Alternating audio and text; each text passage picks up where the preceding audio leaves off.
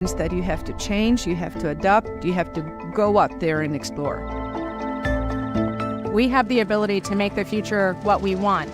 That happens through smart decisions in the present. The future is there to be created by people who have the initiative and the daring to seize the opportunity. Talk about transformation, talk about hope, talk about common purpose. Our mission is creating hope for the future. The future can be bright.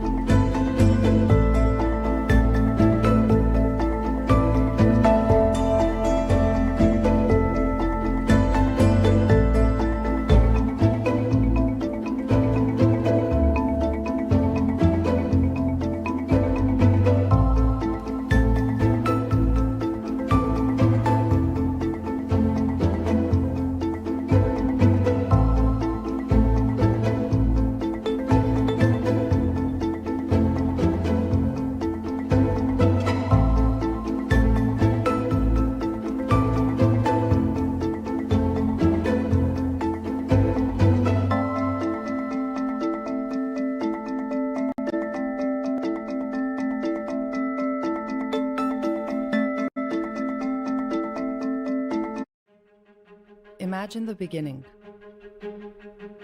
A miracle. Life. Imagine today. Our home. Our ways. Our changing world. Imagine us. Our identity.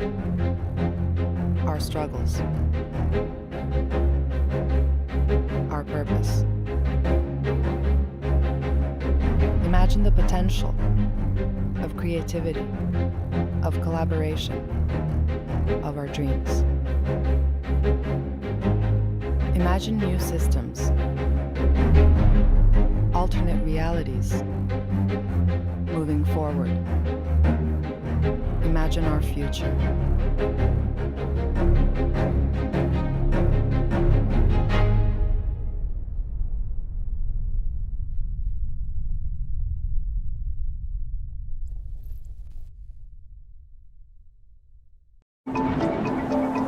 The future is not set. There are multiple possible futures awaiting us, and the difference between the better and the worst futures is us. What we imagine is what will come to pass. So if we're dabbling in darkness all the time, it's going to be a self-fulfilling prophecy. There's some incredible ideas about moving forward that our creativity will allow us to do that in a way that makes sense. The future means that you have to change, you have to adapt, you have to go out there and explore. We have the ability to make the future what we want. That happens through smart decisions in the present. The future is there to be created by people who have the initiative and the daring to seize the opportunity. Talk about transformation, talk about hope, talk about common purpose. Our mission is creating hope for the future. The future can be bright.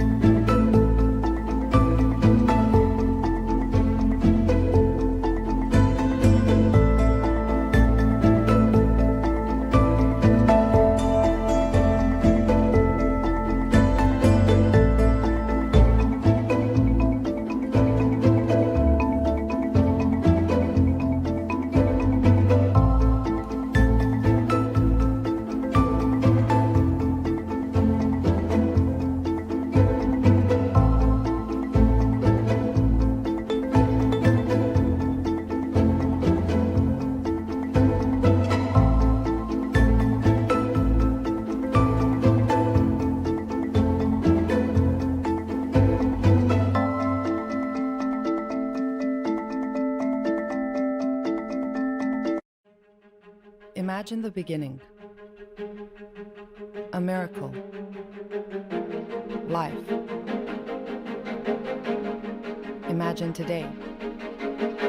Our home. Our ways. Our changing world. Imagine us. Our identity. Our struggles. Our purpose. Imagine the potential of creativity, of collaboration, of our dreams. Imagine new systems, alternate realities, moving forward. Imagine our future.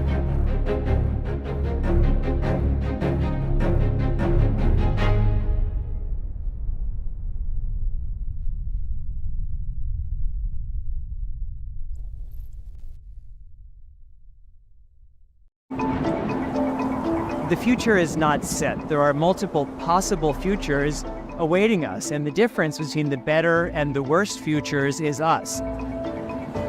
What we imagine is what will come to pass. So if we're dabbling in darkness all the time, it's going to be a self-fulfilling prophecy. There's some incredible ideas about moving forward that our creativity will allow us to do that in a way that makes sense. The future means that you have to change, you have to adapt, you have to go out there and explore. We have the ability to make the future what we want. That happens through smart decisions in the present. The future is there to be created by people who have the initiative and the daring to seize the opportunity. Talk about transformation, talk about hope, talk about common purpose. Our mission is creating hope for the future. The future can be bright.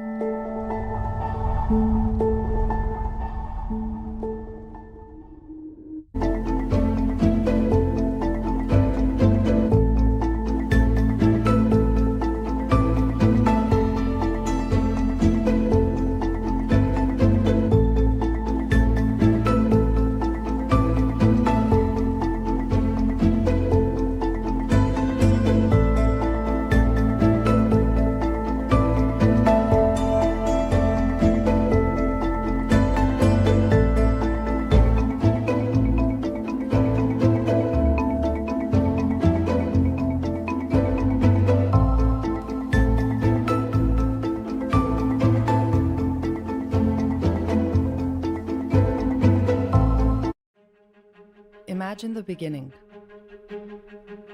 A miracle. Life. Imagine today. Our home. Our ways. Our changing world. Imagine us. Our identity. Our struggles. Our purpose. Imagine the potential of creativity, of collaboration, of our dreams. Imagine new systems, alternate realities, moving forward. Imagine our future.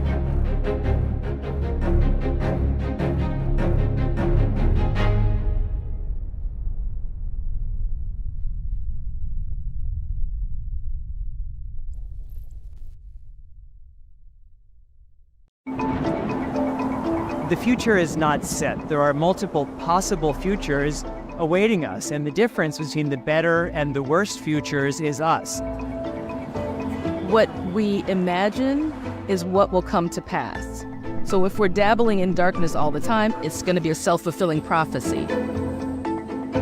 There's some incredible ideas about moving forward that our creativity will allow us to do that in a way that makes sense. The future means that you have to change, you have to adapt, you have to go out there and explore. We have the ability to make the future what we want. That happens through smart decisions in the present. The future is there to be created by people who have the initiative and the daring to seize the opportunity. Talk about transformation, talk about hope, talk about common purpose. Our mission is creating hope for the future. The future can be bright.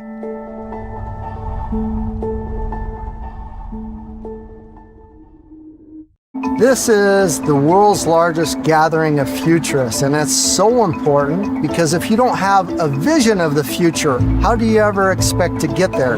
It's just a phenomenal time to be in this moment when all of these changes that are going to reshape humanity are happening in front of our very eyes. Humanity have always prevailed and adapted to advancement of technologies, and I don't think this will be any different. It just needs more courage, more positivity, but more importantly, it needs unity and collaboration. The biggest benefits of the International Space Station is the collaboration that we're able to share. Despite our differences, we're able to work together and keep this thing going. The achievement of being up there, doing scientific experiments, being part of international community, that's something amazing. What we've learned so far has already had impacts around the world, and it's very exciting. This is something I've been dreaming about, and going to space. It's like a target, it's a goal, the childhood dream. Ultimately, children and young people are going to be the leaders of the future. And so it's really important that we are also bringing them into the process of shaping our preferred futures. The job is for people to be guides by the side as the children and the youth make their own voyage of discovery. And if we think 2 or 3 generations ahead, and then they will live in a world in which they cannot behave like we do. So we need to give them the possibilities to make changes in their life, to adopt different behavior, to live in different places, to build different communities than what we are used to. We are behind our climate goals, and our chance to reduce emissions by 2030 is escaping us. The good news is that most technologies to achieve 1.5 degrees are already available today. Whatever we need in order to combat the climate crisis that we have is there. What we just need now is the will and the discipline to act. The vision that we have for sustainability is about really regenerating the ecosystems. There's a lot of rebuilding and regeneration that needs to happen. We have to innovate consciously. We have to think about the ethics of what we're doing. It's not a conversation about technology, it's about humanity. So if we continue asking the right question and continue to innovate, then I'm optimistic about our future. Collaboration we need for the future is not the collaboration that worked in the past. It's going to be more horizontal. If we want to be positive about the future, if we want to create the future in the right way, we need to bring everyone with us.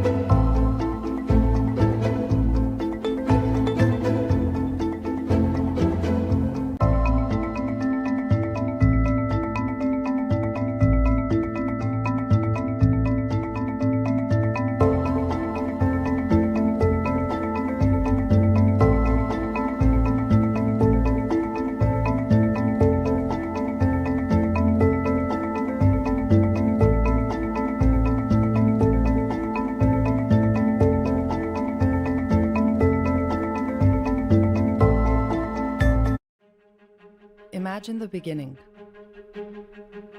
A miracle. Life. Imagine today. Our home. Our ways. Our changing world. Imagine us. our identity, our struggles, our purpose.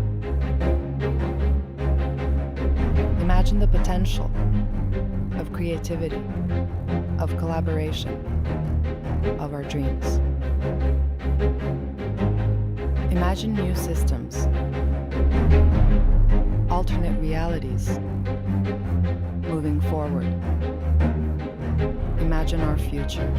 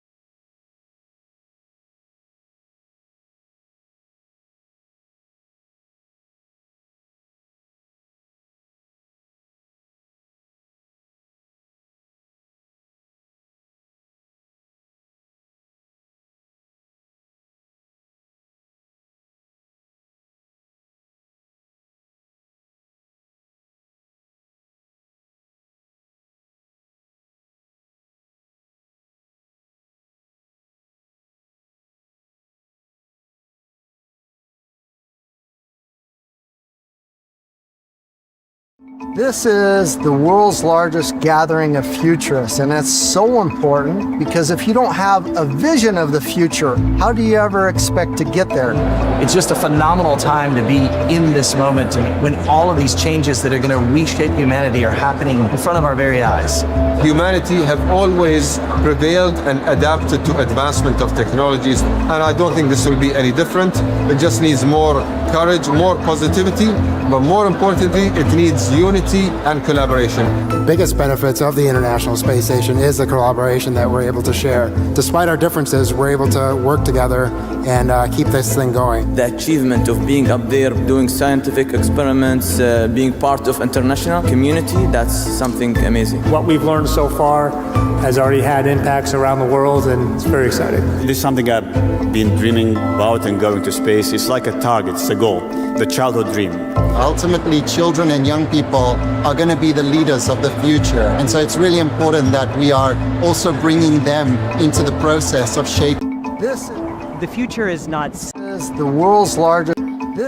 And Al-Hima is an environmentally protected areas where, for example, the use of water, cutting trees were prohibited, so it were managed in a way to preserve the resources and ensure sustainability.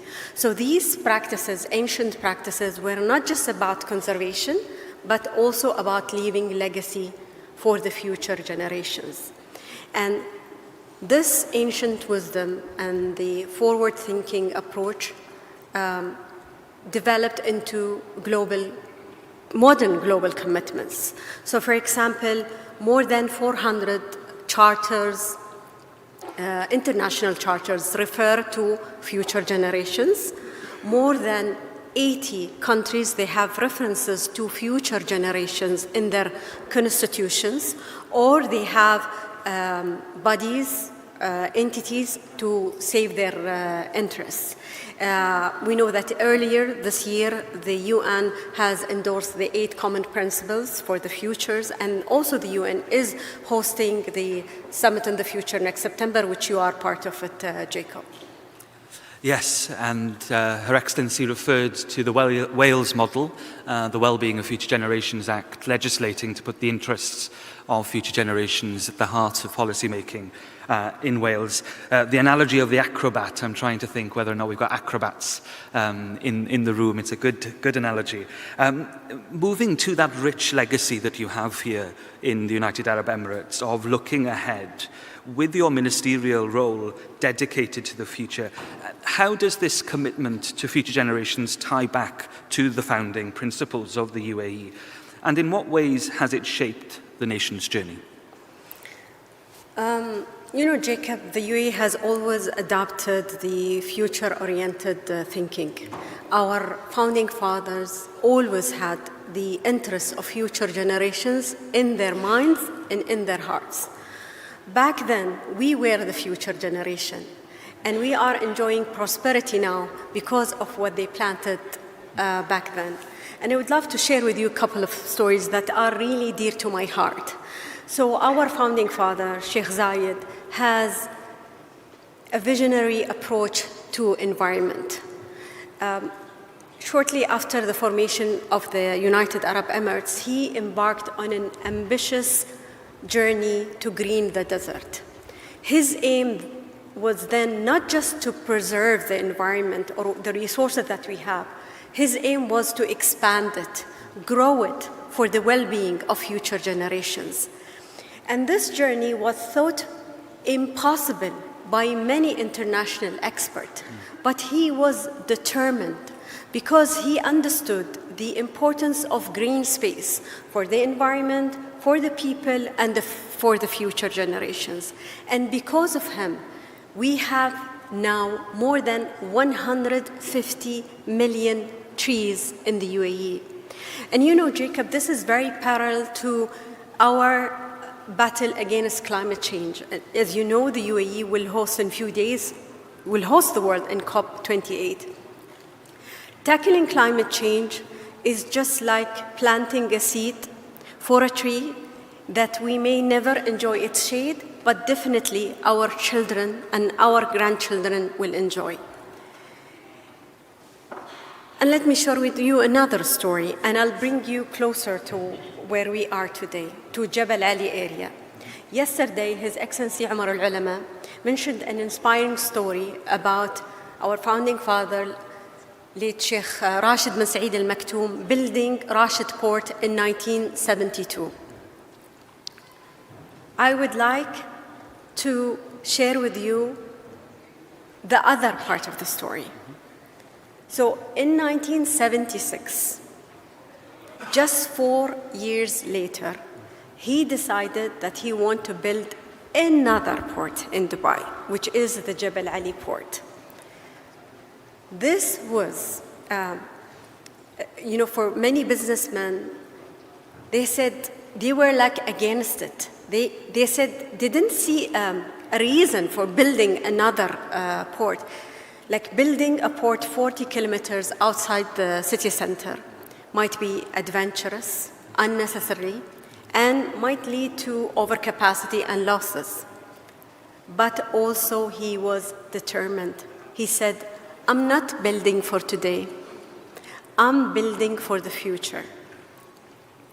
Fast forward half a century, the Jabal Ali port stands as the 11th busiest port in the world. And Dubai ports manage more than 90 ports around the world, creating economic value and prosperity for future generations in the UAE and beyond. It's amazing. And one of the things that stands clear then is to have that vision in the first place, but also to have the commitment to drive towards that vision. And it's really important to have those two aspects. So we've talked about why this is important. We've talked about what has brought us to today. But I'm interested in some of the tangible examples of how the UAE is putting the welfare of future generations at the heart of its policies today. Are there any initiatives or programs you can share with us? Jacob, we talked about our founding fathers, but we also still have an exemplary leadership that always looks ahead. We enjoy a very good level of prosperity right now. We lead the world in more than 180 indicators. But let me borrow the words of our President, His Highness Sheikh Mohammed bin Zayed, who said, we want the coming generation to be even more prosperous than the current one. I would like also to borrow the words that are engraved in the museum here. We don't wait for the future, we create it. These are the words of His Highness Sheikh Mohammed bin Rashid. The question, how can we achieve that? How can we create the future now? We are doing it in multiple fronts, and I would like to share with you a couple of them. Firstly, we focus on the long term. We created the Centennial Plan, which is our plan for the next 50 years. And the aim of this plan is to elevate the UAE to be the best country in the world by 2071. This is not just a plan, this is our road for the future. And at the heart of this plan lies the development of our future generations, preparing them for a rapidly changing world. If we turn to our human capital, our population is fairly young. More than 40% are under the age of 30.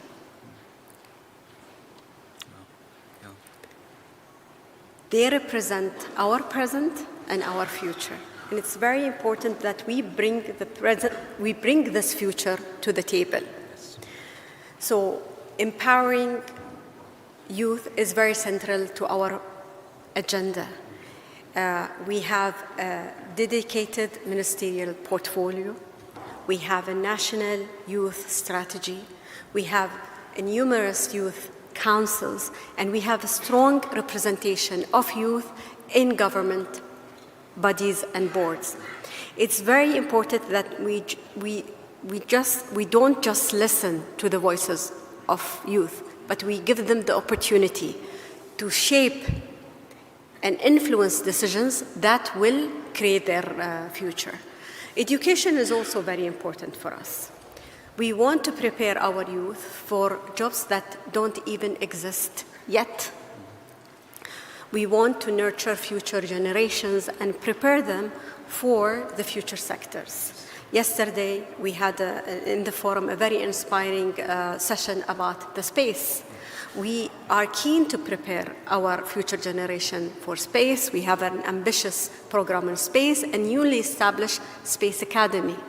Also, AI is very important for us. We have a dedicated Minister of AI, we have numerous national programs, and we have even a university for AI, which is Mohammed bin Zayed AI University.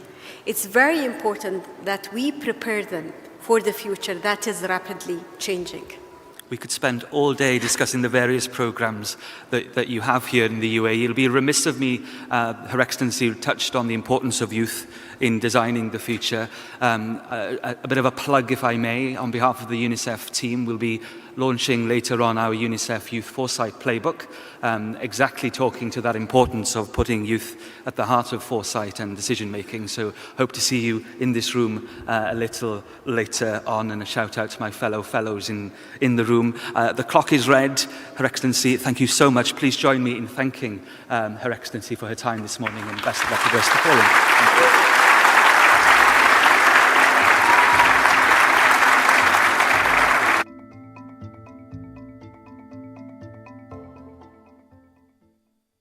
السيدات والسادة، الآن مع كلمة رئيسية بعنوان ثورة في قطاع التشخيص الطبي والعلاج، تقدمها دكتورة ميري لو جيبسون، الرئيس التنفيذي لمؤسسة أوبن واتر للابتكارات الطبية. Okay. Hello. Thank you for having me. It's my first time at the Future Forum. Imagine if the world of healthcare, diagnostics, and therapeutics could be transformed the way semiconductors and software have literally transformed everything else. I believe that future is very close through advancements in consumer electronics, silicon device physics, and artificial intelligence coming together. This future could enable the profound act of curing a disease to become a reality for all, transforming the course of human health for all of us. It's not a dream. We are starting to revolutionize our ability to diagnose and treat a series of diseases, from aggressive cancers to mental disease to debilitating stroke. And I'm going to share that with you today and hopefully take you on this path with me. This is a tale of two stroke patients. Stroke is the #2 killer in the world. It takes 6.5 million lives each and every year. It's a time to diagnosis crisis. Even for the most severe strokes, if we can get you from stroke onset to treatment within 2 hours, the outcomes are excellent. But it often takes more than 10 hours to just diagnose the stroke. This patient on the left, if he lives, he may never go home again. And in contrast, the patient on the right had exactly the same type of stroke. The difference was he had rapid diagnosis and treatment within that 2-hour window and is playing tennis the next week. We need to make this the new normal for healthcare. But rapid diagnosis isn't everything. You can be diagnosed with a disease and still die from it, like glioblastoma. It's a form of cancer with a 100% fatality rate. It's a death sentence. Imagine a cure for this, too. What we're all trying to do is make healthcare better, more accessible. And what I'm trying to do is use semiconductors and consumer electronics to improve treatment inside the hospital and outside the hospital for everyone, everywhere, all of the time. So You've all heard about AI doctors coming along and they're going to revolutionize everything. I think that's terrific. They're really good. ChatGPT sort of brings us there, beyond it with subsequent generations, arguably, as we're discussing here. But new devices and new semiconductor chips, cutting edge ones using the latest fabs, can enable better diagnosis and treatment for all. Treatments with the semiconductor devices. So here's the thing. I live in a country where healthcare is approaching 25% of our economy today. And I'm a pioneer in next cost reduction over the last 10 years. You put that together, we can make really innovative, and it didn't stand still. The devices you used 20 years ago are not the same as the devices you're using today. So what we need to do is harness Moore's law and see how we can use it to change outcomes. So at Open Water, we're exploring this, building wearables like this. And today I'm going to announce two things for the first time. One, our extraordinary clinical results on addressing and treating aggressive cancers, mental diseases, and debilitating stroke. And two, a way to open the tech up more widely now to accelerate our collective goals to make healthcare better, faster, cheaper. So as a background, I'm a hard tech pioneer, globally lauded. I held very high executive positions at Google, Facebook, Intel, Oculus. I've founded 4 hard tech startups. I say this because what I'm saying, probably sounds impossible, but everything's impossible before you do it. I've done the impossible many times in my career. One of my startups was a multi-billion not-for-profit where I architected the fastest growing consumer electronic category ever recorded. I've got 250 patents to my name. I've shipped 60 different devices, several of them multi-billion-dollar devices. I was a professor at MIT, but perhaps more importantly, or equally importantly, I'm a brain tumor survivor. It took 17 years to diagnose my brain tumor. I was very sick. And for the last 28 years, since my neurosurgery, I need a dozen medications every day to live. I live the problem of healthcare.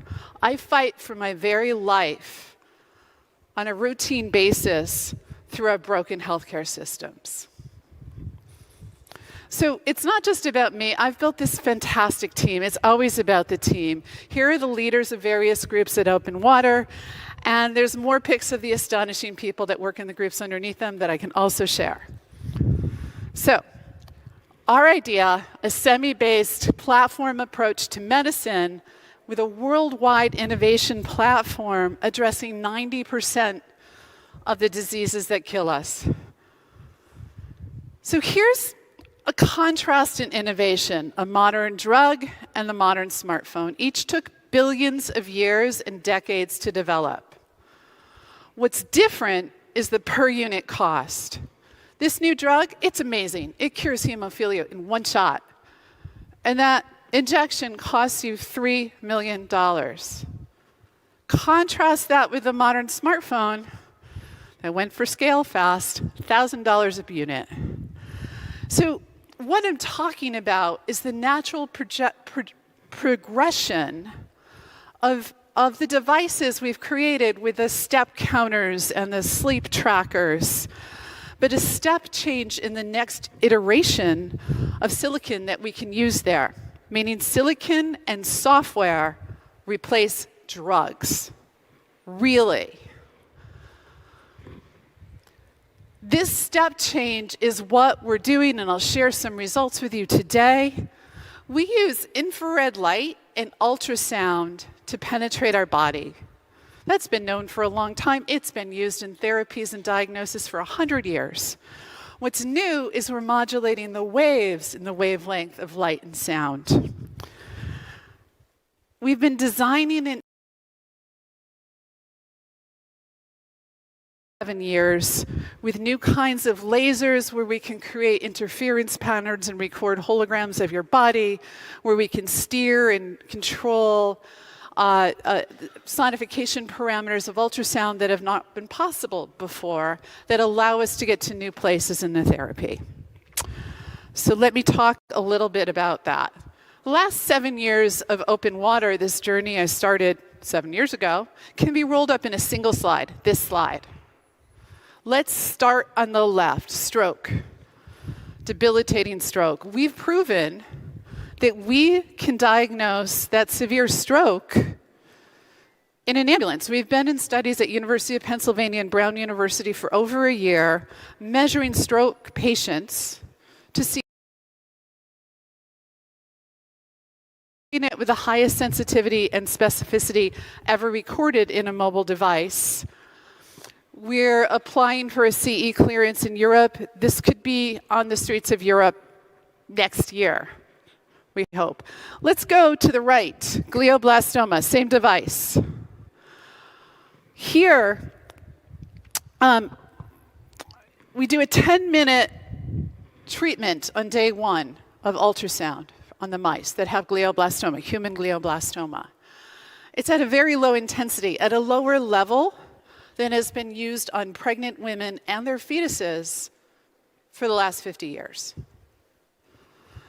So with that, we get a massive reduction in tumor size. How do we do that?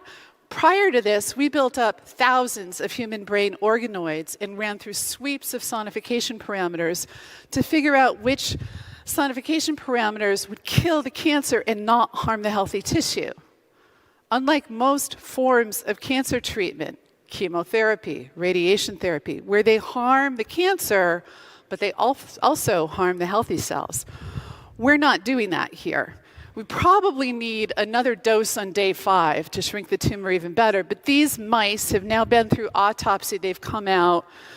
The autopsy people say, look, no damage to the healthy tissue, but we have massively shrunk the tumor with a diagnostic level of ultrasound achieving a therapeutic result.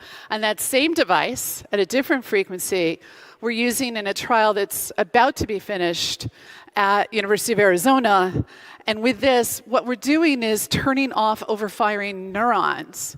The root cause of mental disease may be many things. Mothers are often blamed. But the end result is neurons are either overfiring or underfiring. And we can see that in the default mode network here for ruminative negative thought, and we quell those neurons. Over half of our patients have gone into remission in this first study, which is better than most drugs. So we're continuing on that.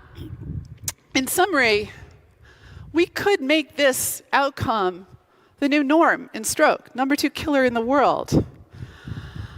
Our clinical results on glioblastoma are amazing, and I'll show you how the same units could be tested on all aggressive cancers. And with the same device, we could change the game on mental disease and on addictions with at-home non-drug treatments.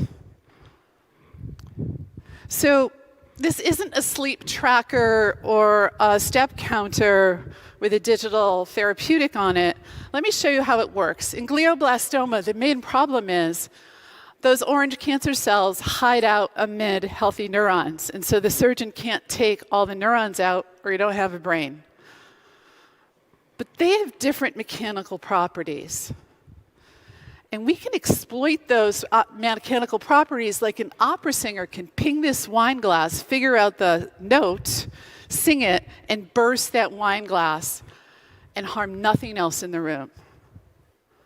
We're doing that with our sonification parameter sweeps, and we're able to tickle those cancer cells and not affect the other cells.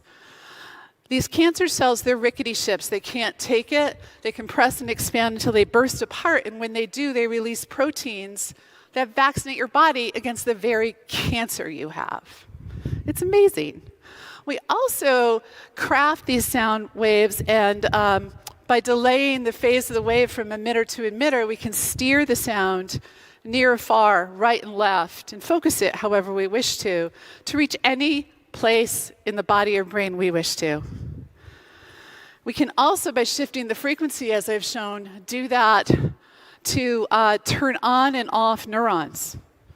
So we're doing that in humans now with no drugs treating the severe depression, as I said. In a different module, we use a laser that we've developed. We spent many years making this laser. It has extraordinary properties of coherence and pulse and the quality of the light. But what happens with infrared light is it scatters everywhere. You stand by the fire, you feel the heat, right? That's penetrated. But this is less light than in an optical mouse, but it scatters everywhere.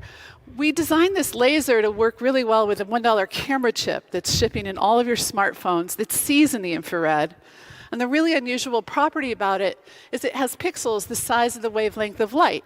So we can see the waves in the wavelength of light on the chip and read those waves like a sailor can read the waves on the ocean and be able to predict where the fish are or where the land is. We use math to do that. And then here we interrogate a blood vessel, and where that light hits the blood vessels, it ricochets in a different way, creating a different pattern on the chip. We can even see the boom of your heart. And by some measures, this is what we see on the exact camera chip, and we interpret it here.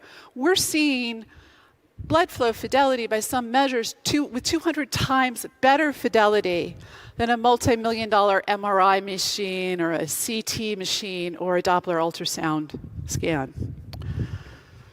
This can be a stroke detector and so much more. So great, we have these devices where we've done great results on glioblastoma, stroke, mental disease. Conventional wisdom says, pick one and chip it. That's because conventional wisdom, the drug of choice for therapeutics, is a drug, and that is fraught with risk. The typical cost, we went over about $2 billion in 20 years. But here's the thing. There's two things that are different here. We're using light and sound proven safe for 100 years, and we're using chips. You can't convince a chip maker to sell a chip for $1 million, and that's a really good thing. Moore's law rides on the fact that we make things at scale and differentiate the same chips with software and things on top of it. And so we could work on addressing all aggressive cancers, all blood diseases, all mental diseases, neurodegenerative diseases with the same kind of chipset with different software layers like we've done for the 3 diseases I've shared with you. So where we get to is why not just try to cure more people and more diseases faster? By the way, I didn't mention Open Water as a startup, so now we're trying to take on everything that kills you. So how does that work? Here's the other key. In the last 20 years, there's been 1 million papers in the scientific community about using light and sound and EEGs and so forth to diagnose and cure diseases. The speed of research in medical is glacial, 30 years from first paper. But clinicians aren't really great at device physics on the cutting edge. So I constantly think about how to help more of this incredible talent. So here's an example. This is low-intensity focused ultrasound for lots of diseases. And the frequencies, often only single frequency was tried. Why is that? Because the off-the-shelf equipment only hits a single frequency. That off-the-shelf equipment is $500,000, $1 million. You need a whole huge room of them to address the sonification parameter sweeps. But we have flexible systems, and we could help so many great clinicians find the effective therapies for so many diseases if we could get our components to them efficiently. So our moonshot is let's not go after one disease, let's do them all together. We've spent 7 years building these chipsets and the software and AI, and it's time to let everybody have them. Equally important is the cost of development. 80% of the cost of bringing a new therapy to market is the clinical trials. In drugs, that's $1 billion. In devices, it's $50 to $100 million, but that's still a lot of money.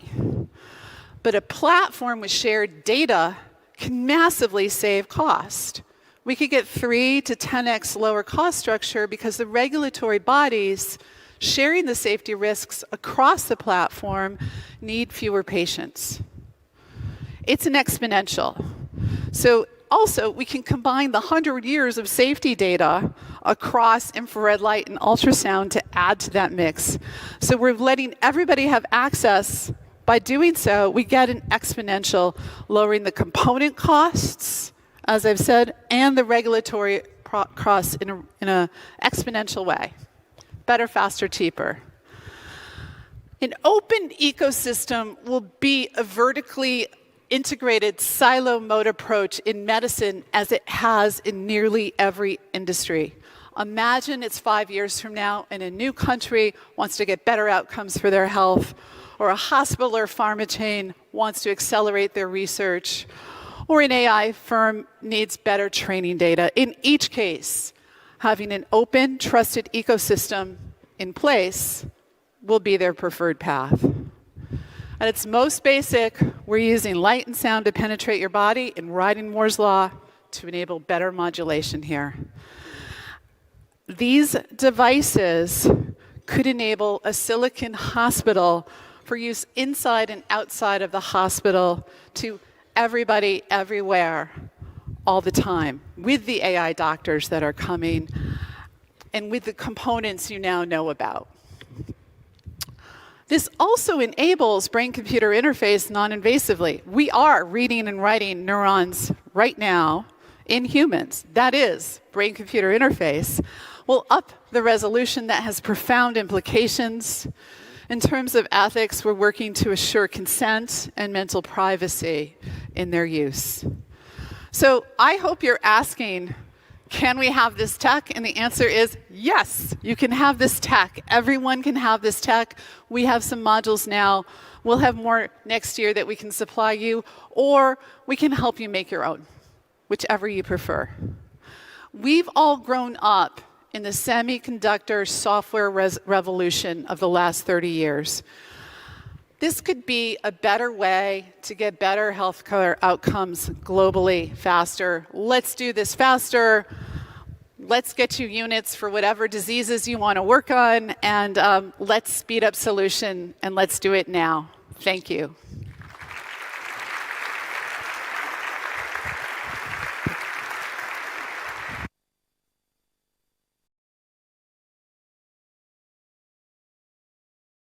أعدكم ستبدأ جلسة تفاعلية الآن بعنوان التحول العلمي والمعرفي لدى مجتمعات المستقبل. يقدمها ويرلي، المؤسس والرئيس التنفيذي لشركة Strange Works. Ladies and gentlemen, please remain seated. An interactive session titled Citizen Scientists: From Playgrounds to Particle Physics by Worley, founder and chief executive officer of Strange Works, is going to start now here at level 7.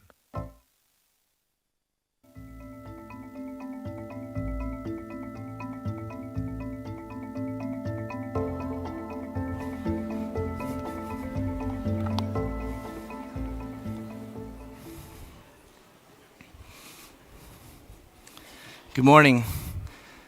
Today, I want to share with you a vision for the future. A vision for the future of scientific development, of scientific advancement, of the way that we address the problems in our world. But before I do that, I thought I'd set the stage with, how did I get to this point? How did I come to the conclusion that I'm going to pitch you on, which most of you will perhaps think is far beyond our reach, that I believe is much, much closer than you could possibly imagine.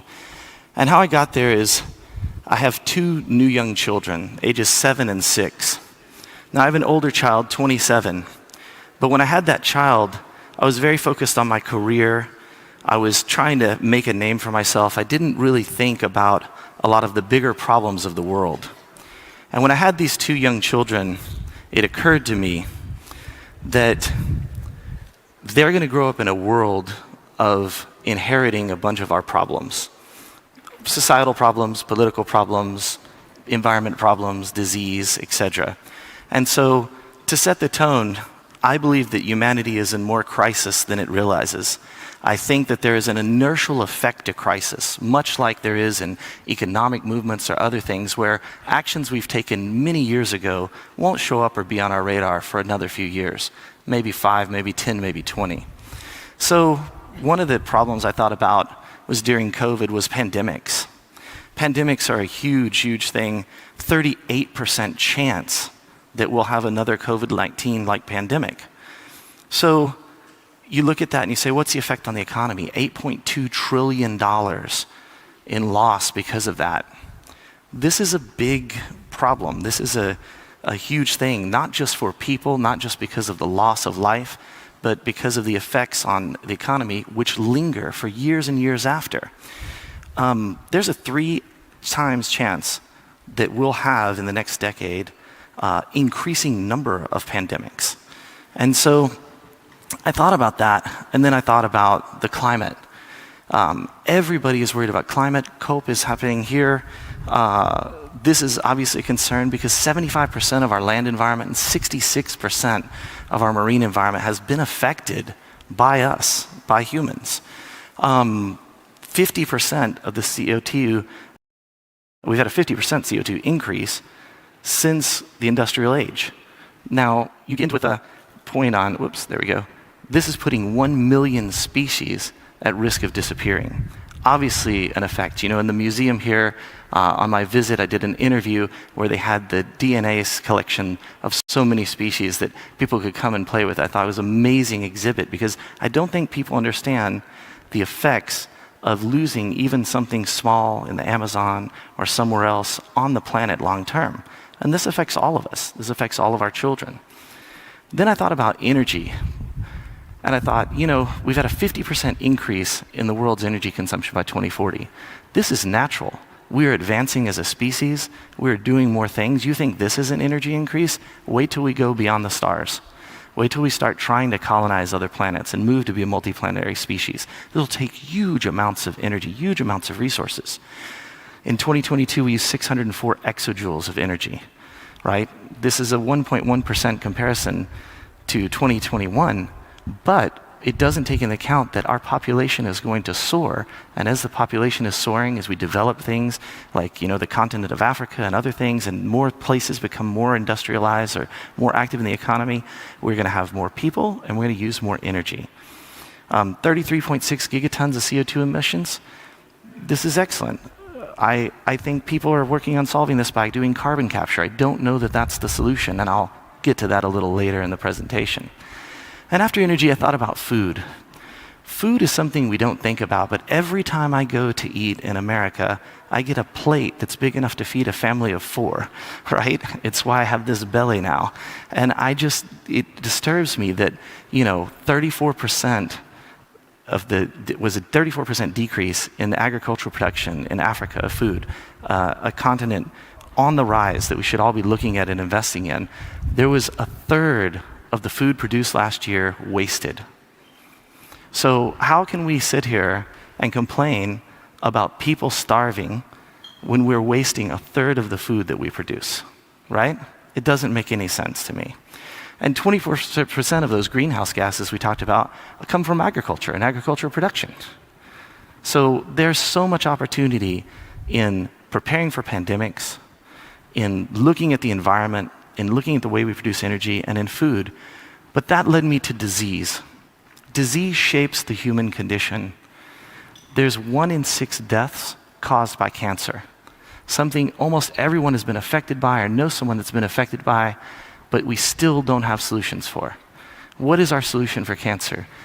We maybe give you a pill, we operate on you, we mutilate people, and then we radiate them. This doesn't seem like the right solution to this problem, but we don't understand what the solutions are. 15 million deaths a year is what that leads to from disease.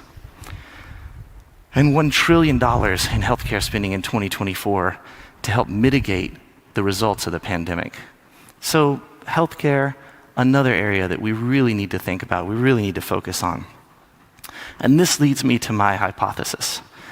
What is the root cause of us not being able to solve all of these problems.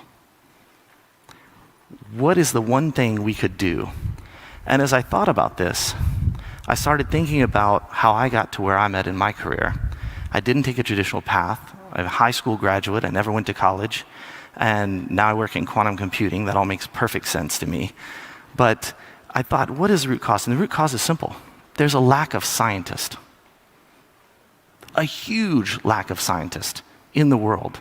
There are simply not enough. There are 8.1 billion people on the planet, projected to be 9.7 billion by 2050, and 100 billion by 2100. And at our current pace, do you know how many people on the planet would be scientists? 0.1%. That means right now, there's one scientist for every 1,000 humans on Earth. But all 1,000 of those humans are affected by these problems we're talking about. And 999 of them are not working on the solution. So, we need more scientists. It's obvious. It's not something that's a nice to have. It's a need to have. It is critical to the future of our species. And to put that into perspective, because I look at the audience, I see you thinking about that 1 in 1,000, what does that look like? I thought I'd come up with a graphic that would really put it into perspective, and that's this. If you were to take those numbers, it'd be the equivalent of placing your house key on a football pitch. That's how many scientists there are in the world. Right now, today. So, unlimited problem space, very limited technical talent to address this. In quantum computing, as an example, there are probably only 200 or 300 people in the world that matter. When I started my company 5 years ago, there were only 4 university programs worldwide for quantum information science. Thankfully, now there's 40, but it's going to take years for those students to come out and have that knowledge and that education to solve those problems. Our system on creating scientists is broken. But I have a solution. How will we create more scientists? How will we take it from 0.1% to 50%, or 60%, or 100%? Can you imagine a world where everyone was a scientist, where everyone could be a part of the scientific process, everyone could affect the world around them in a positive way? And I believe that'll happen due to what I call the convergence. Right now, we've heard many talks here from many futurists about many advanced topics. AI is one obviously trending, obviously everyone is paying attention to. Artificial intelligence will not happen without a quantum computing substrate. If you think about it logically, nature is quantum mechanical. Our brains are from nature and quantum mechanical. And if we want to build an artificial intelligence, we will have to do it using quantum mechanics. And so that's not to say that the work going on today isn't great. It's not to say, oh, they can't do that without me. It's to say that we're looking at these two technologies, quantum computing and artificial intelligence, as if they're completely different things, when in fact they are the same thing. They are symbiotic. They are necessary for the future. And I'll tell you the things you should consider. Now, just to show of hands, how many people are familiar with quantum computing at all? That is shocking. I don't believe about 30, 40% of you, but I'm just kidding. So quantum computing, for those of you who don't know, is a new form of computing. It's our first step away from von Neumann architectures.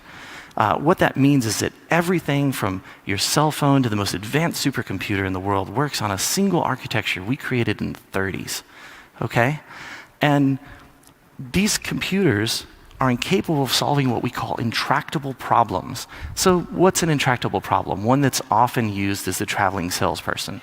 So we all want to travel to 14 cities around the world, and I have Apple's newest, greatest laptop, and I write a program to figure out the best route for us, and that computer takes a few thousand seconds to get to that answer, okay? But then perhaps we decide 22 cities is better, an increase of only 8. That same laptop would take more than 5,000 years to get to that solution. If we went to 28, it would take longer than the time of the known universe. These are what you call intractable problems. These are problems that you find in all of the areas I highlighted, in energy, in healthcare, in everything, even in finance. And so quantum computers use nature to program on. You take something like a salt atom, you blow it up, you pull an electron off, you suspend it with lasers in an ion trap, or you cool it down as cool as space, almost 0 Kelvin, in a superconducting system. And when those particles stop moving, we can use them, much like a football, to straight up as a 1, straight down as a 0. We can orient them in any way. So why is this so powerful? Well, it's so powerful because on a classic computer, if we have 4 bits, we have 16 outcomes, and we can only be in one of those outcomes at the same time.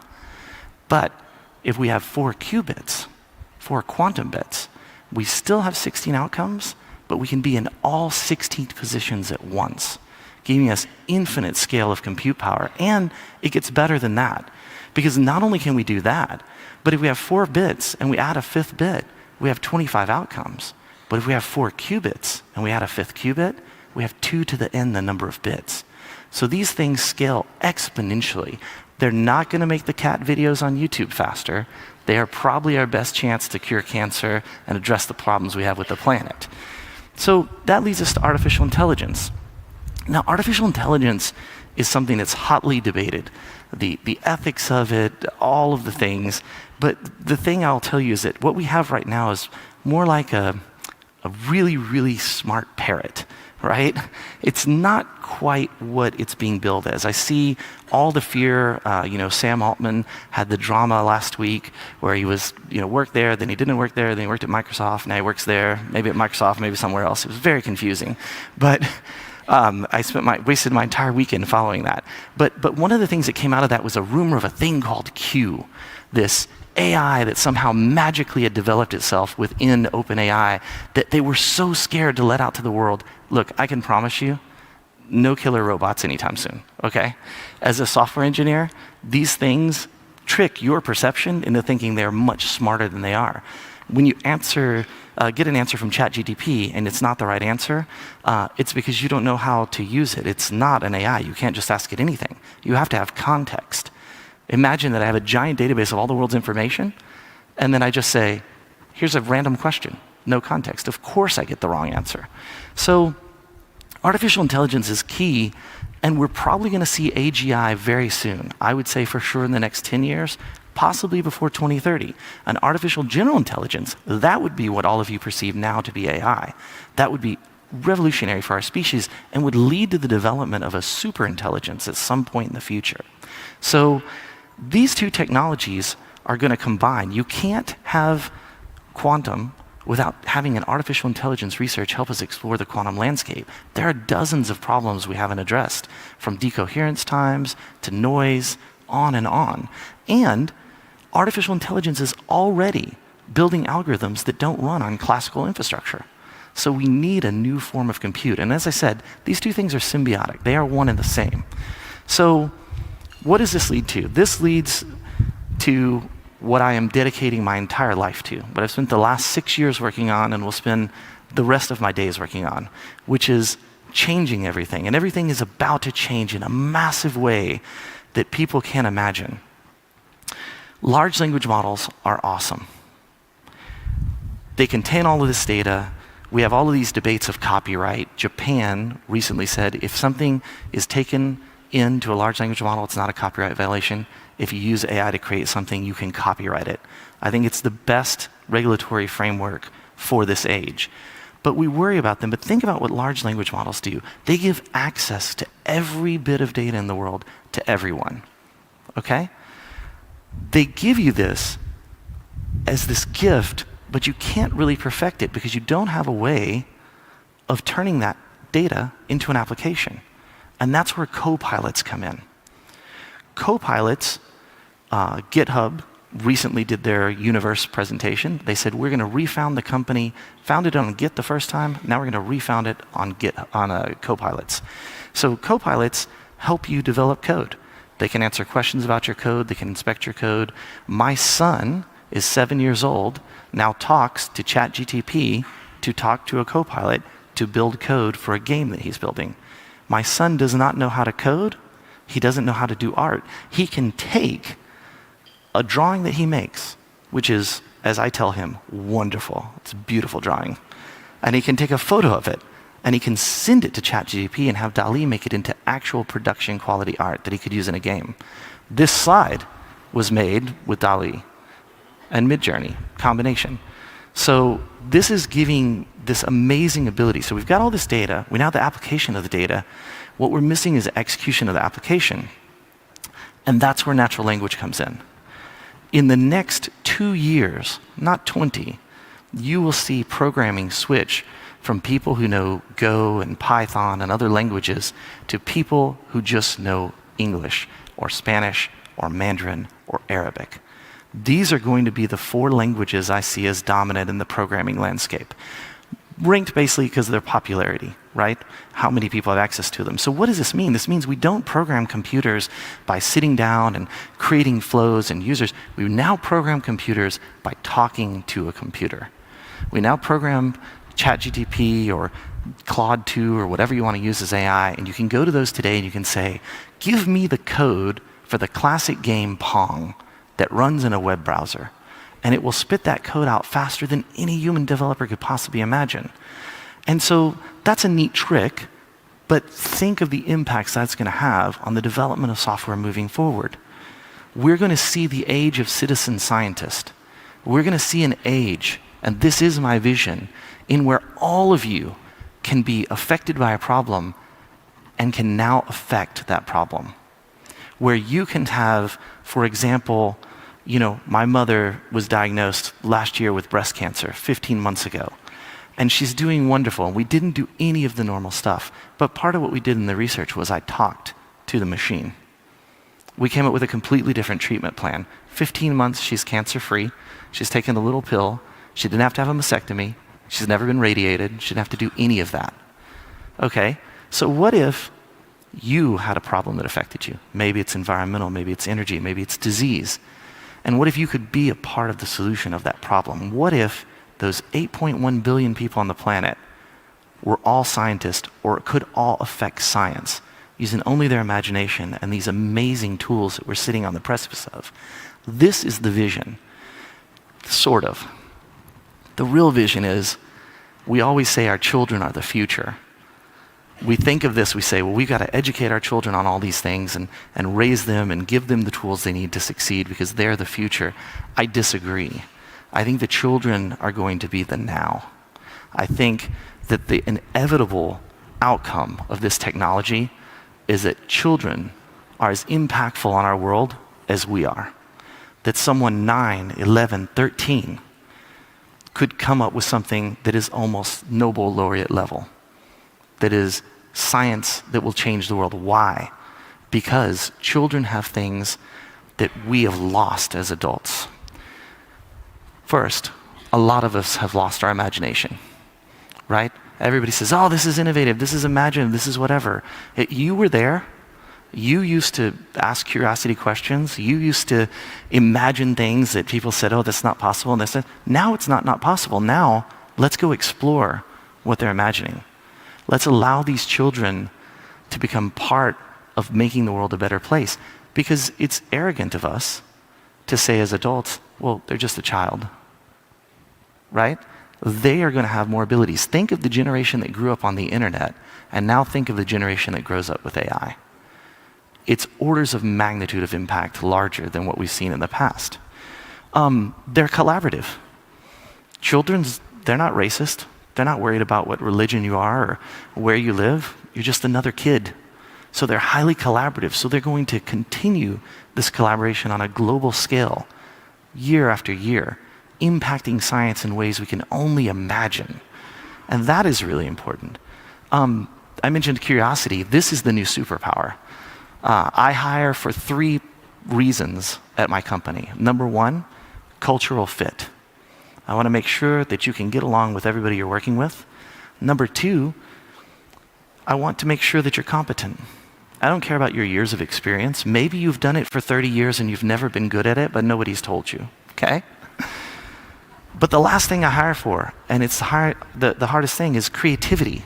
And what I mean by creativity is, curiosity outside of the process.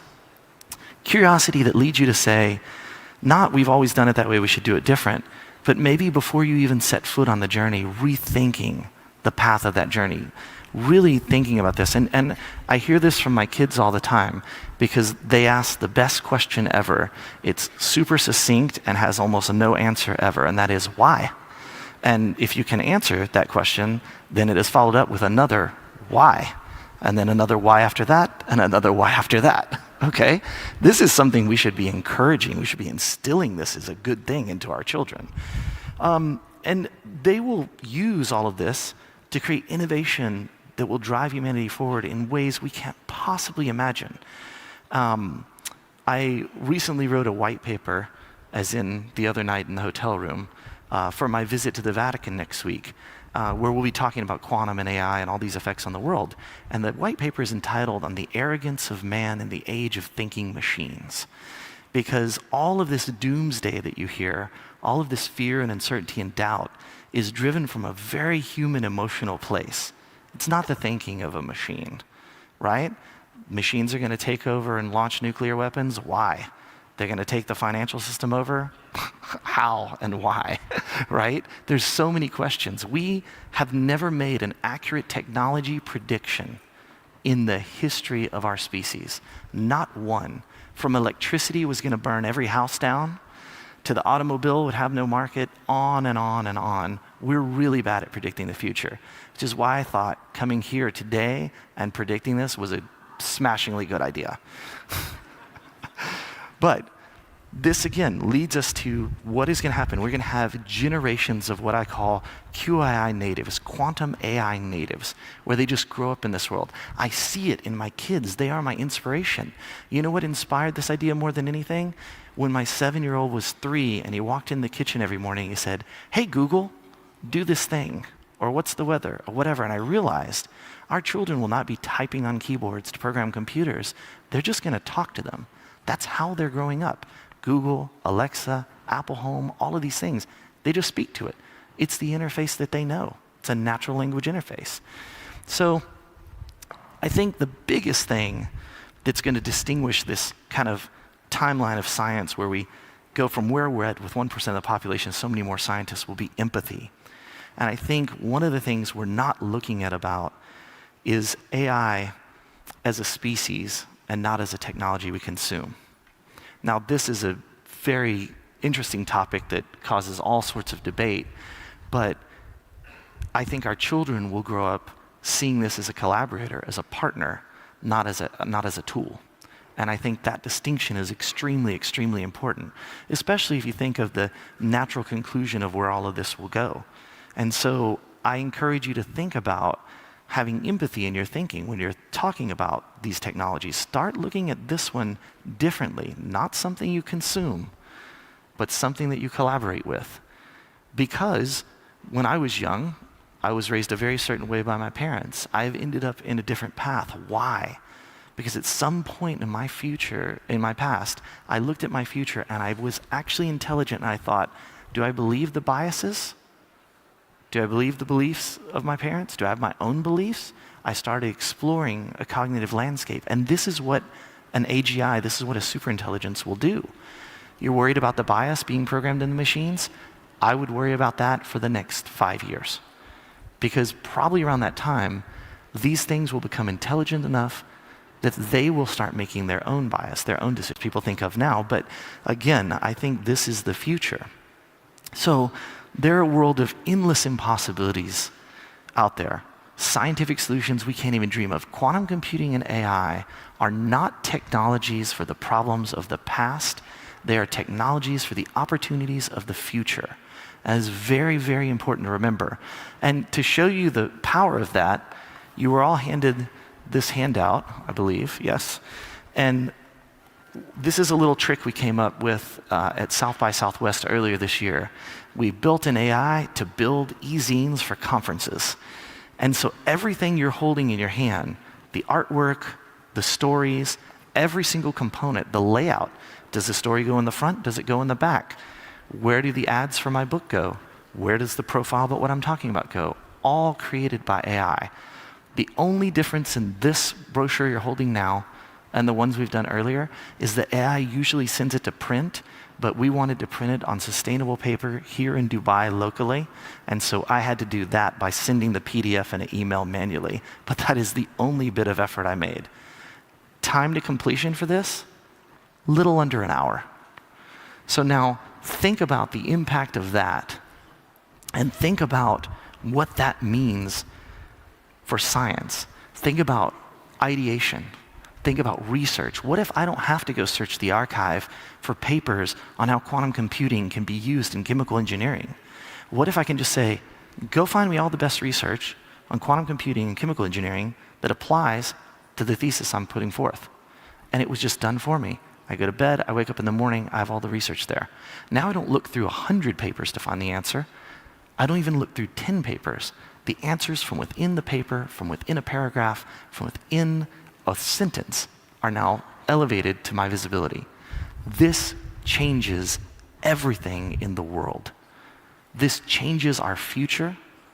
This changes the future of our children. This puts our children in a position to be extremely powerful in affecting their world. Now, I am so committed to the children, and I brought a few copies to give away later, that my first book on quantum computing is not really a PhD level thing going on here. It's called Quantum Computing for Babies.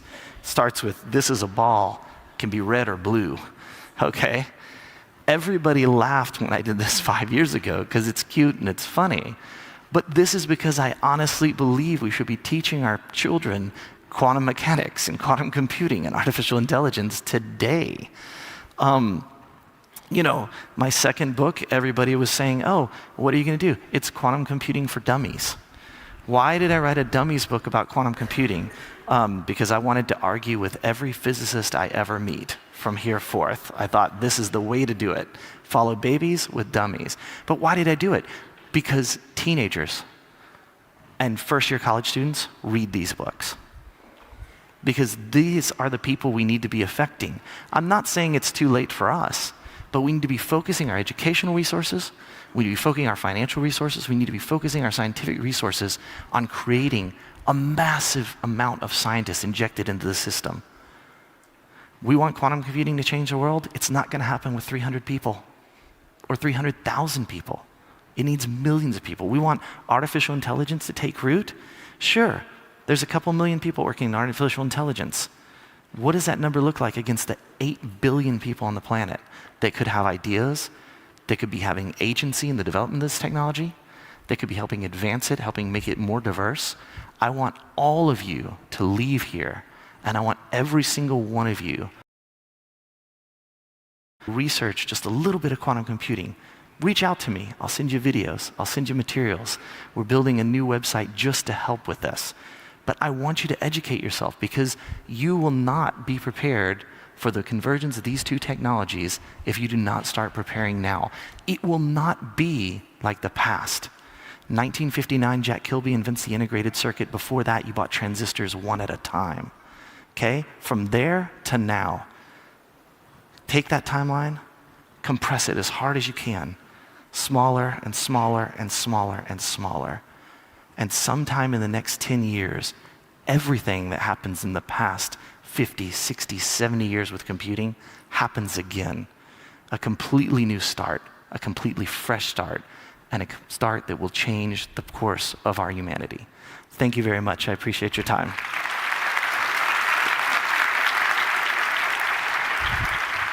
الحضور الكريم، يرجى البقاء في مقاعدكم. ستبدأ الجلسة التالية بعد قليل. Ladies and gentlemen, please remain seated. The next session is about to start. الحضور الكريم، الآن مع جلسة حوارية بعنوان ماذا يحمل لنا المستقبل؟ يديرها الدكتور باتريك نواك، المدير التنفيذي لاستشراف وتخيل المستقبل في مؤسسة دبي للمستقبل. Dear guests, a panel discussion titled moderated by Dr. Patrick Noak, Executive Director, Future, Foresight, and Imagination at Dubai Future Foundation, is going to start now.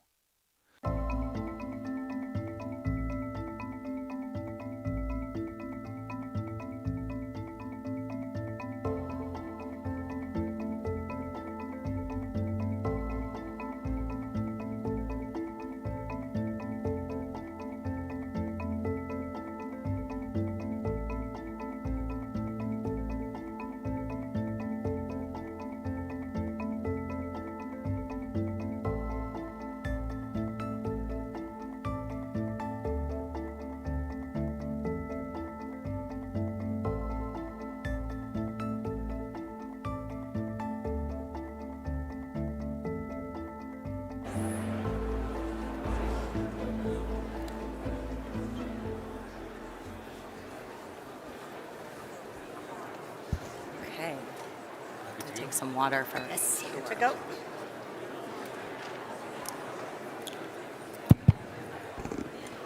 Good morning.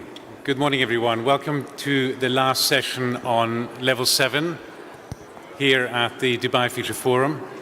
If I can just ask anyone to swiftly take their seats, please. Thank you.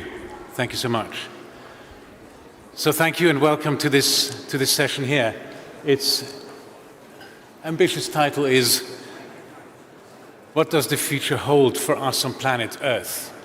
We've gone through a handful of presentations already this morning, a handful of keynotes, very inspirational work. And I think it's really important for us to put this into context. What is clear is that we're all in this together. We're on this planet, we face similar challenges, but we also have very similar opportunities. So we may be able to utilize tools that are just out there, that are for the taking, that we can develop.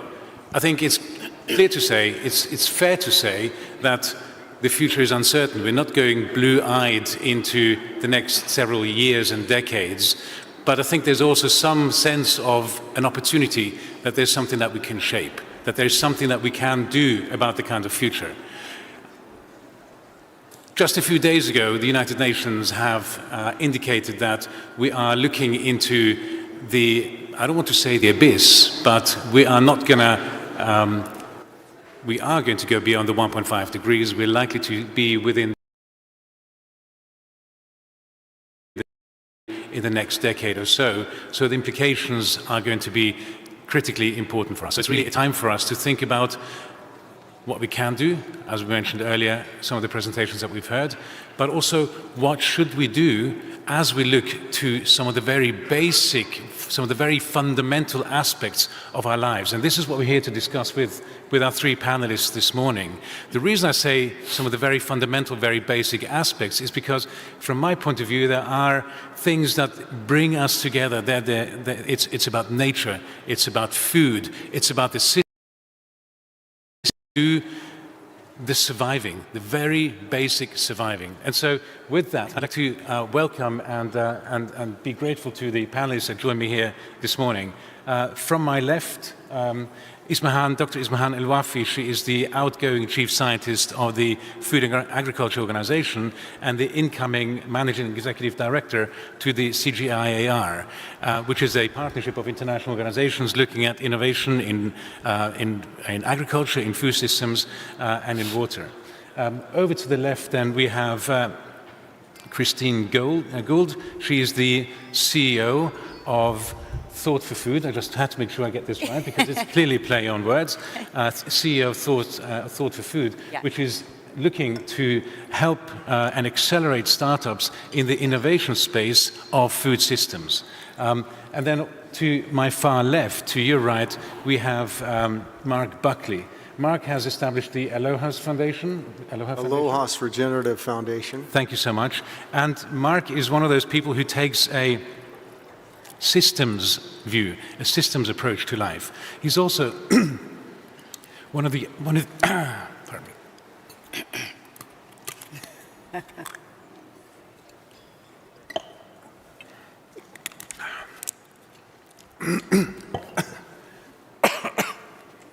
It's enough to choke anyone up. Choking. It's dry in here. Yeah. You are losing your voice. Yeah. Should you want to take up? There's a bit of a cool breeze up here. I don't know if it's. That's true. Yeah. But Mark is who very early has been trained as a climate speaker by the Al Gore initiative. So it's a great pleasure to have all three of them here. To me, they represent three very distinct aspects of the very basic systems that we're addressing here. Mark is our systems thinker. Ismahan provides our multilateral view, and Christine provides us with the innovation. Yeah. I hope that's fair to say. Yeah. So I just wanted to start off the conversation with setting the scene and asking Ismahan, what is the challenge that we're facing, that you see that we're facing as we think of the future on this planet, our species on this planet? Thank you very much, Patrick, and thank you for the invitation. And I think Worley said it very clearly.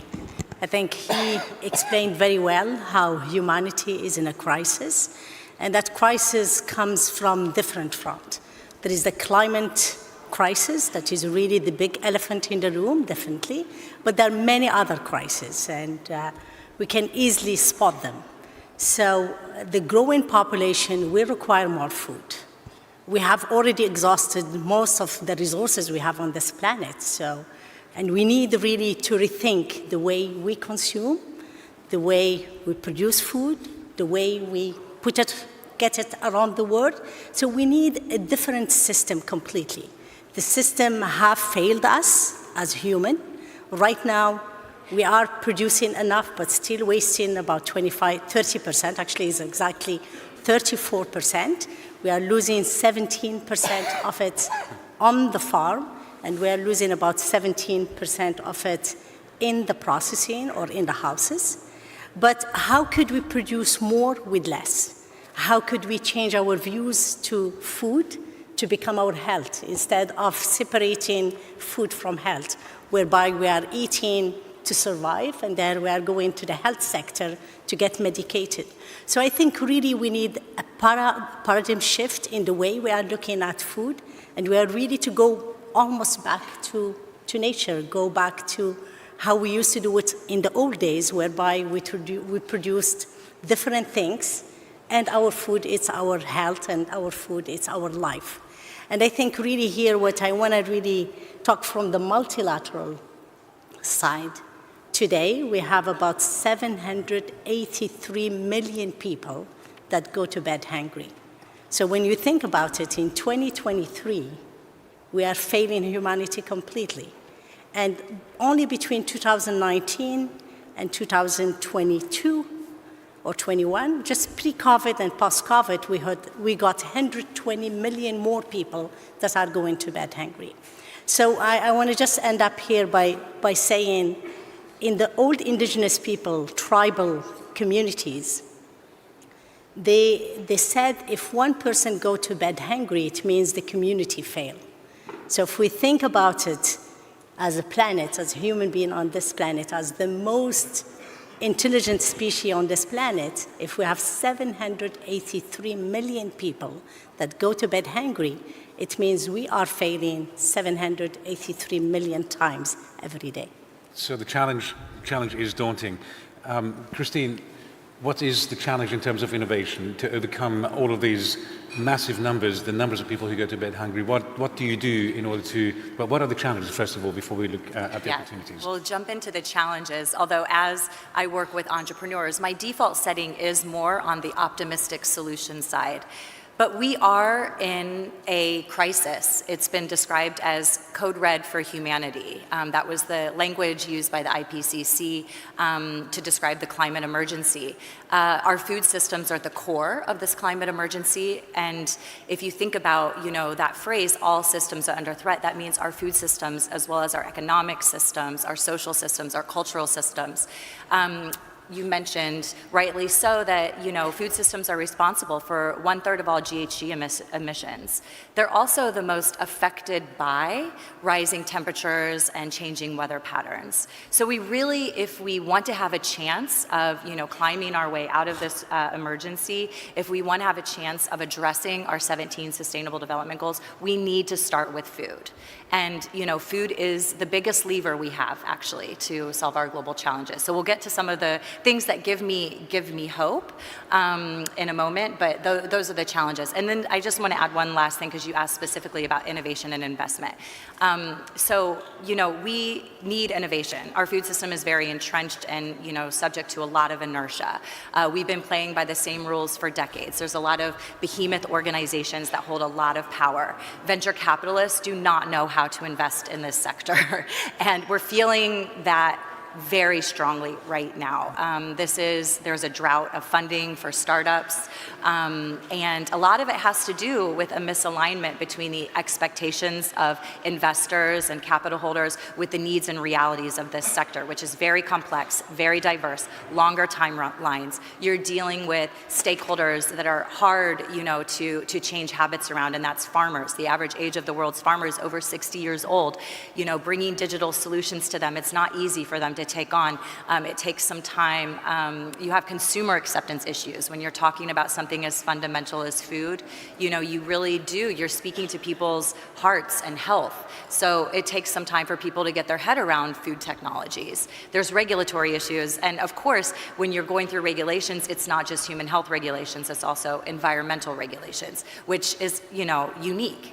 Even pharmaceuticals don't have to go through both of those regulatory pathways. So there's a lot of things that we need to overcome, but I think that there's a chance to innovate not just in the technological space, but also in how we approach and think about these challenges. So a lot of things to overcome. A lot of things means we really have to look at the systems. Yeah. Right? So it's food, it's environment, it's climate, it's finance. From a systems perspective, Mark, how are you approaching this? How are we where we are from a systems perspective right now? The only way to solve our human suffering and our global grand challenges is through a systemic approach. This linear, siloed, or lateral approach that we have taken in the past hasn't served us very well. The entire international organizations of the world in 2018 switched to a systemic approach to solving human suffering and our global grand challenges. Just to put some things that were discussed here into perspective, yes, we had food waste of 30% of everything that was produced. Actually, during the pandemic, it went from 40 to 50% of everything we produce is wasted. It doesn't reach the table.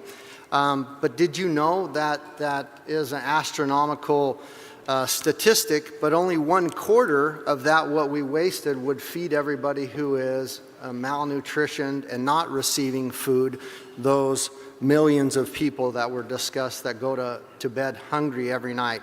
So it's really a systems problem.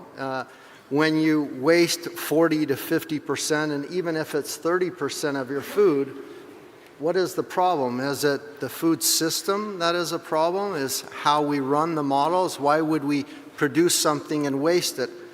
Let's take probably not the best example, but let's take Elon Musk. If we told him, you just produced this new cyber truck, we want you to throw 30% of those away immediately, that you can sell the rest. He would look at you and say, well, that's a bad business model, but why is it acceptable in the food and agriculture space, the beverage space in our world? It's not acceptable. That's a bad business model. And if we're allowing countries and cities and corporations to continue to produce with bad business model that have a problem for human health and for economic development and growth and for a good business model, they should go out of business. They shouldn't be allowed to practice there. The last point on that is, we tend to forget this. The world's biggest economy, oldest and longest running economy in our world, is an agrarian society. It's agriculture. It employs the most people in the world. It is a 20 trillion US dollar economy every single year, and has a shadow economy of 5 trillion US dollars every single year. With such a big economy, we should try to fix it. And that's why sustainable development is also an ecological economic model that addresses all food and agriculture things and envelops that whole form. And that's a great solution to solve those. You know, the world's biggest problems are our world's greatest and biggest opportunities to solve those problems. So back to you then. It's quite, I think, unique. We have Elon Musk's Cybertruck together with the agrarian economy in one response. So I'm going to just pick up on that. What is the solution going forward? So how do we change those systems for planetary supply of food and agricultural products, but also for this very large economy. What are the opportunities that you see there? Absolutely. So never before in human history have we transformed from one age or epoch or gotten out of a problem without a systemic approach and without innovation. So the pneumatic tire, the steam engine, the printing press, any invention that we had that solved human suffering and our global grand challenges and changed us from one epoch to another. And so now we're at an age, we have all this technology to solve these problems, but we're not applying it as quickly or in the way that we should. For example, there's the World Food Program, I think, is one of the best examples who is trying to apply blockchain and artificial intelligence. They're also getting the help of Elon Musk in many respects to solve some of our food problems, to deliver food kind of after it's too late. But we should use those technologies in the right way to solve those problems. And I think it is definitely possible to unify ourselves in that system. The next thing that's really, I think, the most important thing in all the food systems is food has been put into the commodities market. Commodities are traded like stocks. They're basically a form of gambling. I think commodities are not the way to go. When we put food in the commodities market, we're actually cheapening food, which then cheapens life. And so when we can get food out of the commodities market, we don't have people regulating that who've never produced food. We need to have people who know how to produce food and how to use good systems and innovations who care about that food instead of those who only care about the bottom line and how much can be returned on those commodities. And that's the distinction that would greatly help. So really bringing people who trade foods closer to people who produce food. But you're also talking about very large commodity markets. So back to our multilateralists, how do you address that? Where do you see the opportunities to make those systemic changes happen at the multilateral level? So I think Mark is right. The value chain or the agri-food system, it's too long. So we have too many intermediaries. There is a huge component on the trade, but there is a huge component on the production per se. So if you look at the global map, there is a huge mismatch between what we produce and what the ecosystem is ready to produce. So over the crisis we have in the Second World War, we had a huge famine, we had a lot of problems, and that's where Green Revolution came. Green Revolution was based on finding a gene that makes our wheat nanism gene, we call it. So it's a wheat to make it 70 centimeters instead of 1.5 meters. And that really triggered a little bit of a focus on staple crops. We focused on staple crops in the 60s, 70s, 80s, 90s because we needed to. But now we realize it wasn't good. It wasn't good for people, it wasn't good for the planet, and it wasn't good in terms of nutrition. So we have to back up and bring back more species. So when we talk about the food system, we need to make the value chain much more shorter. And I fully agree with Mark that the commodity trading, it's a killer. But also what we need to do is look what the ecosystem should produce. And if we do that, in the plant, for example, Patrick, we will go back to easily 30,000 species instead of 125 species we have in the market right now. We go to the animals, we go to the fish, we go to the fungi, you get to the different microorganisms, and then you will have multiple agri-food systems that are going to be working together. But we wouldn't get to the economy of scale. So that economy of scale is one of the issues we have that is translated in the agri-food system. The other thing that we have to do, it's definitely mimicking nature. Nature does not allow one thing to grow. Nature, if you look at it, it's a synergies between different species. And most of the time, a species feeds on a species, and the species help a species to grow. So this large production system that we have that is really made to create one seed or one different species doesn't work. So we have to go and use technology that we have today to be able to produce thousands and thousands of species, be able to process those thousands and thousands of species to get all of it. There is no waste. There shouldn't be any waste. Everything could be used as part of our nutrition. And of course, to do all of that, you need innovation ecosystem. You can't do this mega change without having the right policies, without having the right investors, without having the right collaboration and partnership. So definitely we need, again, multilateralism to come with public-private institution. And above all of this, I like very much what Werley said, we need much more scientists. So we can't do all of this with 0.1% of us looking at the solution. But we need really to invest more in the solution and invest more using the technologies we have today, which give us really endless opportunities of innovating and fixing the problem.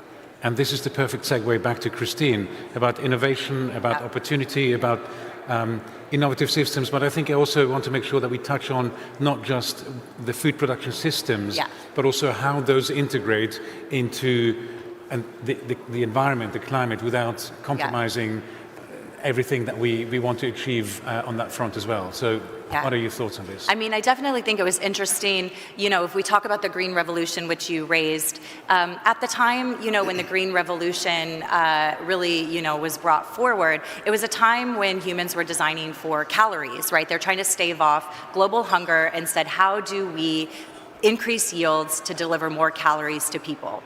So if you think about that in a reframed way, you think, wow, there's actually human agency here. We have designed the food system as it is, and it is indeed causing more problems than it needs to be. But if you think about the agency we have to redesign the system, it's very empowering. And so what we do in my organization is really take the challenge to the people who know it best. And so we work in over 180 countries, and we appeal to entrepreneurially minded millennials and Gen Zs who also happen to be digitally savvy and socially conscious, and they understand their needs and realities of their farming sectors, and we help them develop solutions from the ground up. And we help them do that through a process of global collaboration. We connect them to, partners, be they leading corporations, investors, or even just peer collaborators who can help them to share knowledge and best practices, but also give them the tools that they need and resources that they need to scale. Importantly, we also are training our next generation of entrepreneurs in systems thinking, because we need to go beyond these linear extractive models that all of the speakers have highlighted have gotten us into this mess, into more circular approaches. But what I think is so fascinating is that, day in and day out, I not only help these startups, come to life, but I study them. And I see some emerging trends, which I think we can all learn from. One is that, many of these startups are being developed to be circular by design. So they really are taking out the very concept of waste. It used to be that the circular economy was about upcycling. Now it's really designing an entire system where every single, part of an innovation is used to regenerate an ecosystem, to improve productivity and help communities flourish. Another exciting space is the combination, I call it ancient roots, new shoots, but it's taking, indigenous knowledge and combining it with powerful tools and technologies like AI and like digital to help that to scale and do more. And I just think we're at the precipice of a new frontier of, if we could start to train AI models on some of this ancient, wisdom that's orally, communicated and now being lost, could we start to build models where that can be integrated with Western, science and research papers to see what else could be possible? But we, of course, need to do this in a way that is sharing the benefits back and in support of with the prior informed consent of indigenous peoples. But these are some exciting frontiers. Also, nutrition. So we talked about, food and agriculture is very related to human health. And nutrition actually can start with the soil. So we're seeing startups that are, working on regenerative approaches to soil and biodiversity, and it's actually having a positive impact on the bioavailability of minerals and nutrients in the crops that are grown. And we're studying this right now, but biochar applications, which is, a 2,000-year-old practice developed in the Amazon, is having a resurgence right now. It basically is about using a process called pyrolysis to burn biomass, apply it to the soil as a charcoal product, and it helps to sequester carbon. But it's also improving the taste and nutrition of the crops grown in this regenerative way. So innovation is becoming more holistic and more systemic, and I think that's really exciting if we can continue to do more of that and train our innovators to be thinking through potential unintended consequences. And that is a whole discussion in and of itself. But really helping them get diverse inputs, thinking about the farmer that they're going to be working with when they deploy the technology, and also thinking about the end consumer and that entire waste side of things and the circular system that could be possible. Thank you. So clearly there are ideas, there are solutions proposed. You've heard about economies of scale. We've heard about AI shortening the supply chain. We've heard about global partnerships, producing thousands of species. So by now, I believe, I hope, you have developed some ideas of where you think this is all going. So can I ask our show controllers at the back, please, to put up the slide, which is a great moment for us to be interacting. This is a Mentimeter question that we've discussed during a conversation with the panel a few days ago. So if you just take out your phones, I hope you can scan the barcode, which is very inconveniently located just behind me, or just go to menti.com and put in the code that's up there, so that you provide us with a very short and succinct answer to this question, namely, what does a world that works for everyone look like? It's a deceptively simple question, but I think the value in trying to address this in a room of 400, 500 people is to see whether there are any commonalities. If you don't have an immediate answer to this question, give it some thought, the opportunity to respond will stay up. I say it's a deceptively simple question because I understand Mark has developed a view on that question with experience of several years. To review the results from that. I have. So there's this question is actually very old, 70 plus years old. What does a world that works for everyone look like for you? It's about 70 years old. It was come up with by a polymath, a futurist, architect and designer, R. Buckminster Fully, or Bucky. And he asked this at the World's Fair in 1967 when he played a game called the World Game, asking all these people all around the world at the World's Fair in the geodescent dome that he built, not as wondrous as this beautiful building, but at the time almost as breathtaking. And in that geodescent dome, he played the World Game, having people try to answer this question. I've done a social experiment for the last 7 years, and I've asked 3,500 people this question. And I did it on video. I asked them, what does a world that works for everyone look like for them? Guess what happened? Only 7 people came up with an answer that was kind of similar. All of those 3,500 plus other people started to sweat. They started to stutter. I thought their eyes were going to roll back in their head and they were going to have a grand mal seizure. And some people said, oh, I need to think about that. Can I get back to you? They didn't know. Now, it's okay if you don't know the answer to that question, but it's only okay if you don't know the answer to that question if you're absolutely comfortable with the way the world is going, if you know the future you're going on, and everything's flowing smoothly. Because if you don't know the answer to that question, I promise you, some religious leader, some government leader, someone, your husband, wife, family member, patriarch or matriarch, has jumped into that position for you in your life and is guiding you on the future that they think is right for you. Some other interesting things happened when I asked people this question. On the reason I recorded it on video is I was hoping maybe 100 good answers and we could compile the videos with this super groundbreaking moment of awe with some kind of a wisdom. And instead I found out, oh no, we're in big trouble. When I asked people twice in the same day, both times their answers were different. If I asked them over several months or several years, their answer was always different. They didn't remember what they said the first time. So then I took it a step further about a year and a half, almost 2 years ago. I asked ChatGPT, and guess what the answer was? It was immediate, and there was something really unique about how it answered. At the bottom of ChatGPT, it has a regenerate or a refresh button.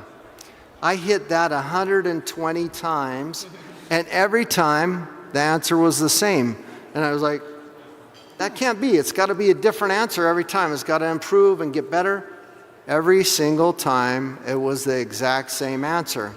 I was giving a talk in Germany, and I said that same thing from stage, and a futurist in the front row, he got a weird look on his face, and then he grabbed his phone. Well, I continued my talk, and at the end of the talk, he came up to me and said, "Mark, I'm so damn mad at you. I can't believe it.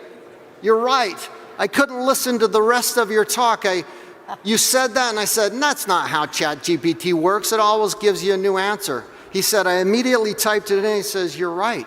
I hit that thing 20 times and it was always the same. How can that be?" And I said to him, you know, did we domesticate artificial intelligence or did it domesticate us? The more important question is, how does ChatGPT know the answer, but we as human beings don't? Why haven't we unified ourselves enough to know the answer to this question or the answers on what the future is going to be, where we're going to go, and how our food systems will work? Let me just briefly interrupt you here. So we've got almost 150 responses here. Good thing is that they're not all the same, so we still have, you know, a leg up on ChatGPT. We have a few, I think, predictable responses here, which is about sustainability, is about fair, green, collaborative, equitable. But I think there's some interesting additions, which are, for example, about peaceful, about trusting, about lack of barriers, about kind, ancient, etc. So I think on the whole, it's a very positive, clearly a very positive picture, because implicitly that was the question. So back to the question: what is a future that that works for everyone look like? So I think the overarching message that we're receiving from the whole here is that it is inclusive, it is fair, it is just a thing that works for everyone. It's not exclusive. It brings everyone in.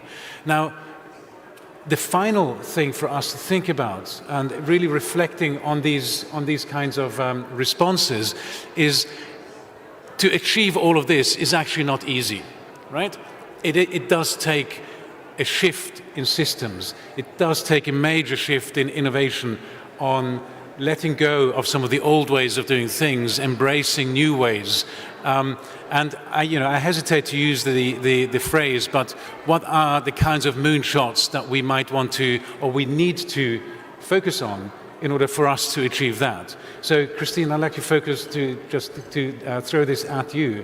What is a very big thing that you, in a sense, call upon this audience to do differently in order to achieve everything that's so beautiful up on the screen behind you?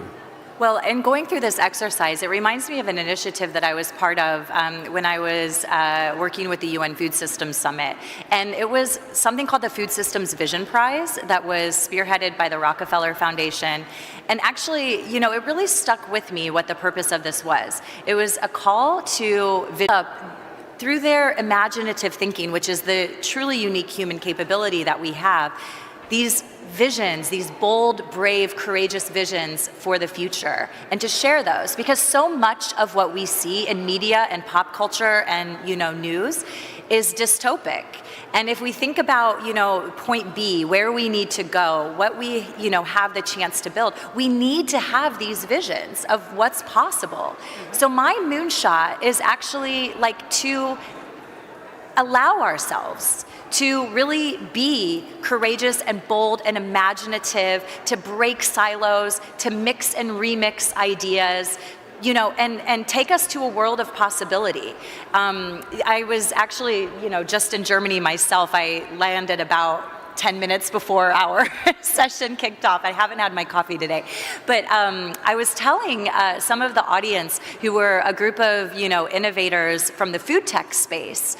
And I was sharing with them about an event that my organization did recently in Brooklyn. And one of the things that we did was we built a full sensory soil immersion.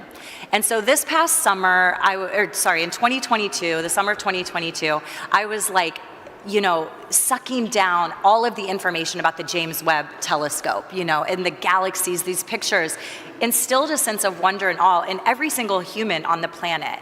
And it got me thinking, like, how can we get that same wonder and awe for the galaxies that exist between our feet, underneath our feet and our soils?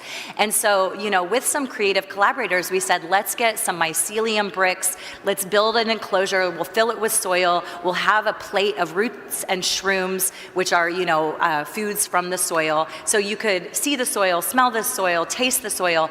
How could we hear the soil? So I reached out to one of my friends who's a world famous DJ, and we collaborated on a 6-track album made from real soil sounds. We, recorded with sensors, soil sounds, and then he made some EDM sounds with it. It was playful, it was fun, and it really engaged people, and this is the type of thing, it's like, why are we not doing this in agriculture? This is serious business. We have to get out of the climate crisis, but at its core, food is fun, it is passionate, it's about connection, it's about community. So my moonshot is, let's bring that back. Let's bring imagination and creativity back and do new things and unleash new possibilities. So playful future for serious business. Yeah. Mark, over to you. What is your call to action here today in Dubai to change the systems, to achieve everything that we've seen up on the wall? Well, some of us are going to be lucky enough. We're going to have a little lunch with some cellular agriculture coming up, some very special dishes that are pure innovation. So we're at the cusp of greatness in mush labs. We've got cellular agriculture. Did you know that cellular agriculture was discussed by a French scientist 113 years ago? Prime Minister Winston Churchill spoke about it in his talk 50 years hence, but today, 113 years later, we're just barely rolling out that innovation and technology.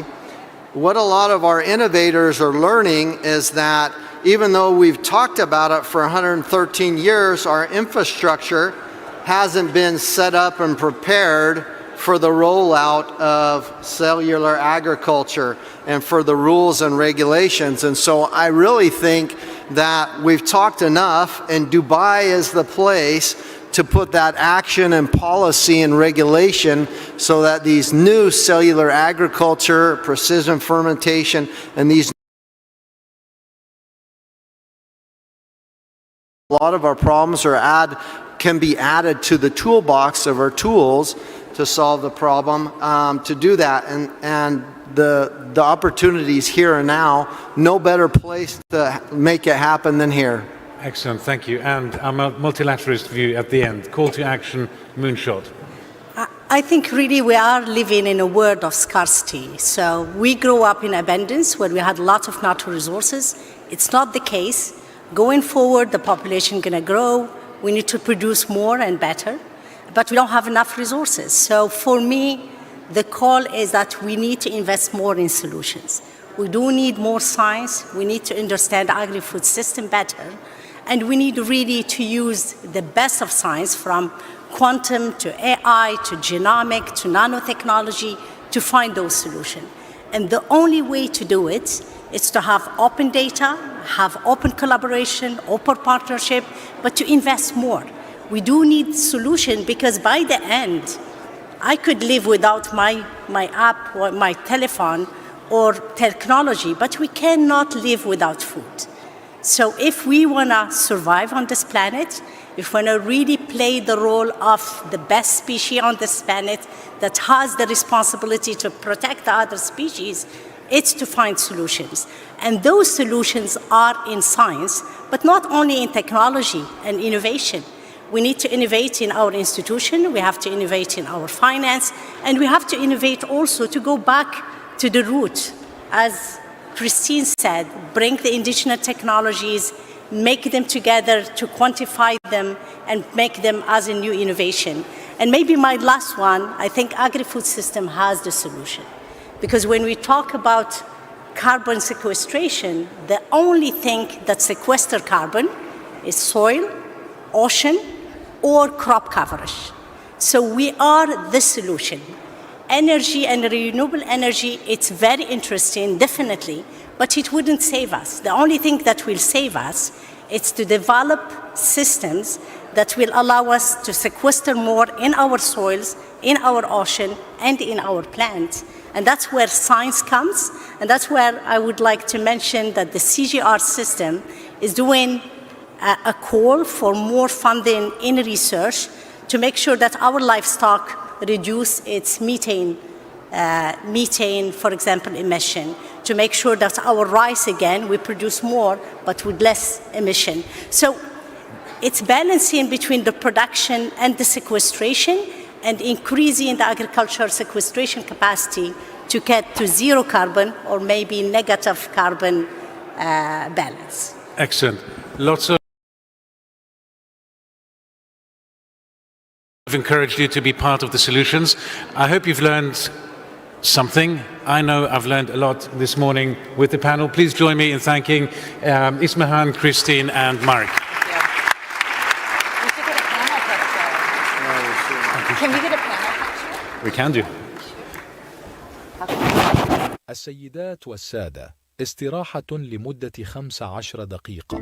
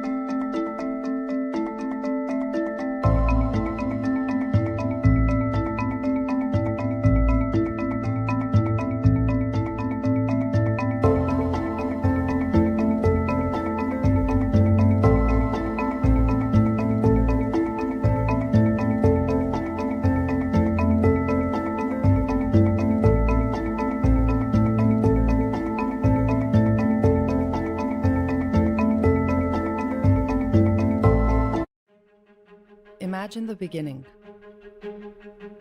A miracle. Life. Imagine today. Our home. Our ways. Our changing world. Imagine us. Our identity. Our struggles. Our purpose.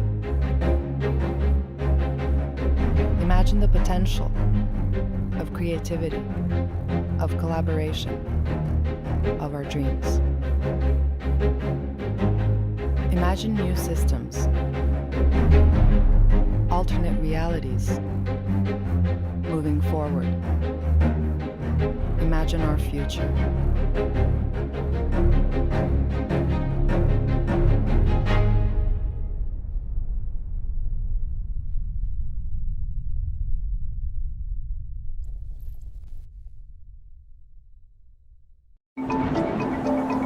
The future is not set. There are multiple possible futures awaiting us, and the difference between the better and the worst futures is us. What we imagine is what will come to pass. So if we're dabbling in darkness all the time, it's going to be a self-fulfilling prophecy. There's some incredible ideas about moving forward, that our creativity will allow us to do that in a way that makes sense. The future means that you have to change, you have to adapt, you have to go out there and explore. We have the ability to make the future what we want. That happens through smart decisions in the present. The future is there to be created by people who have the initiative and the daring to seize the opportunity. Talk about transformation, talk about hope, talk about common purpose. Our mission is creating hope for the future. The future can be bright.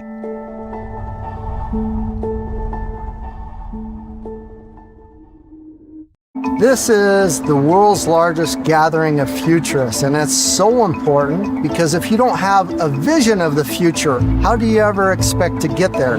It's just a phenomenal time to be in this moment when all of these changes that are going to reshape humanity are happening in front of our very eyes. Humanity have always prevailed and adapted to advancement of technologies, and I don't think this will be any different.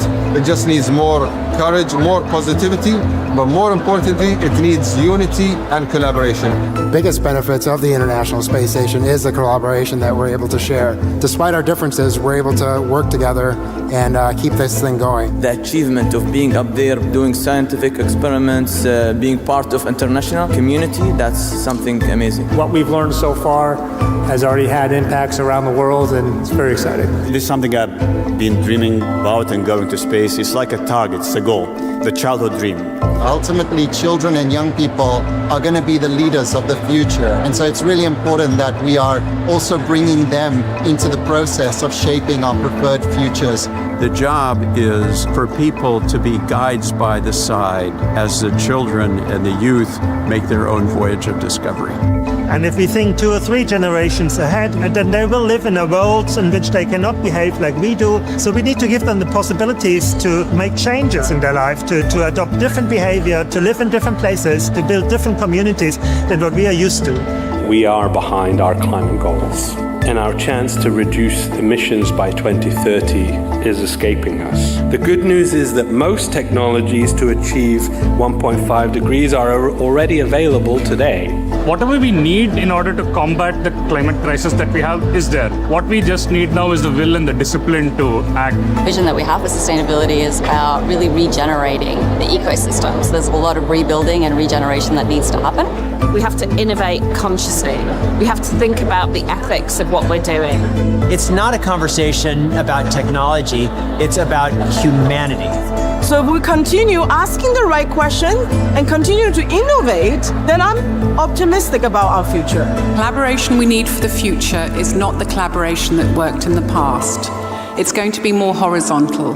If we want to be positive about the future, if we want to create the future in the right way, we need to bring everyone with us.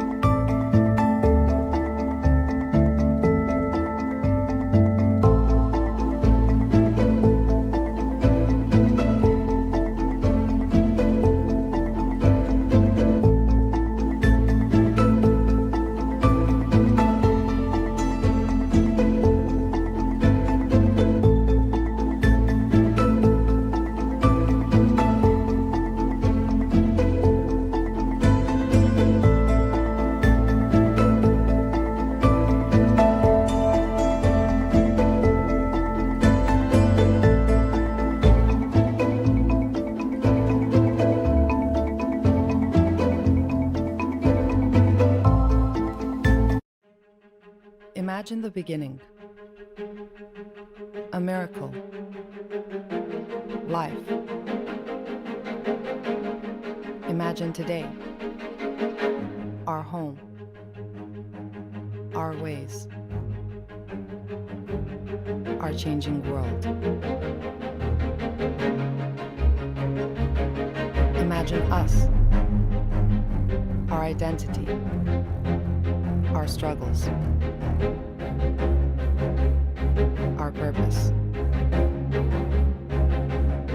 Imagine the potential of creativity, of collaboration, of our dreams. Imagine new systems, alternate realities, moving forward. Imagine our future.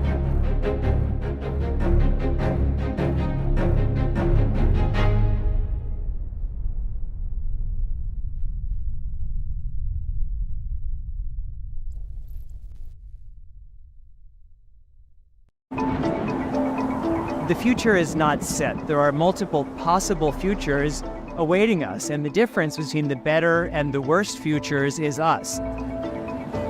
What we imagine is what will come to pass. So if we're dabbling in darkness all the time, it's going to be a self-fulfilling prophecy. There's some incredible ideas about moving forward, that our creativity will allow us to do that in a way that makes sense. The future means that you have to change, you have to adapt, you have to go out there and explore. We have the ability to make the future what we want. That happens through smart decisions in the present. The future is there to be created by people who have the initiative and the daring to seize the opportunity. Talk about transformation, talk about hope, talk about common purpose. Our mission is creating hope for the future.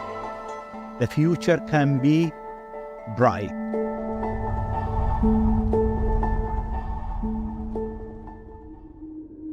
This is the world's largest gathering of futurists, and it's so important because if you don't have a vision of the future, how do you ever expect to get there? It's just a phenomenal time to be in this moment when all of these changes that are going to reshape humanity are happening in front of our very eyes. Humanity have always prevailed and adapted to advancement of technologies, and I don't think this will be any different.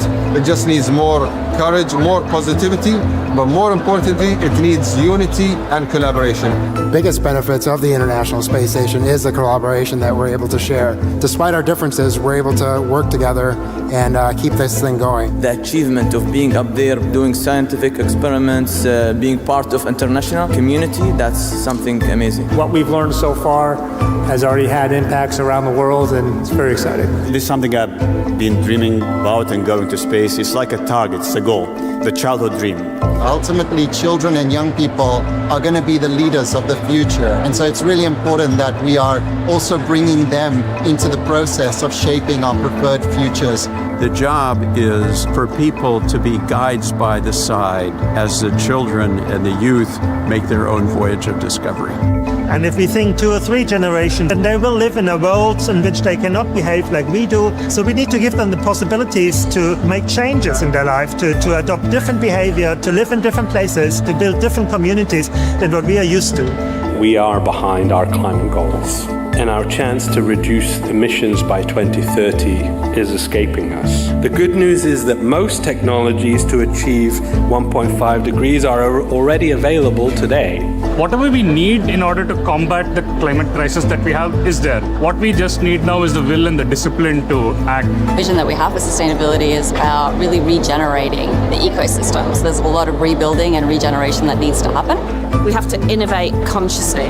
We have to think about the ethics of what we're doing.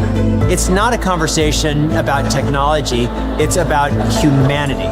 So if we continue asking the right question and continue to innovate, that worked in the past. It's going to be more horizontal.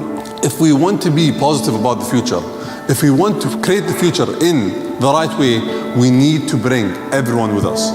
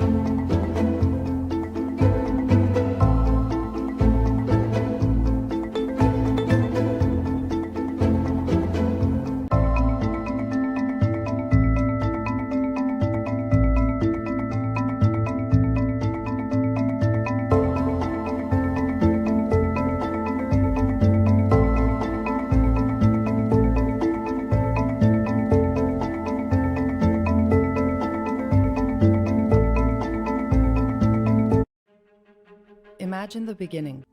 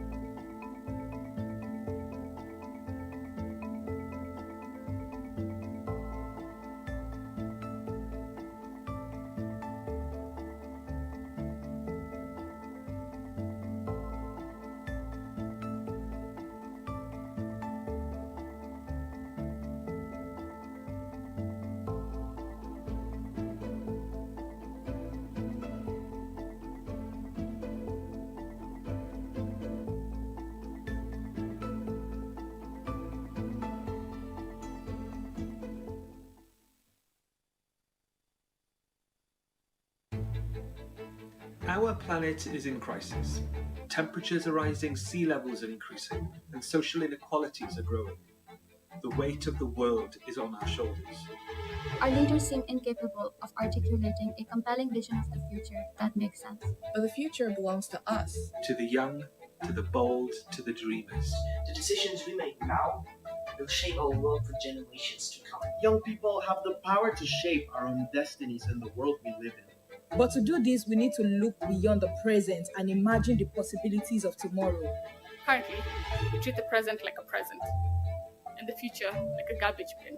That's why we've created the hashtag Our Future Pledge campaign. Our Future Pledge is a campaign by young people for young people to promote greater access to foresight.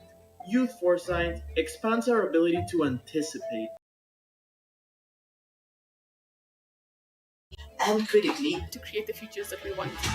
Even in times of crisis and fear.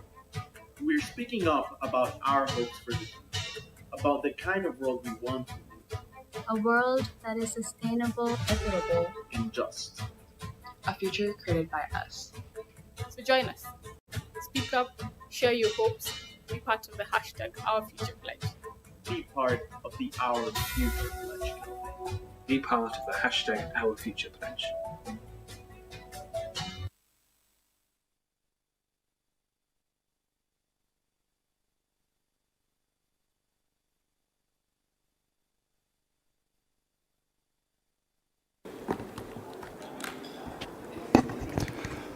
Good morning. Today is a day to celebrate, so let's celebrate.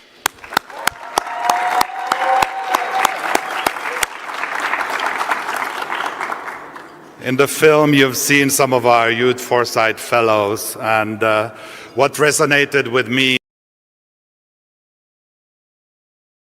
fellows is how they have been involved in creating, collaborating and curating. I think of 3 C's when I think about the work that they've been doing in coming up with this, our Future Pledge. And so I really want to thank the Youth Foresight Fellows for all of the investments that have gone into this. So an applaud to all of them, please.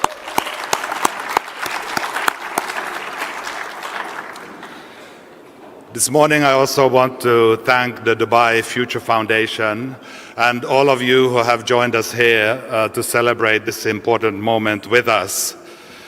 I represent the UNICEF Innocenti office, the Office of Global Research and Foresight, and our vision is to really empower everyone, children, young people, decision makers, companies, anyone who's thinking about being better informed in terms of being equipped to deal with the future. This is where we want you to be with us in terms of engaging young people in that process. This journey started fairly recently. We're quite young in doing foresight and futures work at UNICEF. Last year, when we were producing the Global Outlook, which is a product that we prepare every year from now on in time for our executive directors' engagement at the World Economic Forum. And our cohort of Youth Foresight Fellows last year, again, created, collaborated, and curated their own online workshop to provide their own version of the Outlook for 2023. We're just about to finalize the one for 2024, but it was a really important journey that helped us develop what we have before us today. As the young people were engaging in that process of developing our considerations for the year to come in 2023 or at the end of 2022, there were a number of things they considered, and I wanted to highlight these because they were really insightful for us. First one was about how companies are exploitative and also vis-à-vis governments have tremendous power to drive how the world looks today. There were concerns around the depletion of resources, natural resources on the globe. There were huge concerns around failing education, learning poverty, and also digital poverty, inequalities around how people have access to digital resources. Concerns about the weaponization of artificial intelligence, as well as extremist groups at local level, at global level. And last but not least, the global mental health crisis, especially following the pandemic. There were 4 things that we learned from the report that the young people brought forward. First of all, no surprise that they're acutely aware and concerned about the climate crisis, and that action already should have been taken, and that it's really something that is of highest concern that we need to move forward.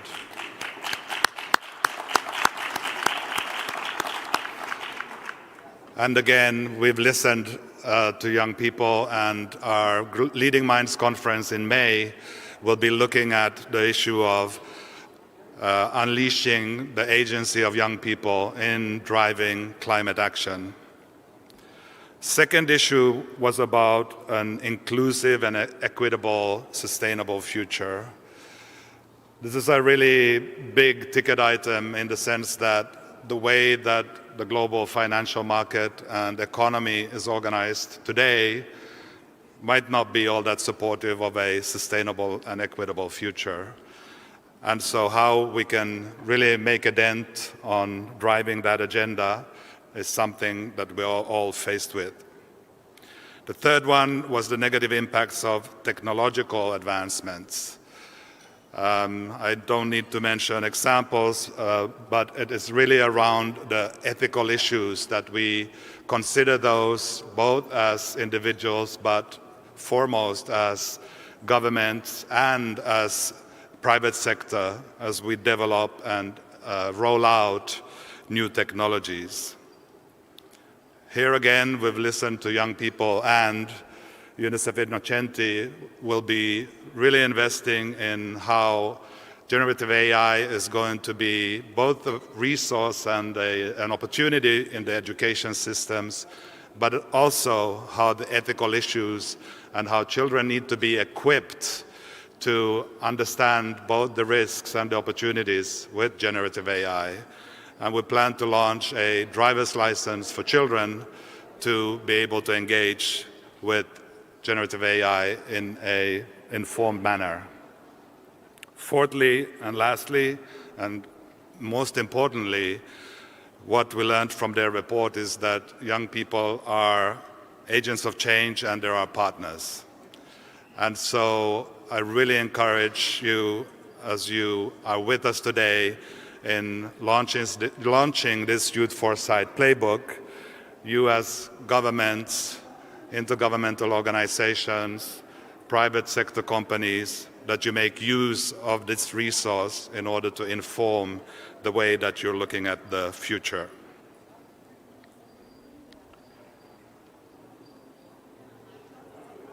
Clearly, for us, the why of why we're doing this is that we want to engage young people in a meaningful way. As we're a Global Office of Research and Foresight, we have taken the time to look at what is the evidence around what meaningful youth engagement looks like. And this is why from last year we've come up with this initiative of Youth Foresight Fellows, and we now have the second cohort on board. It's truly important to us that we want to have this perspective in everything that we do, not just our office, but UNICEF as an organization, and we want to lend this tool and this capability to do this type of exercise to other actors as well. And the how is the Youth Foresight Playbook. So we really invite you to have a look at it, to make use of it, and to really implement what you find there to create, collaborate, and curate a future together with young people. As I said, as UNICEF, we're a fairly new organization working with this, so I want to really thank all of the actors in the room that have been helping us throughout this journey, but in particular, the UN Global Pulse. Thank you for really your collaboration and your advice throughout this journey. I want to thank the Foreign Ministry of Finland, have provided resources, technical support, also themselves looking strongly at how to inform their foresight work with the help of young people, as well as Teach the Future and the School of International Futures.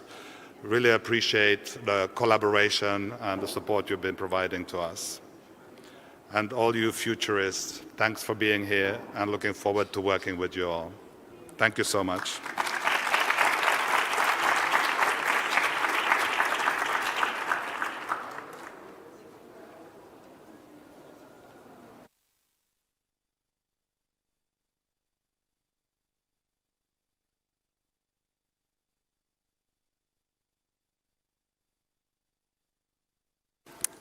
Hello, everyone. Thank you for being here. We are just a few minutes away from a very interactive and hopefully fun and meaningful session. But before that, we wanted to create this little space to give you a little glimpse into what was the thought process behind this playbook. Why was it important for us, and why do we love it? So I'm really, really happy to be with my fellows. We say that all the time. And I've prepared a few questions for you all, so just feel free to jump in whenever. My first question is, and I'm sure many of you here can relate to it, why do you love foresight, or why do you think foresight is valuable? Anyone want to take this? Yeah, sure, I take this. So the UNICEF report we worked on during our fellowship was called Children in the Poly Crisis. And I think that's exactly what we're currently living in. We're living in a poly crisis. But our political system doesn't really find a way of how to cope with this poly crisis. So in lieu of that, a narrative emerged, like a crisis equals an opportunity. And I think that's certainly true. Like COVID is an opportunity to change the healthcare system, climate crisis is an opportunity to change the energy system, and so on. And I think that's certainly true. Crisis can serve like as catalysts of change, but we should also focus on how to prevent the crisis in the first place. A crisis is not only an opportunity for change, it's also a reminder of failure. And I think that foresight is really, really great at that, because at the moment it's like we are creating two fires while putting out one instead of going to the root cause. And I think foresight really has the potential to look ahead, to anticipate future crises, to prevent future crises. And that's why I'm so excited about foresight, and especially about youth foresight. Thank you, Josh. I wonder if another fellow wants to respond. I would love to jump in, and I think that was brilliant, everything that you shared, Josh, and I completely agree with all of that. And I also believe that there's always so much that we can say about foresight, and it's actually very difficult for me to share my thoughts in like less than a minute, but as someone who's still learning and embracing foresight in her practice, I do see it as something that requires leveraging a future-oriented lens for a change that's truly meaningful in all sense of the word, but also using innovative and participatory tools. But not from a universal lens, because I also think that contextualization of those tools and approaches is very essential when you're practicing foresight.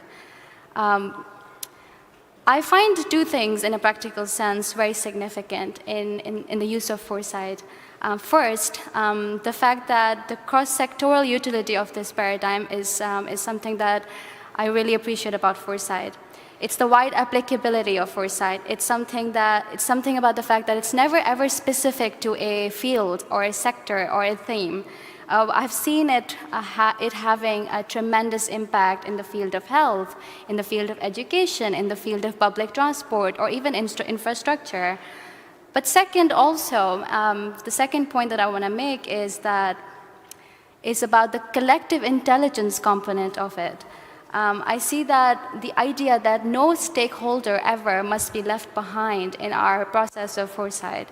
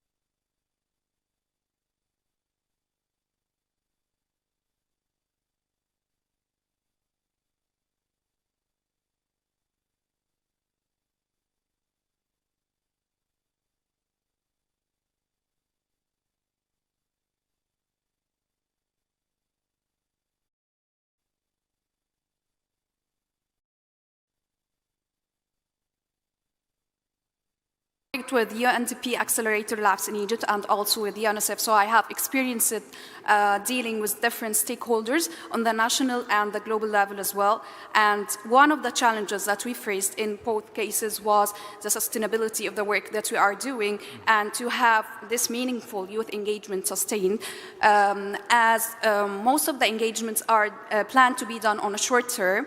And people find this experiment mind-blowing and eye-opening, and they wish that we can extend this mindset, and it's crucial to extend it. Why? Because we want to have people to adapt the mindset of the futurists, not just to be able to use tools, because foresight is not about tools. You will face different stakeholders in each case study that you are going through, and you will have different contexts to work through. And also, youth are considered as drivers of change throughout history, and they can be seen disruptors of the present. So we need to provide more safe spaces for youth and to include them more in terms of the policy making, and to have this intergenerational communication happening and expanded, something that is happening in this forum. I'm so proud to see Dubai Future Forum including us as UNICEF and including us as youth too. And we need this to happen more and to extend the activities that we are doing. And the last thing that I can relate to is the jargons. We see a lot of jargons in the academic researchers in foresight field, and this hinders accessibility of youth and of many stakeholders as well. Something that we tackled in our playbook that you are going to see now. And also a second layer of challenge that we face in the countries that are not native English speakers is the language itself that is used in foresight field. So you are having layers of challenges that we want to tackle, and sometimes people feel like they are lone voices. They are not supported, so it's important also to talk about networking of those lone voices. And talking about accessibility, I want you to listen to Iman coming from Africa. Iman, please come in. Thank you, Nurhan. Yes, I completely agree. When it comes to accessibility of foresight, there's a very limited group of people who can easily access foresight. And by making it such a niche subject that not everyone can access, you're locking out a lot of global South perspectives, a lot of African perspectives. And so when you think about foresight as an African, foresight usually is hand in hand with privilege. Those who can access foresight are usually privileged. And so therefore, when young people are engaged, you bring in the voices of those who have foresight experience. And with them comes the global north and privileged perspectives, and they color the future with that very privileged perspective that's not representative of Africa and the global south. So as youth foresight fellows, what we did to make sure we don't fall into that same pitfall, we ensured that when we were engaging young people within our participatory workshop processes, out a lot of young futurists from the global south.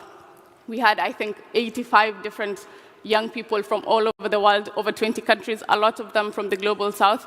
And so we got a more representative version of the future that is not purely from the global north. So within the foresight playbook, you'll see that the issues that are discussed are not very climate change, which we know a lot of young Africans are experiencing disproportionately compared to the rest of the world because, again, the voices are not usually heard in decision-making processes, and the world that they live in and the realities they live in is not usually representative at a global level. So I think just bringing in that perspective, and it's not just the African youth that experiences this challenge. I'm sure the Latin American young people do experience the same challenge. If Rick wants to jump in. Yeah, for sure. And so I'm a climate activist and a youth leader. And I also want to speak about those broader issues that we face as youth. And one that I think that everyone is probably aware of is tokenism, and how many times young people are just brought for the picture or are not perhaps meaningfully engaged And it's something that we want to change. It's something that we really want to participate, and we want to get our hands dirty in development, in transforming our world. And that brings me to the second issue, is that a lot of older people think that youth are only beneficiaries. But no, we want to be co-implementers. We want to be leaders of organizations. We want to be leaders of companies, and we want to put our own ideas and our own commitments into our own hands. We know that we are not the ones causing the climate crisis, but I think that it's not the time anymore to point fingers. I think that we all have to be in charge of it. And finally, one other issue is that in these forums, I know that a lot of people sit back and they say, oh, I'm already supporting youth. I already have that, that assistant there that's probably a little bit younger than you. But no, what I want you to tell you is that it's not about how youth can serve you, but how you can serve the youth. So how can we help the young people in their own goals, in their own dreams, and what really they are passionate about? And that's where I want to quickly bring it back to youth foresight, because youth foresight allows us to envision, to imagine those futures. It allows us to understand what we want and how we can get there. So back to you, Ijun. Thank you all. I love that despite the challenges that you've very aptly pointed out, you have that forward-looking perspective. And I think that's really important. And from my experience, very briefly reflecting on my experience, I've had the privilege to work with many different people throughout this program. And regardless of the fact that we're from different generations or different age groups, it truly felt seamless. And I think that really comes from the mindset, the readiness to be at the same table, meet young people where they are. And that really does transform the experience, my personal experience, but I think how we're able to impact the broader younger generations. So, speaking of impacting other generations, and of course everyone here today as well, since we're here to discuss the Youth Foresight Playbook and officially launch it with you all and share it with you all, I want to invite some of our fellows to speak on this Youth Foresight Playbook.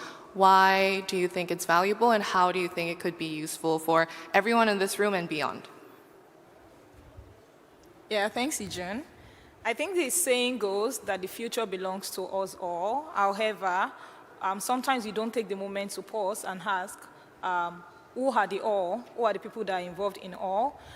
Does this mean the affluent people that have power, more or less older generation, or does this include the young people? The means of engaging them, is it meaningful or is it tokenistic, similar to what Ricardo had mentioned? Are we really, as young people, really involved in end-to-end conversations? These are really important questions that we need to ask. And maybe the question that is going through your mind right now is, how do we go about this? And that's why we have the Youth Foresight Playbook.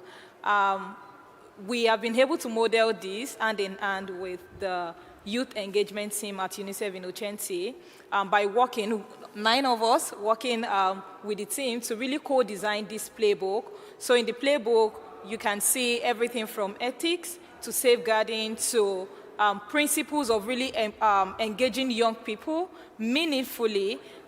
We have 10 principles that you are going to be seeing in the playbook, everything from compensation to respect, and how you can even, have your own youth foresight project, should you be willing to start one.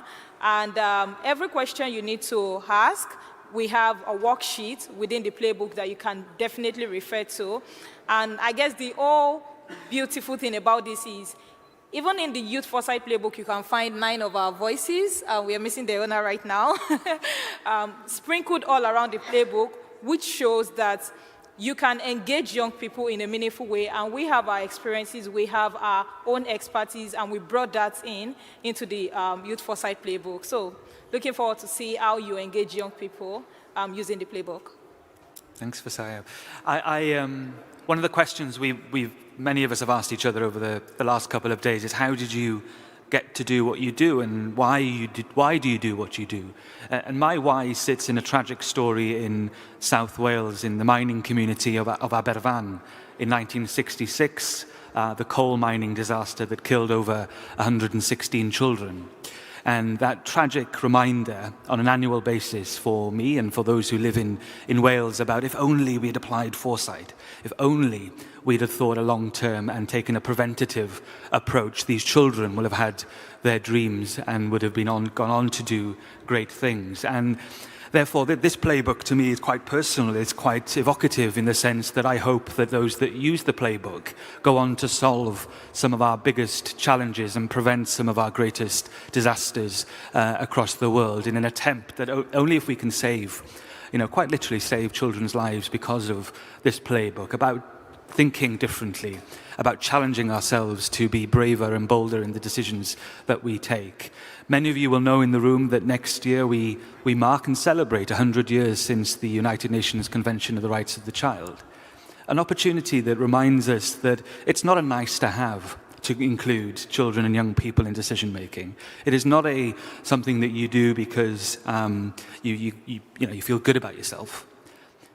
It is a right. It is necessary that every child, and I take my inspiration for this response from Adam, who also, Adam at the back of the room, one of the key drivers of our work, who reminds us that every child has a right to have a say in their future and to play an active role in that. So I hope that this playbook talks directly to how you can to do that.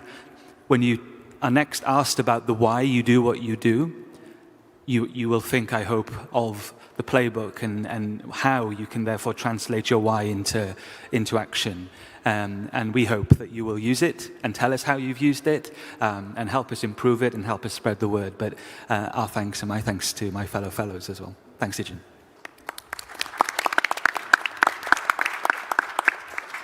Aren't they all so eloquent? I mean, I'm sometimes blown away by how intelligent but also sincere my fellow fellows are, and I think they bring in a wealth of experience and knowledge to this program. But I think it's also really important to recognize that we were able, and we had allies who created this enabling environment. The Youth Engagement and Strategy team, we call ourselves the YES team. We have the broader UNICEF Innocenti and UNICEF that's supporting us. And I just want to say that this is a prime example of what we have the potential to do when we bring young people to the table with the readiness, the willingness, the resources, and the strategic mindset to really take this forward. So thank you to our fellow fellows for this wonderful conversation, and I hope that our following section in each of our tables will demystify and provide some more clarity on how you can contribute to meaningful youth engagement. Thank you. Thank you.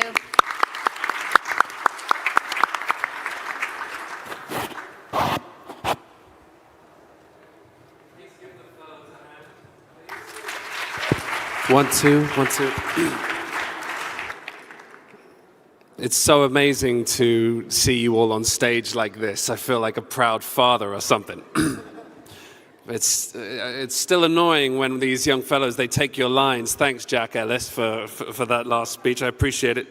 I'll just delete that from my speech. Okay, so I'm Adam Sharp. I'm a youth foresight specialist at UNICEF Innocenti, and I'm just so proud to be here today.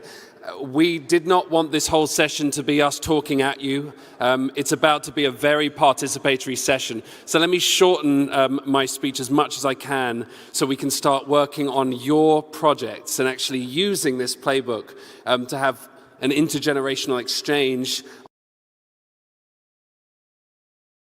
in them. Just briefly, I want to share, this is our new Youth Foresight Framework. It's yet to be published. It's developed in partnership with senior fellows and renowned futurists like Eva Kwamu and John Sweeney, who we're so proud to work with. And we're not going to talk about this too much, this for another day, but it's basically what we're trying to do here is create a step-by-step framework that any organization can follow when they're trying to do youth foresight really well, whether it be scoping a research project in what now, or building their futures literacy by asking, what do we see, to asking what's next and doing emerging issues analysis in a youth-centered way, to so what? So what? Why did we do this? That's about the uptake of these insights into research and strategy. And you'll see the principles for meaningful youth engagement, which you're going to work with today, they're cross-cutting. So it's important that we think about how to meaningfully engage young people at every step of this work. But today is all about step one. It's what now? It's about how do we, at the beginning of a project, engage young people and have them scope the research inquiry with us. Otherwise, we can often be working on issues that maybe they don't find so important, or maybe are not framed or spoken in the right way. So this is what we're going to focus on today. Our theory here is that when you engage young people in a meaningful way, they end up reaching their fullest potential. And these fellows who you just saw on stage are a prime example of that. Like, in only 6 months, not only did they design and facilitate their own Youth Foresight workshop with our Global Youth Network and UNICEF staff and partners, which was just a brilliant workshop, but they also contributed to this Prospects for Children in the Polycrisis and published their own Our Future Pledge campaign and report, which includes scenarios and a jargon-free foresight guide, and also calls to action for key stakeholders. I implore you, this is all available online, free for you to download and to read. But our point here is they then launched, told them what we wanted them to do. That means developing these things iteratively, not coming in knowing this is what we're doing and you do this and you do this, but saying let's co-design this together. And the point here is when you do this, they end up totally exceeding your expectations. So it's in our interest to do this well.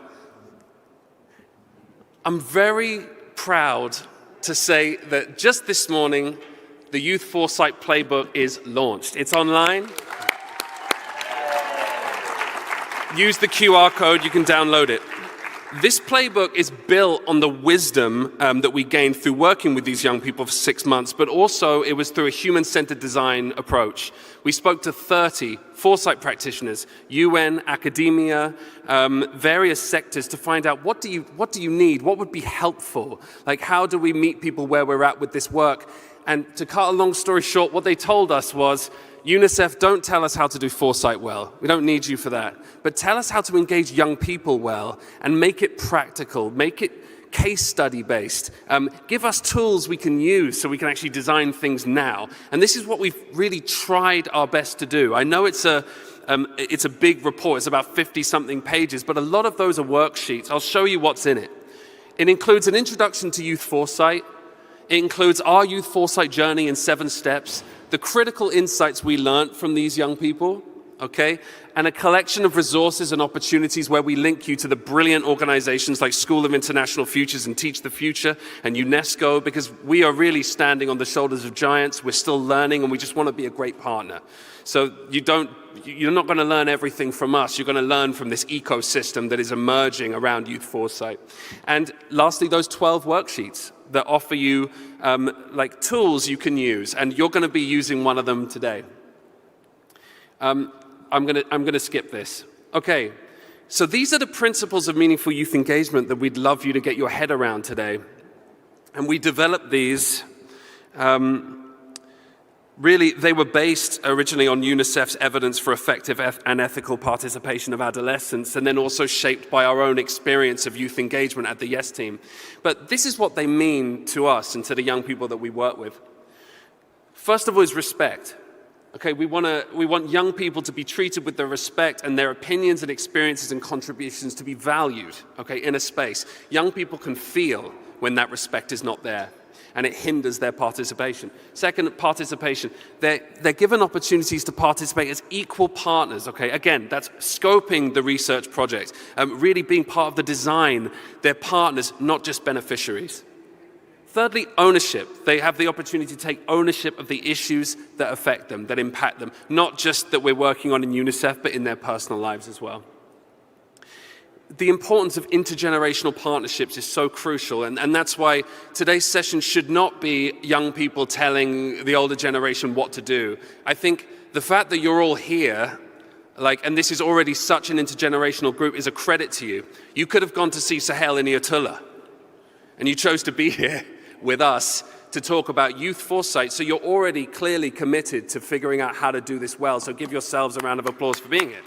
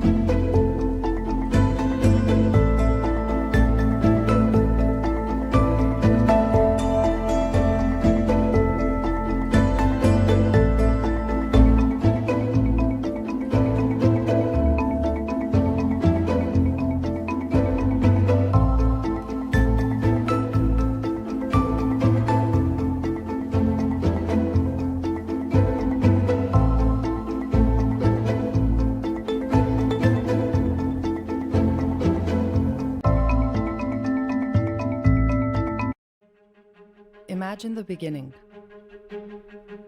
A miracle. Life. Imagine today. Our home. Our ways. Our changing world. Imagine us. Our identity. Our struggles. Our purpose. Imagine the potential of creativity, of collaboration, of our dreams. Imagine new systems, alternate realities, moving forward. Imagine our future.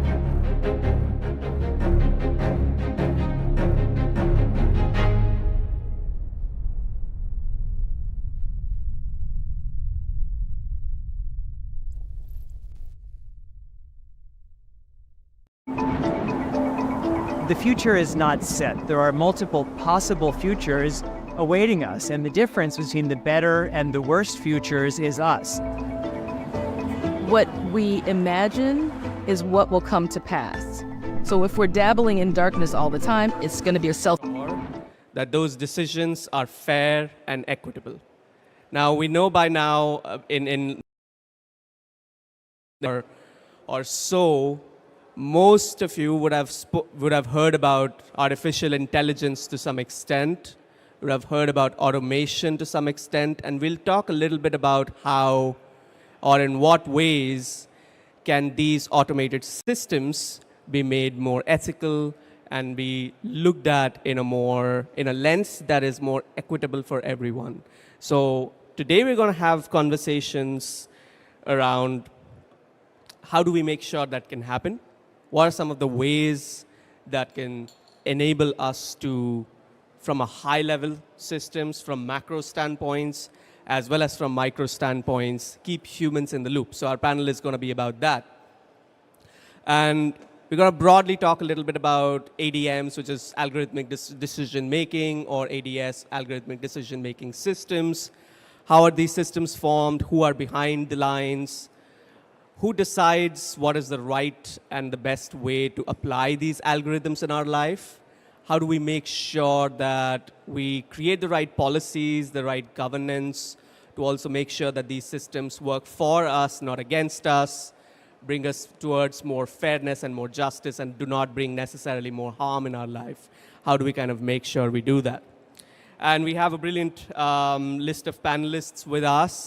Just to start, my name is Akash, and I've been involved in futures research and strategic foresight for a few years now. I've been working globally all around the world with people, with agencies, with nonprofit and governments.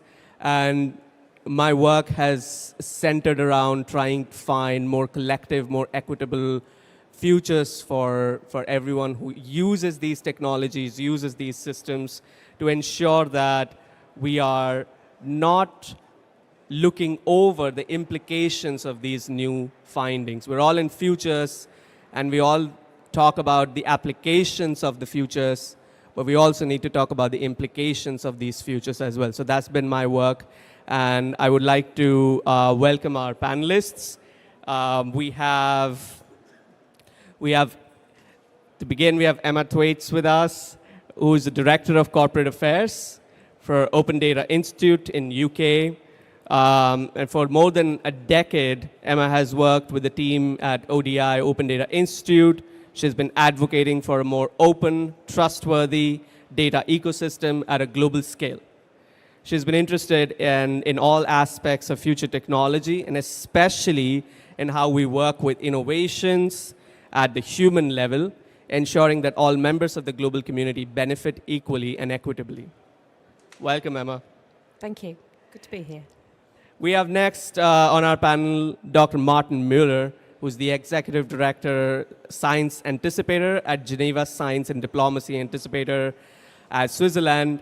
And he leads the science-based anticipation pipeline at the Geneva Science and Diplomacy Anticipator, which is a young independent foundation in Geneva. initiated by the Swiss federal government and the state.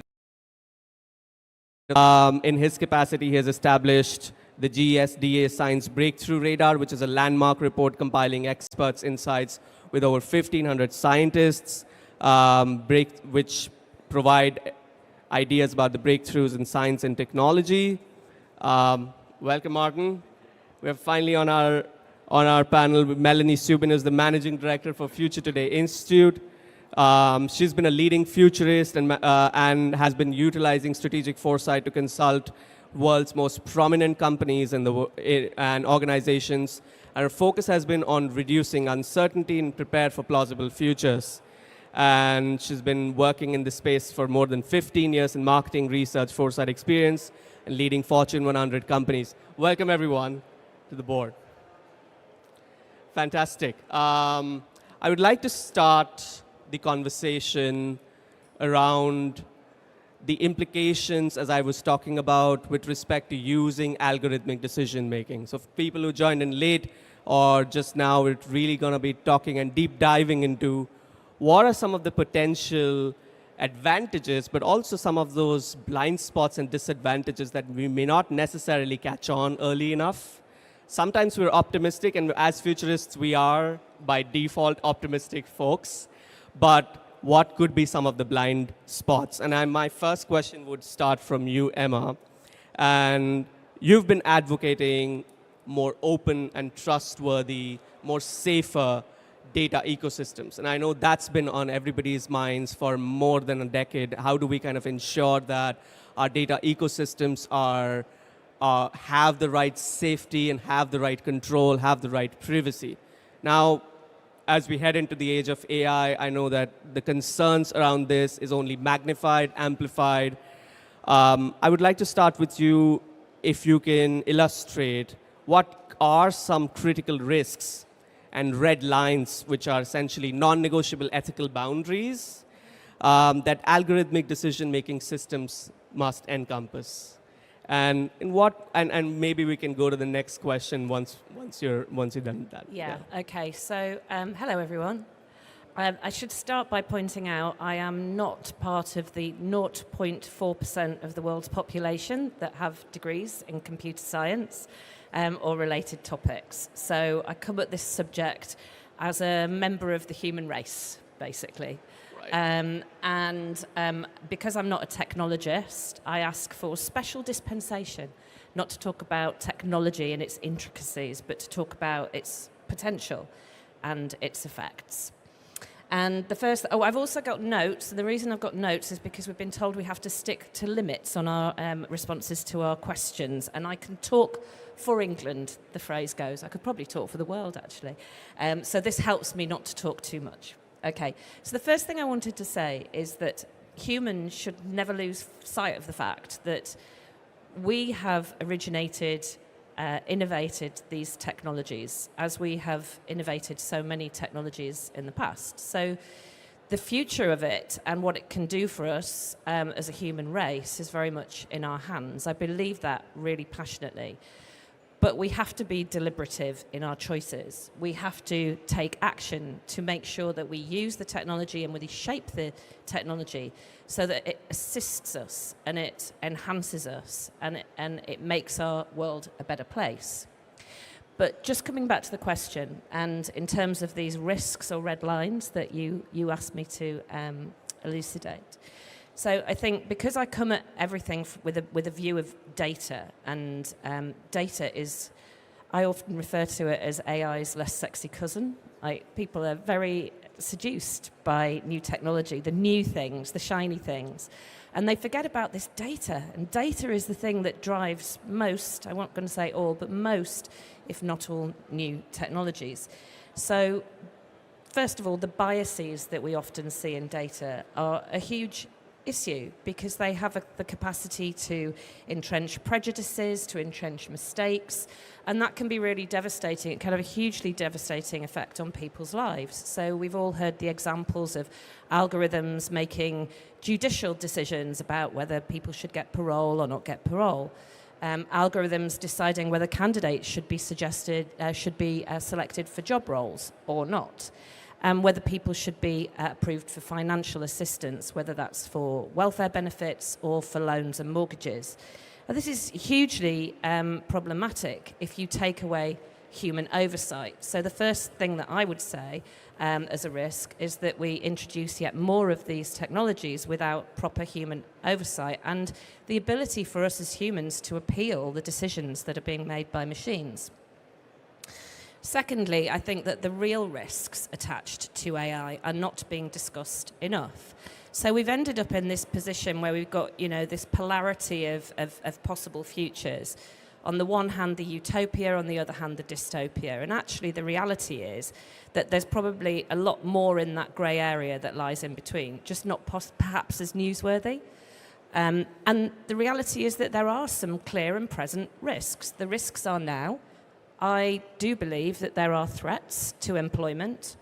I think there are opportunities as well. But at the moment, the thing that's particularly distressing me as a former journalist is the proliferation of misinformation and fake news. And as we know, more than 3 billion people go to the polls in elections in 2024.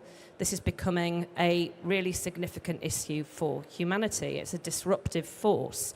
It could disrupt democracies, and I worry particularly for fledgling and fragile democracies. And I guess you could count the UK and the US within that paradigm. It's interesting, actually, because Mark Mendocino, who I was at an event a few weeks ago, he's a Canadian MP and a former cybersecurity brief in the Canadian government, and he said that social media is a megaphone for disinformation. Rage drives attention, clicks, and profit. And the thing about algorithms and AIs is that they put into the hands of bad actors the capacity to proliferate this misinformation in a way that's never happened before. And my third point, my final point in answer to this question, relates to regulation and governance. Now, the issue here is that technology is fast, super fast, and regulation and legislation and regulators and legislators are slow by definition.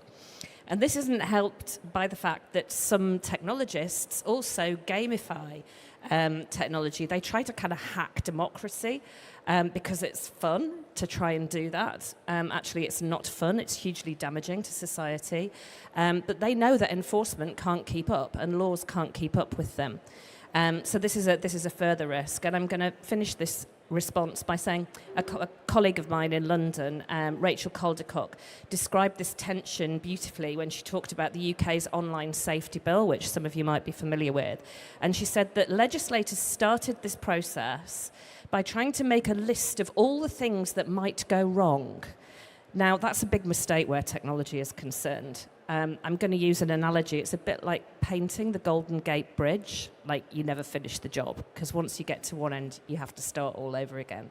So I think, the risk is that our laws and our regulations can't keep up with the technology. 100%. Thanks so much, Emma. Right.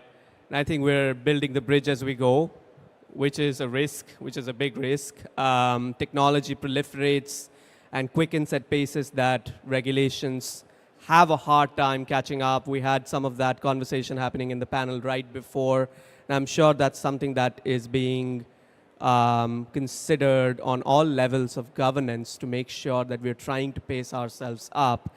And an interesting sort of perspective to the disinformation and misinformation, that's another big conversation that's been having. Recently, I was reading about this research that's been conducted by a handful of researchers where it sort of trained AI data to basically proliferate disinformation at all levels of the media. And they were able to do that in a very small, tiny lab at not a very high budget. And they were able to kind of create disinformation at large scale. So we definitely have that big critical risk. But and thanks so much, Emma, for your perspectives. And coming to Dr. Martin now, because we're at that, we're in a perfect sort of a pipelining into your career and your expertise where you've been working in anticipatory governance. And as Emma mentioned, and I think most of the people in this room are highly aware about the difficulties governance has had, policy making and regulations has had in keeping up with the flow of technology. Moore's law going crazy, I would say. But from your standpoint, how are governments looking at it? How is policy making trying to adapt to this relentless speed and accelerating pace of technology? Thank you, Akash. It's a pleasure to be here, and thank you, Emma, for your great remarks. Before I start, I just want to give you, just in 10 seconds, a background where we come from and why I'm here today. So I work for the Geneva Science and Diplomacy Anticipator, and we have been created 4 years ago because we realized at that time that science and technology are moving very fast, exponentially fast. And the idea was behind the foundation that, can't we shorten the bridge between the science and technology in the making, in the labs, public or private, and leverage the International Geneva, where we have many agencies of the United Nations. We have the UN Council on Human Rights, for example. We have the International Committee of the Red Cross. So really, how can we leverage this ecosystem to make sure that we set up the structure so that we can respond to those advances in time and design the good regulations and governance opportunities. One of the ideas behind my organization, I think, draws as well on Article 27 of the Universal Declaration of Human Rights, which says that everyone has the right to share in the benefits of science. And I think this is quite important about what that means. Because if we think about AI and automated decision making, this comes back to the discussions we had on the previous panel about how can you keep diversity into this model? How can you make sure that all the different languages and cultures,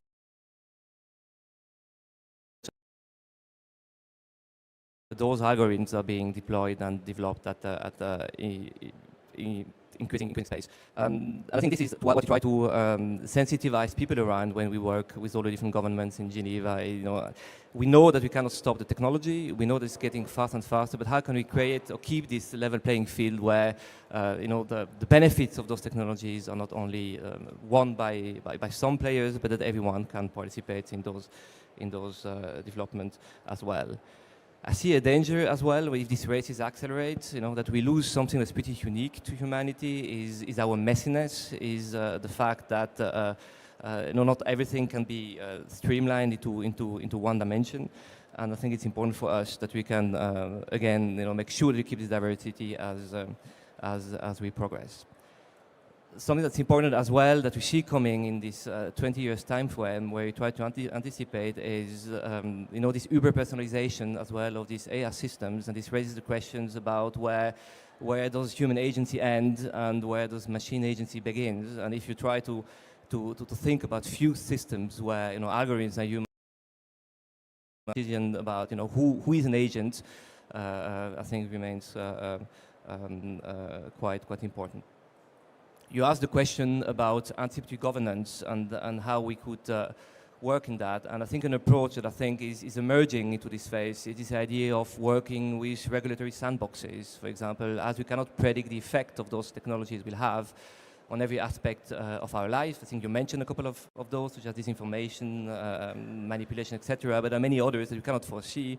The idea of setting up regulatory sandboxes where you have clear guardrail, those are experiments, so you can experiment with regulation as well and see how humans behave, how those algorithms behave. I think it's quite an important approach that should be used more. I think it exists already for a while. If you think about economic policies, for example, if you think about Finland with the universal basic income, for example, which was tested, I think you probably could do the same with critical algorithms.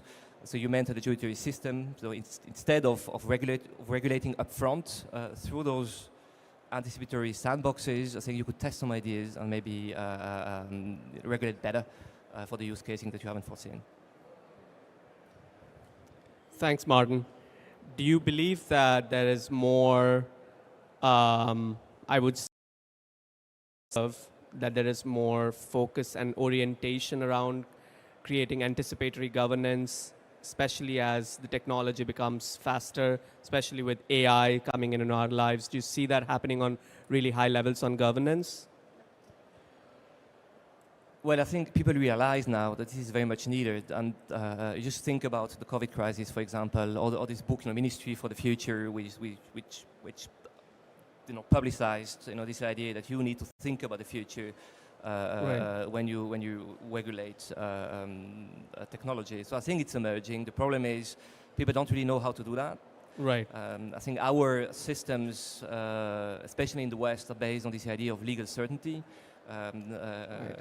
So if you want to regulate in anticipation, how do you bridge the gap between always being agile and adaptive while keeping the certainty that's needed for society, for businesses and all. And I think this gap hasn't been bridged yet. But people are starting to act. Yeah. Right. I love that insight. So talking about legal certainties, especially in an age where we're basically rife with uncertainties, and that's pretty much one of the big conversations and focus points in the foresight community as to how do we help people adapt to uncertainties. And I feel like that could be one of the very interesting perspectives when it comes to legal, regulatory, governance aspects of managing the future, because how do we kind of allow the bridging between certainties and uncertainties? And I think that could be a very interesting takeaway when it comes to anticipatory governance. Thank you so much, Dr. Moran. I'll be moving to the next question, which is for Melanie. And, well, we tried to avoid the conversation going too deep into AI, because I'm sure everybody is hearing about AI. But AI has a role to play in algorithmic decision making. These algorithms do use artificial intelligence. They do use the LLMs and the capacity of AI to exponentially increase the biases and discrimination, that some of which Emma really did point upon. And Melanie, you have been involved with corporate foresight. You've been involved with many different corporations. My question to you is, do you believe the AI systems that are being integrated with algorithmic decision making are well positioned right now in the context of corporate foresight to increase the opportunities, or to essentially reinforce some of the existing problems that we have? Do you think that the current systems of AI and ADS that we've been talking about, can it really increase better opportunities, or do we feel that it might increase the threats and risks around it? What are your thoughts based on your experiences so far?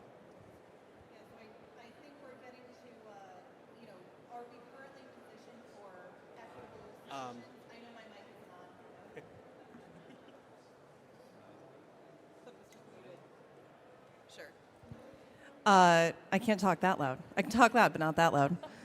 I think a lot of organizations today would like to say that they are positioned for creating equitable, transparent, algorithmic decision-making systems or AI approaches.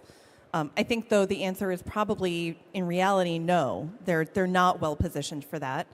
I think there's a couple reasons for that I'll dive into, and the good news is I also think that there are a few things that we can do to help improve the transparency and the equity that is embedded in these systems.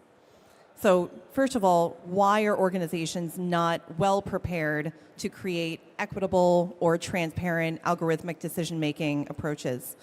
In the field of foresight, we all know that our brains are not good at recognizing new patterns or new systems or paradigms.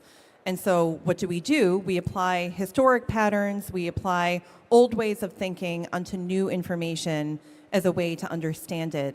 And organizations are no different.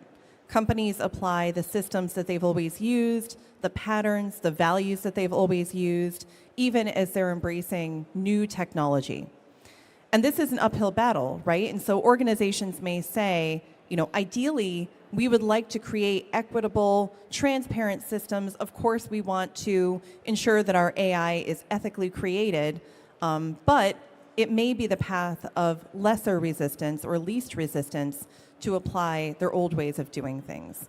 For example, I think that especially in financial systems, when we think about lending, underwriting, for example, insurance underwriting in insurance, so I always nerd out a little bit on it. It's difficult for those professionals to imagine brand new models or brand new ways of thinking about risk. And so this is where organizations can run into issues. So what are some ways that they can encounter that? Number one, I think separating transformation from performance is key. And so this can look like having specific teams focused on transformational or innovation efforts and having those teams be separate from sort of the day-to-day operational or product teams. In a lot of organizations, this is kind of already in place, but here's the challenge. Those innovation teams are separated, but they're not empowered. They're often not given the resources or the buy-in or the support that they need the way that the product teams who are about to roll out something in the next 6 months are given that investment. So by equally investing in transformation and performance, but keeping them separate, we can then incentivize those leaders who are rolling out solutions to perform in the short term. It's fine for them to look at the next quarter. It's fine for them to look at the annual earnings. That's compensated appropriately. But then we also incentivize transformational leaders to take risks, to think about things differently, to try new approaches, rather than trying to fit a square peg in a round hole and force them to embrace new technologies using old patterns. So that's the first enabler, I think, that we can use to ensure that these new systems and algorithmic decision-making processes are created as equitably as possible. The second, which we've talked about a lot already in the panel, is legal and regulatory processes. So the reality is that organizations are not great at self-regulating. For most commercial corporations, unless you're a mutual, they're there for the interest of the shareholders. So they are required to make decisions that are as profitable as possible, and often that stands at odds with creating the most ethical or the most sustainable processes. And so for organizations to be operating without any sort of regulatory clarity, it reduces the opportunity for them to really create the best product possible. When we think about regulation and policy, I'd love to hear what Martin and Emma have to think about this, but one of the big challenges that we're facing today is that the people who are creating those necessarily technologists are not necessarily familiar with the technologies that we're looking at. And so, for example, you might see a regulation like the one that was included in the recent US executive order on AI.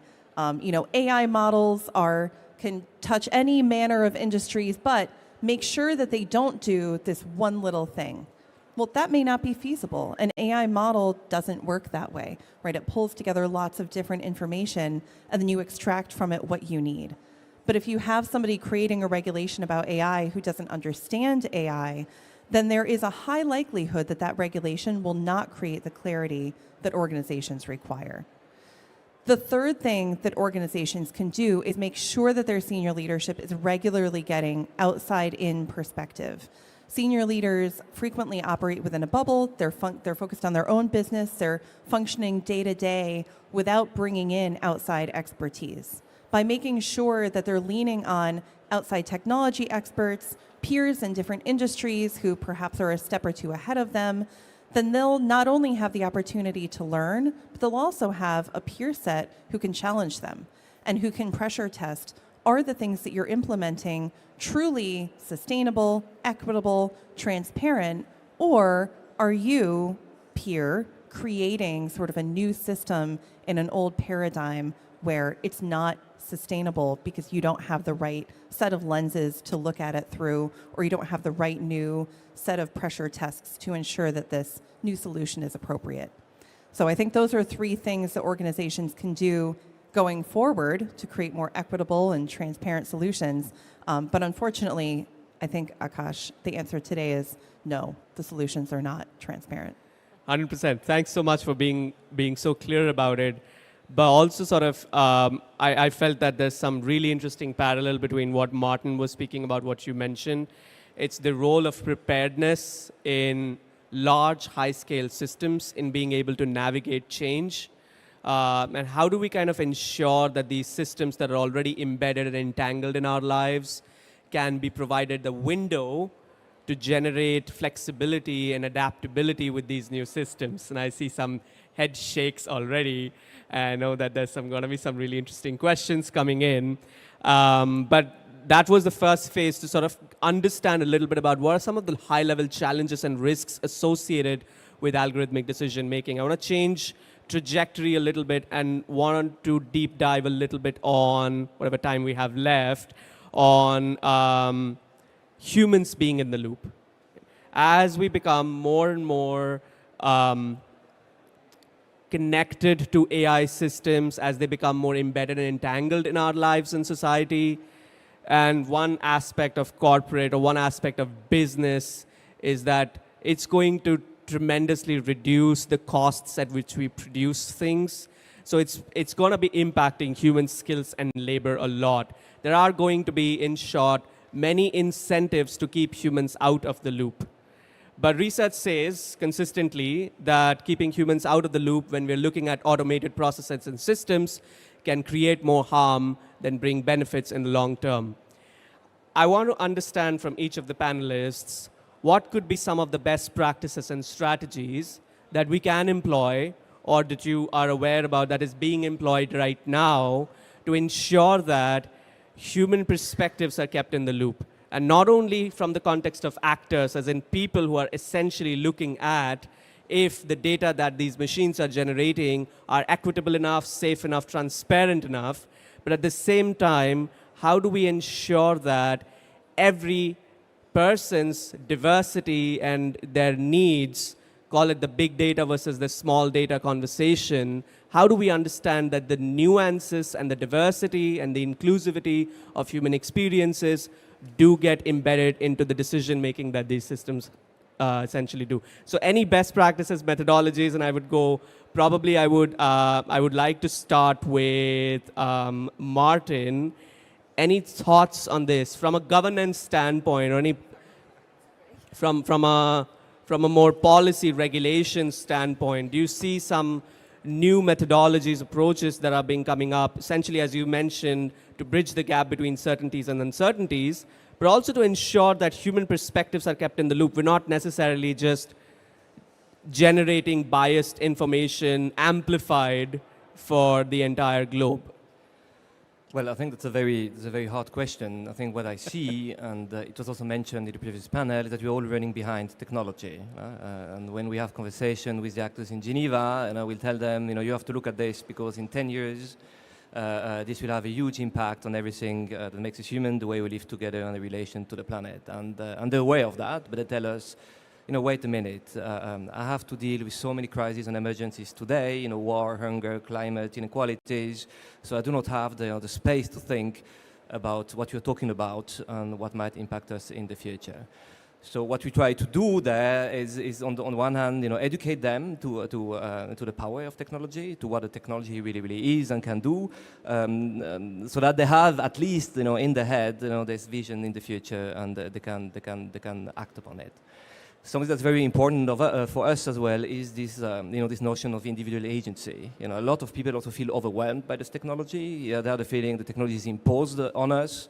It's going too fast, we don't understand it, and this lack of agency creates also a lack of trust. So I think it's very important as well that we find ways to bring back individual agencies in people's lives so that they have a feeling, they have a say in the way technology is being developed, and then not imposed but diffused in society. How do you do that practically? I think what's important is to keep the system as open and transparent as possible. I know there's a lot of discussion, between how closed those systems should be, how open source or democratic those ones should be. But I think for me, it's essential that a degree of transparency is in there, a degree of co-participation in there, so we can maintain these agencies, this agency of people, of citizens when this is being discussed. And this goes back to this idea of diversity, because it's not only agency in California, in Europe, but it's agency everywhere. So I think people, wherever they are, need to understand and have a say in the way those things are done. And this is a huge responsibility on us, as people that work in global governance, that you create those bridges to societies and do not only stay in our little bubbles with fellow policymakers discussing what needs to be done. 100%. Thanks so much for the perspective. And before you hand the mic, Martin, if I want to I thought I was done here. press on a very quick, maybe 10 seconds or 20 seconds perspective, do you see that happening in the governance sector right now? You mentioned about how do we bring in co-partnerships, collaboration, ensuring that everybody's voices are heard. And I think you touched upon some really interesting conversations that I'll just talk about. But is it happening on high level? Are these conversations happening? Are these integral, critical perspectives being discussed? Well, yes and no. I think a lot of people in senior leadership position within governments or international organizations are aware of that and try to have this conversation. I think the summit in the UK on AI30, for example, was not only a summit with governance officials, but I think it included civil society actors, scientists and technologists into having these debates. But I think the reality as well is that you have a power struggle about different corporations or actors, see these type of technologies as, the next breakthrough, the next huge business opportunities, and then there is also a willingness to make sure that that you can lock your system in a way and reap all the benefits. So I think this tension is not resolved. Right. Right. Perfect. I love the fact that you brought in the old monster between, that we talk about in futures community, the short-termism versus long-termism, tightrope walk. Can't go too far because then you're disconnected. But at the same time, if you're always thinking about your current problems, then you're essentially never really creating solutions that can be useful for the generations coming after, which is also the seed of the idea of thinking sustainably. So thanks so much for your perspectives. And I'm really interested in also when we talk about humans in the loop, and Melanie, I would like to address this question to you.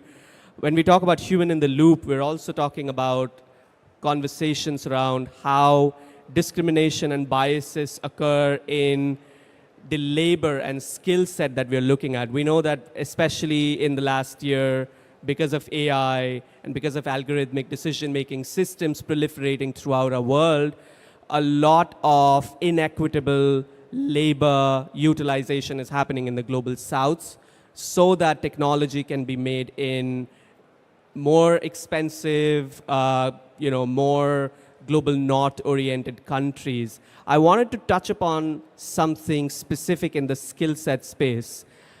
As these technologies proliferate and become more entangled in our lives, do you see that human skill sets are prepared to understand and analyze these? We can bring in humans in the loop, and you did mention a little bit about are humans prepared to kind of understand these algorithmic decision-making. Do you see there is a risk of misinterpretation perhaps in the kind of decisions machines do or algorithms do? And what are your thoughts on that in terms of when you work with companies, in terms of the misinterpretation that might happen or the risks associated to not having the right skills who can really work toe-to-toe with machines?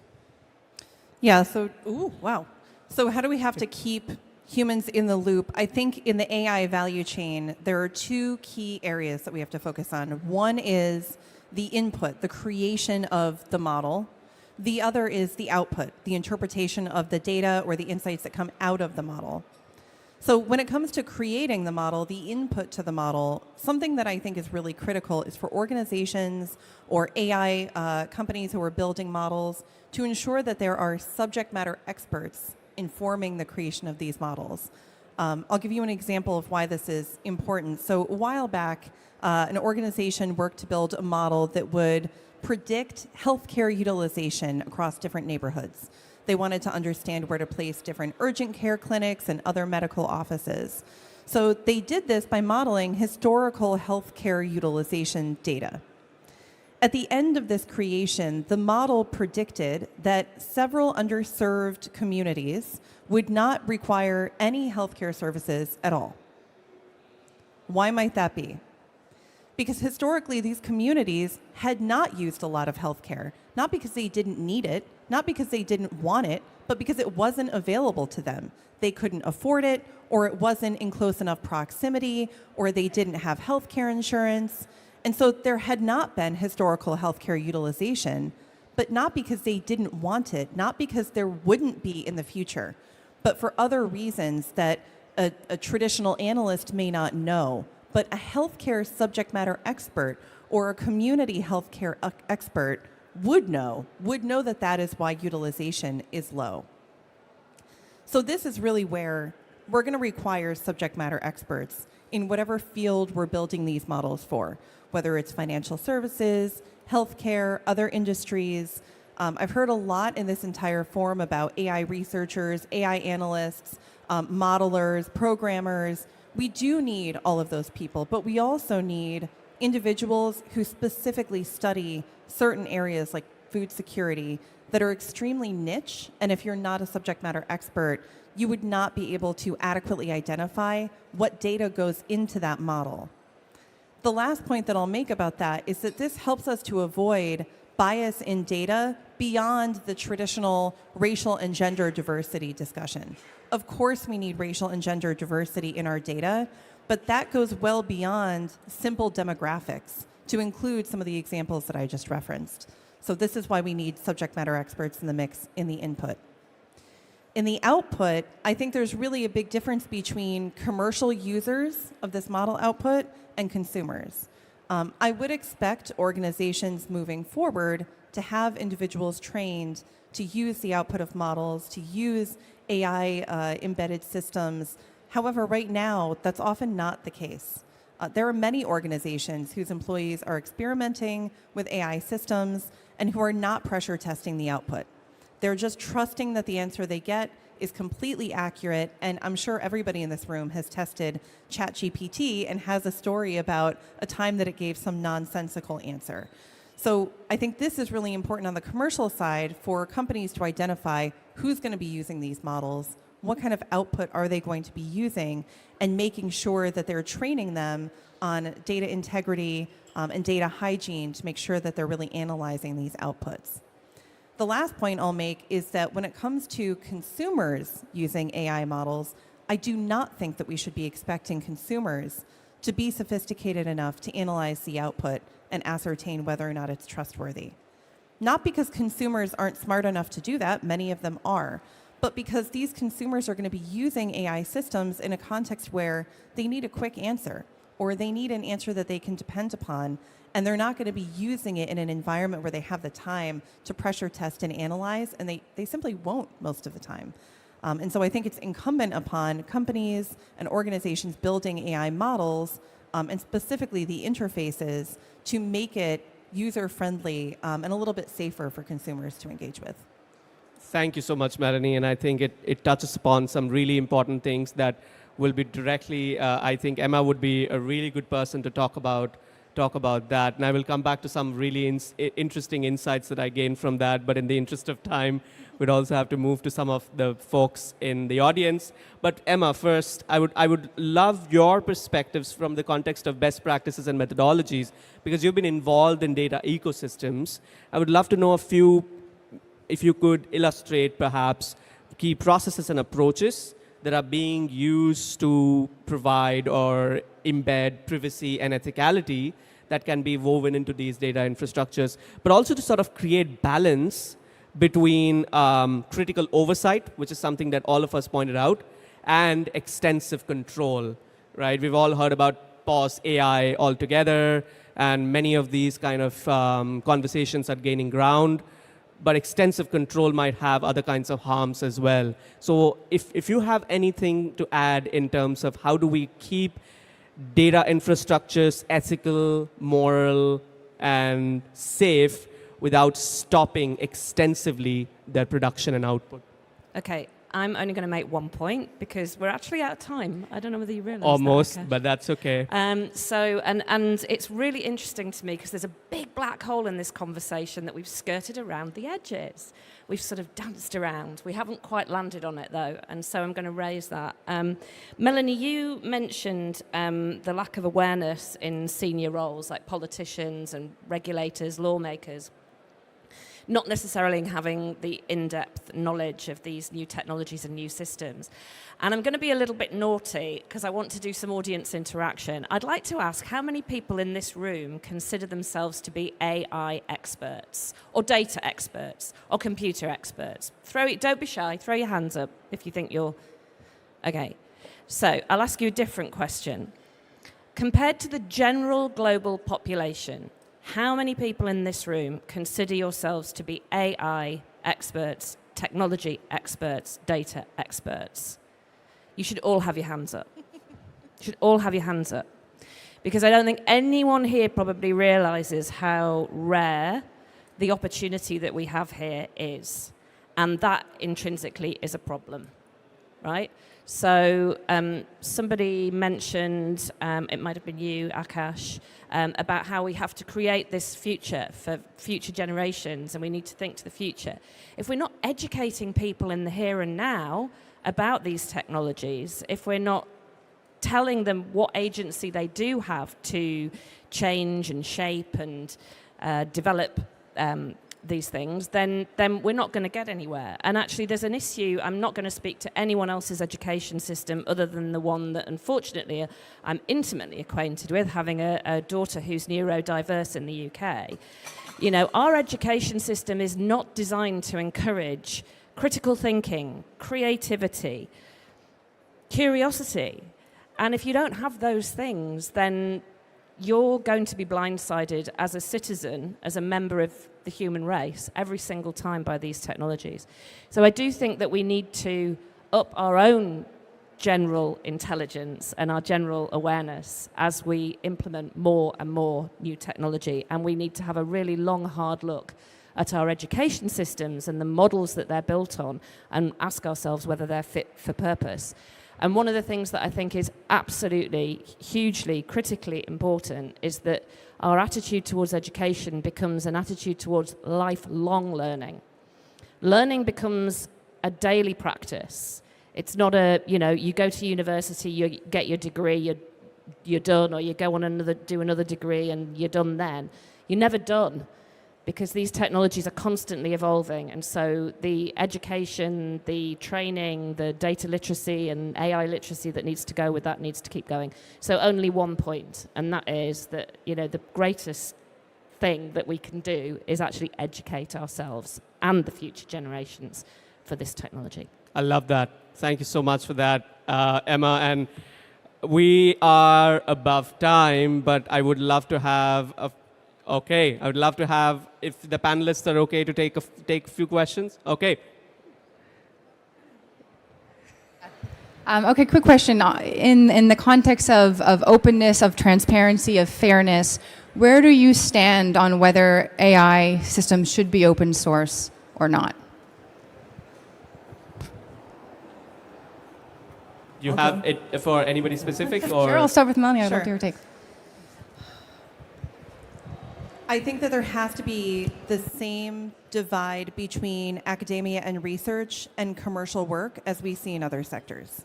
I think that it needs to be open source, especially in academic settings, because we need to have that peer learning. However, and this might be a controversial view, I think without competition, without market competition, we don't necessarily see the absolute best product come to light. And so I know that might kind of just be a vague answer, but I kind of think we need both. We need the open source access in academia, but we also need competitive markets where companies are sort of held to the highest standard of quality. Thank you, Melanie, and thank you for the question. We have one more. We have time for one more question. Gentleman here, gentleman here would be fine. Yes. Tough to choose. I'm so sorry. Good day, everyone. A few years ago, a company presented the first profile on Twitter that was AI powered. And after a few hours, it started threatening humanity. And actually, it was built on the comments and the content that was actually put on Twitter. So what we can learn from this is that apple doesn't fall far from the tree. So as futurists, So in my personal opinion, I don't think that we need to foster ethical algorithms as to foster our ethical systems as humans. And as futurists, who is responsible for the future of this planet, how can we foster this ethical systems within our communities and allow fair access for all communities to these AI machines and systems? Because most communities don't have access to these systems, that which creates a bias in the information that these algorithms depend on, and creates a biased output, just as you mentioned. Yeah. Thank Can you. I take that? Yeah. Just a really quick response. So if anybody was here for the panel preceding this, a colleague of mine, Ari Mwemba, who is from an African nation, she was talking about the number of African languages that are not identified currently by AI, something like 500 languages. And if you have systems that are not even able to understand the language that you speak on a daily basis, then the likelihood is that that system is not going to understand you from a cultural perspective, apart from anything else. So I think we've got issues there. What encourages me is that I know that there are, if not as many, then nearly as many technologists in the world who are working precisely to achieve the goals that you've outlined. So, there's some amazing new tech being developed to prove the efficacy and the provenance of data. So just, again, looking at misinformation and fake news, there are lots of new technological solutions. If they're not already out there, they're certainly in prototype to try and combat some of these negative effects. So, I think, yes, absolutely. Ethics is a human consideration, and we need to consider it as humans, but we also have to have the ability to keep up with the technology. So we have to apply good ethics to the technologies that we're developing as well. Thanks, Emma. One of the projects that I was recently part of, we were sort of working around the future of AI, and we had the same conversation, and we asked, to a lot of communities who are not necessarily involved in the idea of technology and new technologies, not necessarily like developed countries who are on a war footing to understand how these new technologies mature and develop, to many of these technologies, many of these communities, feels like an oncoming train that they're not really prepared for. And we said, how do we change that metaphor to perhaps a tidal wave where we can teach these communities to harness that energy and surf on it, just like a surfer does. So it's perhaps a collective way in which all the communities and all the people who are essentially creating these technologies can assume the responsibility to help the communities achieve better, more holistic understanding as well as orientation to these technologies. With that, I end the session. Thank you so much for the brilliant panelists. Thank you. Thanks very much. Thank you. Thanks so much for the audience to stick around beyond the time, and I hope it's been useful for all of you. Have a great rest of the day. Thank you so much.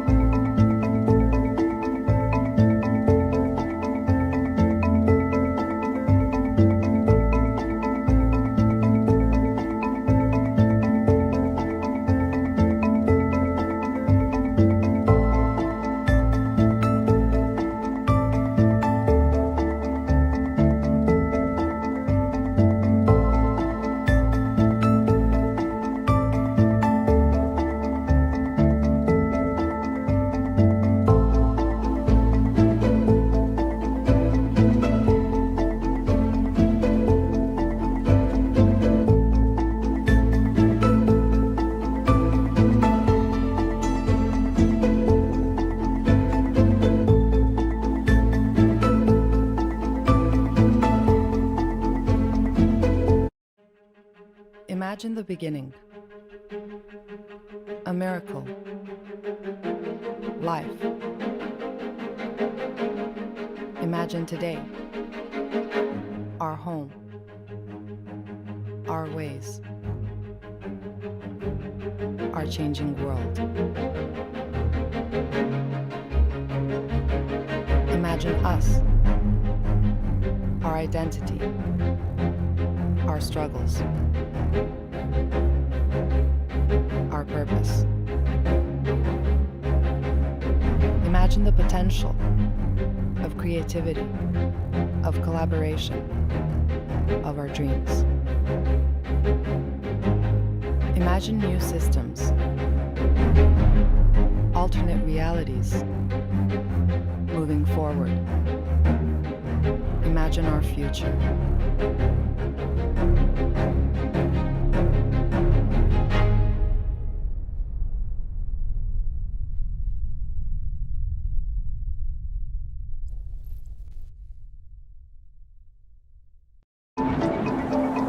The future is not set. There are multiple possible futures awaiting us, and the difference between the better and the worst futures is us.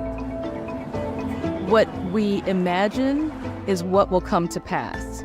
So if we're dabbling in darkness all the time, it's going to be a self-fulfilling prophecy. There's some incredible ideas about moving forward, that our creativity will allow us to do that in a way that makes sense. The future means that you have to change, you have to adapt, you have to go out there and explore. We have the ability to make the future what we want. That happens through smart decisions in the present. The future is there to be created by people who have the initiative and the daring to seize the opportunity. Talk about transformation, talk about hope, talk about common purpose. Our mission is creating hope for the future. The future can be bright.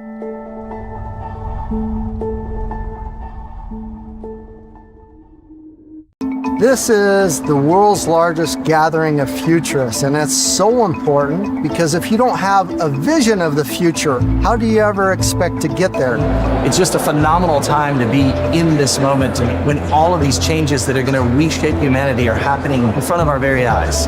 Humanity have always prevailed and adapted to advancement of technologies, and I don't think this will be any different. It just needs more courage, more positivity, but more importantly, it needs unity and collaboration. The biggest benefits of the International Space Station is the collaboration that we're able to share. Despite our differences, we're able to work together and keep this thing going. The achievement of being up there, doing scientific experiments, being part of international community, that's something amazing. What we've learned so far has already had impacts around the world, and it's very exciting. This is something I've been dreaming about, and going to space. It's like a target, it's a goal, the childhood dream. Ultimately, children and young people are going to be the leaders of the future. And so it's really important that we are also bringing them into the process of shaping our preferred futures. The job is for people to be guides by the side as the children and the youth make their own voyage of discovery. And if we think 2 or 3 generations ahead, then they will live in a world in which they cannot behave like we do. So we need to give them the possibilities to make changes in their life, to adopt different behavior, to live in different places, to build different communities than what we are used to. We are behind our climate goals, and our chance to reduce emissions by 2030 is escaping us. The good news is that most technologies to achieve 1.5 degrees are already available today. Whatever we need in order to combat the climate crisis that we have is there. What we just need now is the will and the discipline to act. The vision that we have for sustainability is about really regenerating the ecosystems. There's a lot of rebuilding and regeneration that needs to happen. We have to innovate consciously. We have to think about the ethics of what we're doing. It's not a conversation about technology, it's about humanity.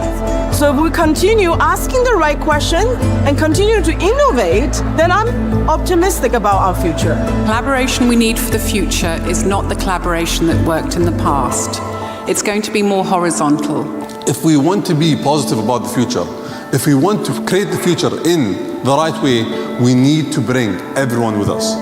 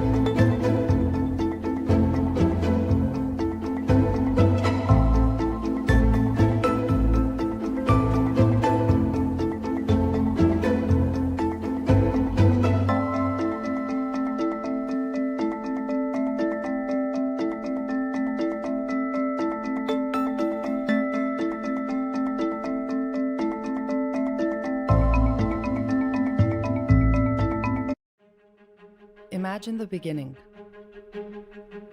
A miracle. Life.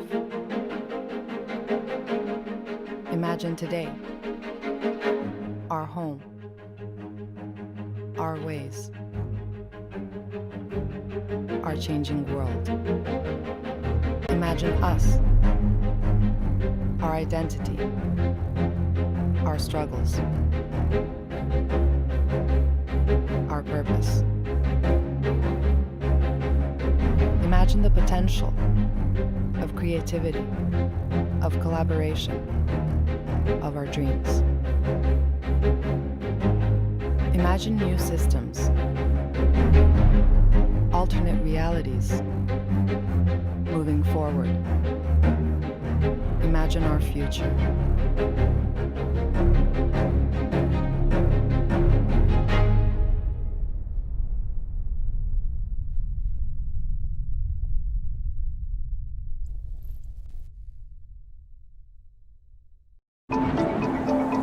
The future is not set. There are multiple possible futures awaiting us, and the difference between the better and the worst futures is us.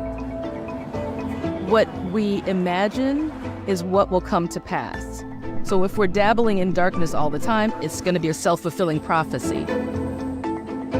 There's some incredible ideas about moving forward, that our creativity will allow us to do that in a way that makes sense. The future means that you have to change, you have to adapt, you have to go out there and explore. We have the ability to make the future what we want. That happens through smart decisions in the present. The future is there to be created by people who have the initiative and the daring to seize the opportunity. Talk about transformation, talk about hope, talk about common purpose. Our mission is creating hope for the future. The future can be bright.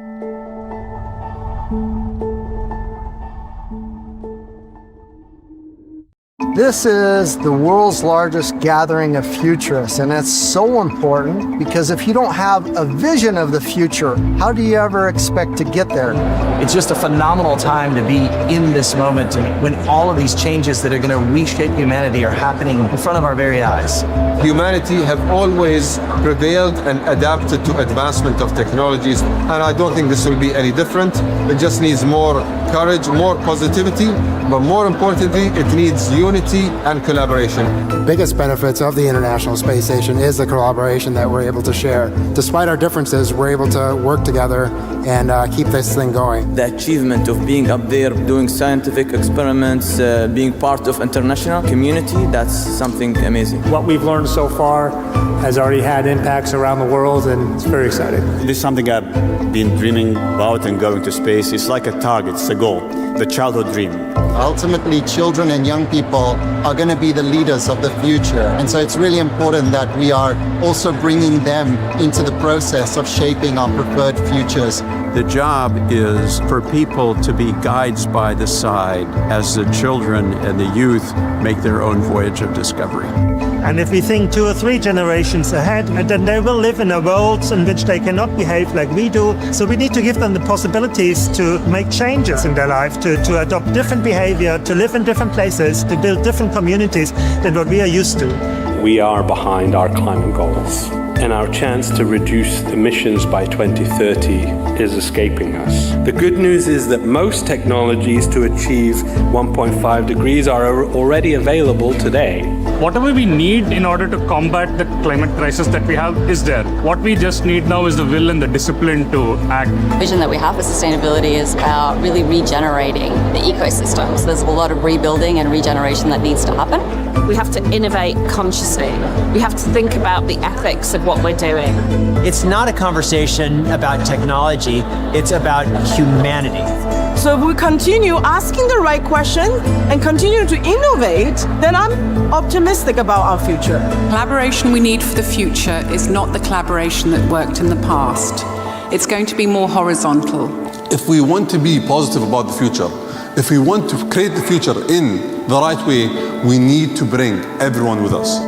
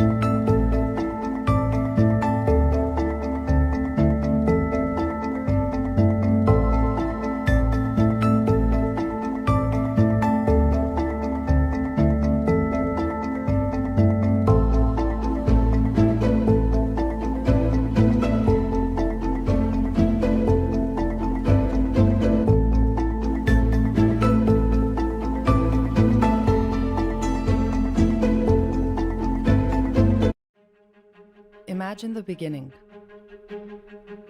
A miracle. Life. Imagine today. Our home. Our ways. Our changing world. Imagine us. Our identity. Our struggles. Our purpose. Imagine the potential of creativity, of collaboration, of our dreams. Imagine new systems,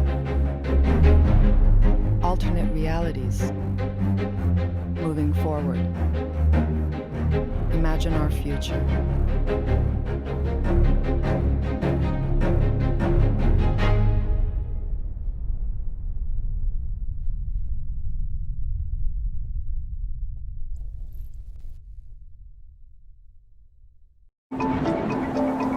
The future is not set. There are multiple possible futures awaiting us, and the difference between the better and the worst futures is us. What we imagine is what will come to pass. So if we're dabbling in darkness all the time, it's going to be a self-fulfilling prophecy. There's some incredible ideas about moving forward, that our creativity will allow us to do that in a way that makes sense. The future means that you have to change, you have to adapt, you have to go out there and explore. We have the ability to make the future what we want. That happens through smart decisions in the present.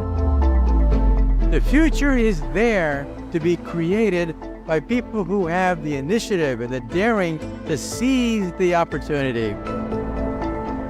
Talk about transformation, talk about hope, talk about common purpose. Our mission is creating hope for the future. The future can be bright.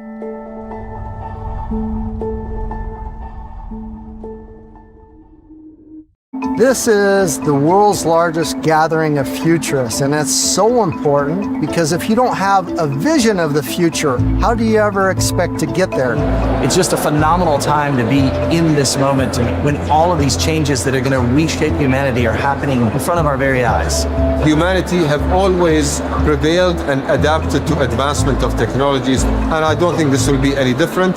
It just needs more courage, more positivity, but more importantly, it needs unity and collaboration.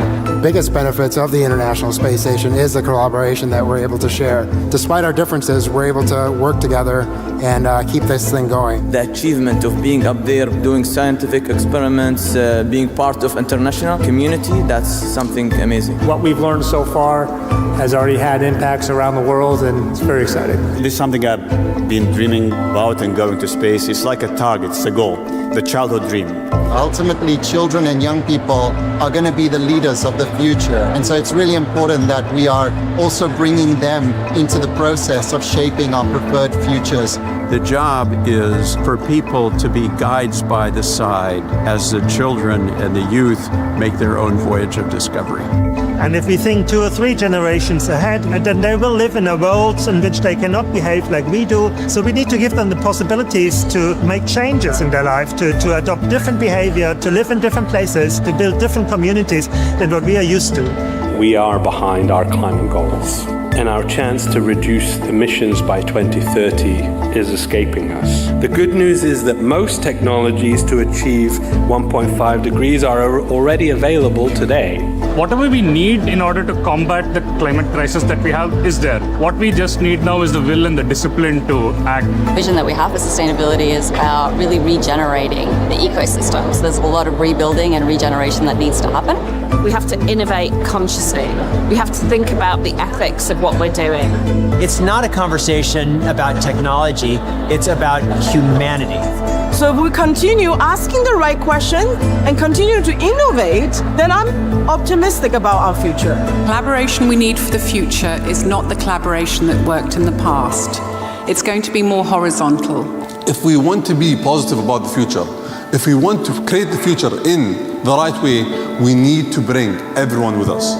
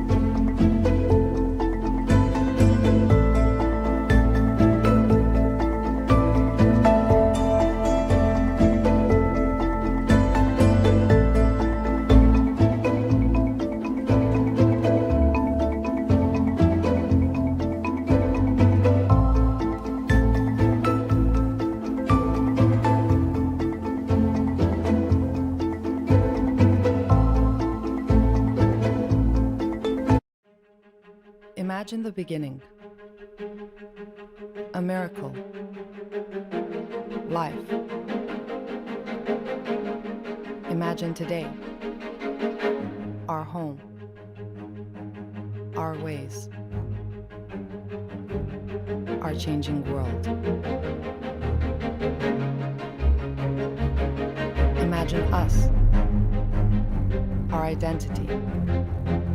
Our struggles. Our purpose. Imagine the potential of creativity, of collaboration, of our dreams. Imagine new systems, alternate realities, moving forward. Imagine our future.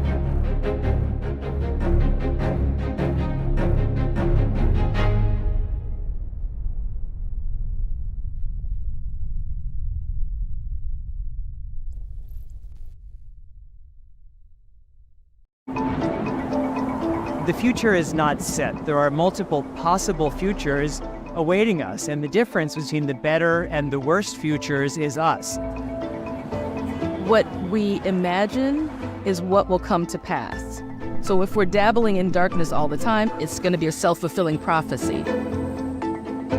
There's some incredible ideas about moving forward that our creativity will allow us to do that in a way that makes sense. The future means that you have to change, you have to adapt, you have to go out there and explore. We have the ability to make the future what we want. That happens through smart decisions in the present. The future is there to be created by people who have the initiative and the daring to seize the opportunity. Talk about transformation, talk about hope, talk about common purpose. Our mission is creating hope for the future. The future can be bright.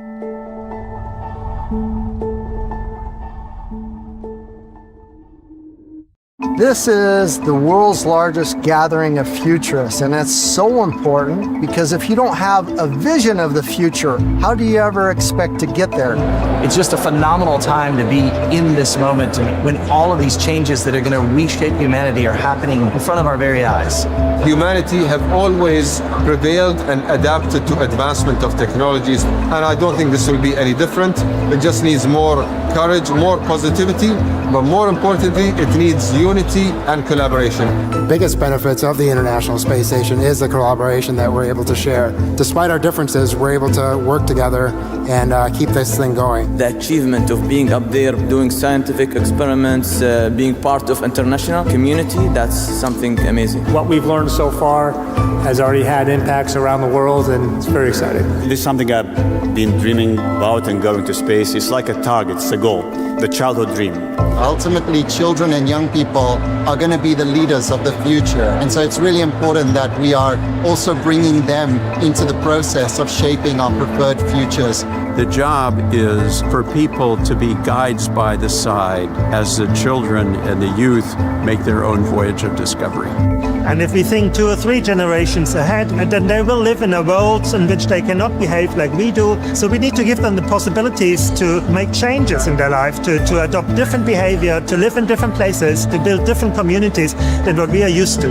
We are behind our climate goals, and our chance to reduce emissions by 2030 is escaping us. The good news is that most technologies to achieve 1.5 degrees are already available today.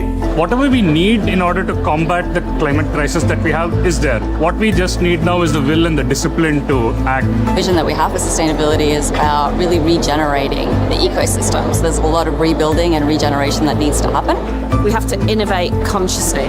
We have to think about the ethics of what we're doing. It's not a conversation about technology, it's about humanity. So if we continue asking the right question and continue to innovate, then I'm optimistic about our future. Collaboration we need for the future is not the collaboration that worked in the past. It's going to be more horizontal. If we want to be positive about the future, if we want to create the future in the right way, we need to bring everyone with us.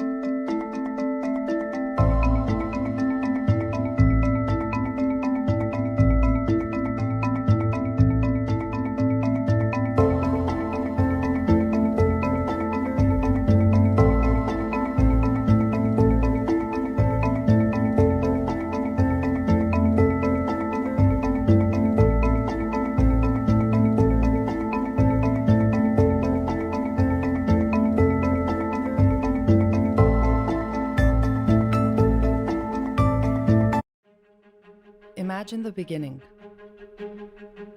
A miracle. Life. Imagine today. Our home. Our ways. Our changing world. Imagine us. Our identity. Our struggles. Our purpose. Imagine the potential of creativity, of collaboration, of our dreams. Imagine new systems, alternate realities, moving forward. Imagine our future.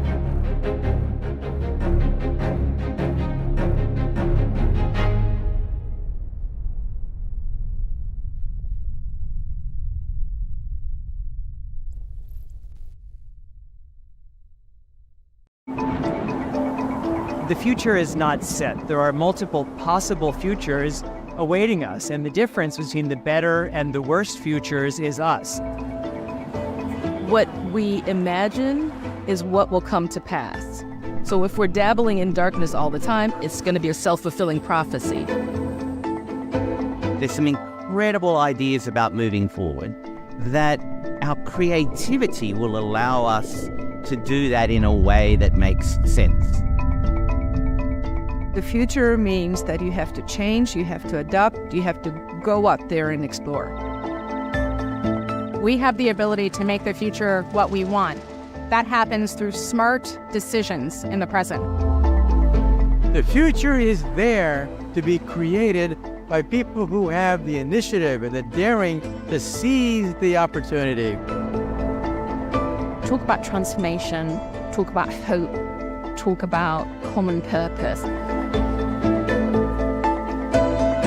Our mission is creating hope for the future. The future can be bright.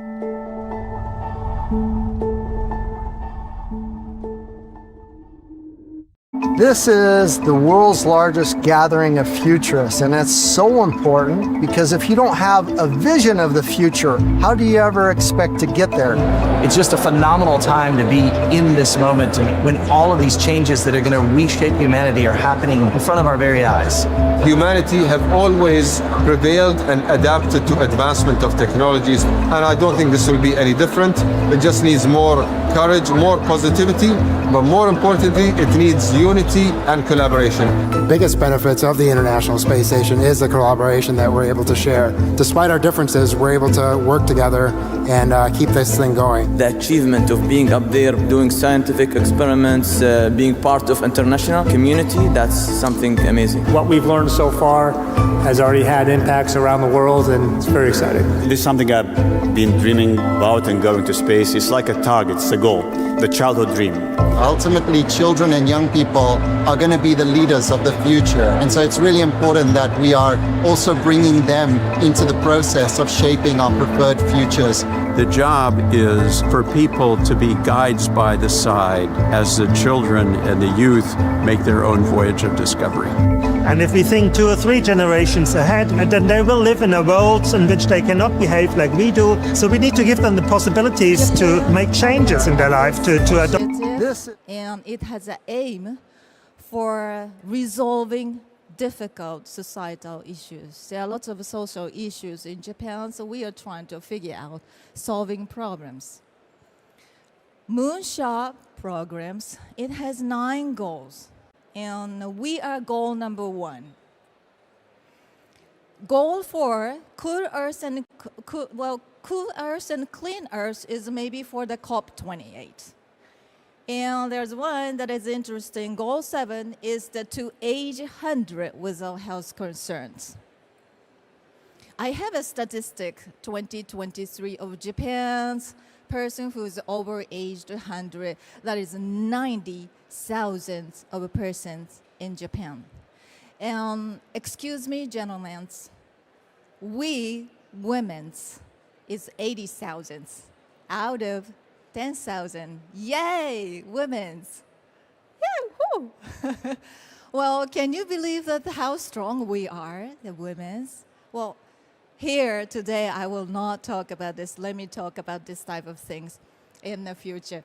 Well, talking about this, I have a key words that is communications. I think communicating with the people makes our life longer, the longevity for the life. Well, I'll talk about that sometimes in the future. And here, we have the goal one. That he is our program director. He's a professor in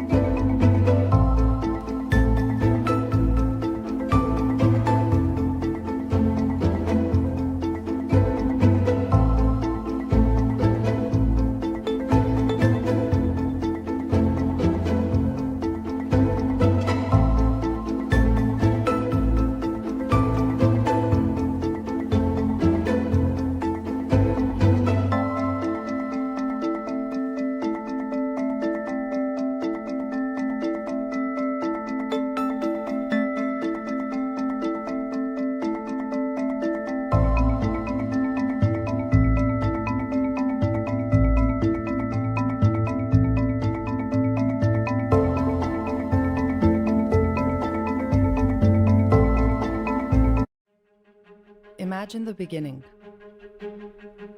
A miracle. Life. Imagine today. Our home. Our ways. Our changing world. Imagine us. Our identity. Our struggles. Our purpose. Imagine the potential of creativity, of collaboration, of our dreams. Imagine new systems, alternate realities, moving forward. Imagine our future.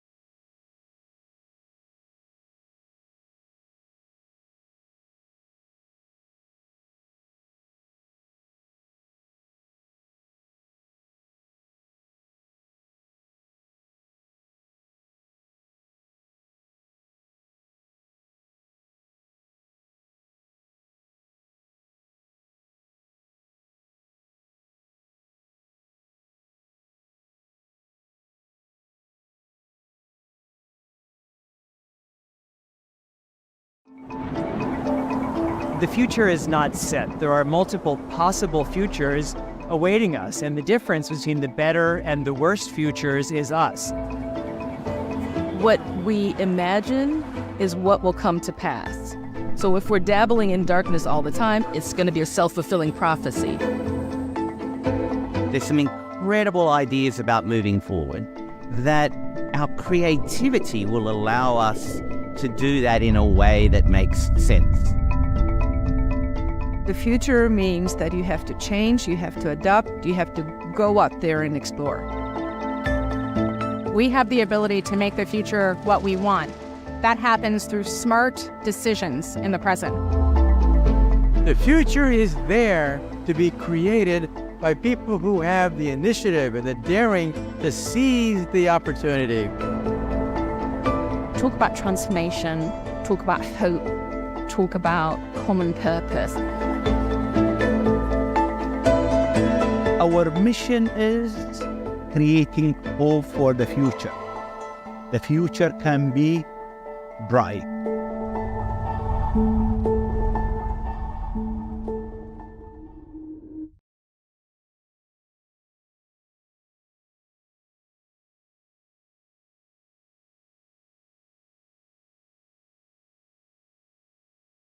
Is the world's largest gathering of futurists, and that's so important because if you don't have a vision of the future, how do you ever expect to get there?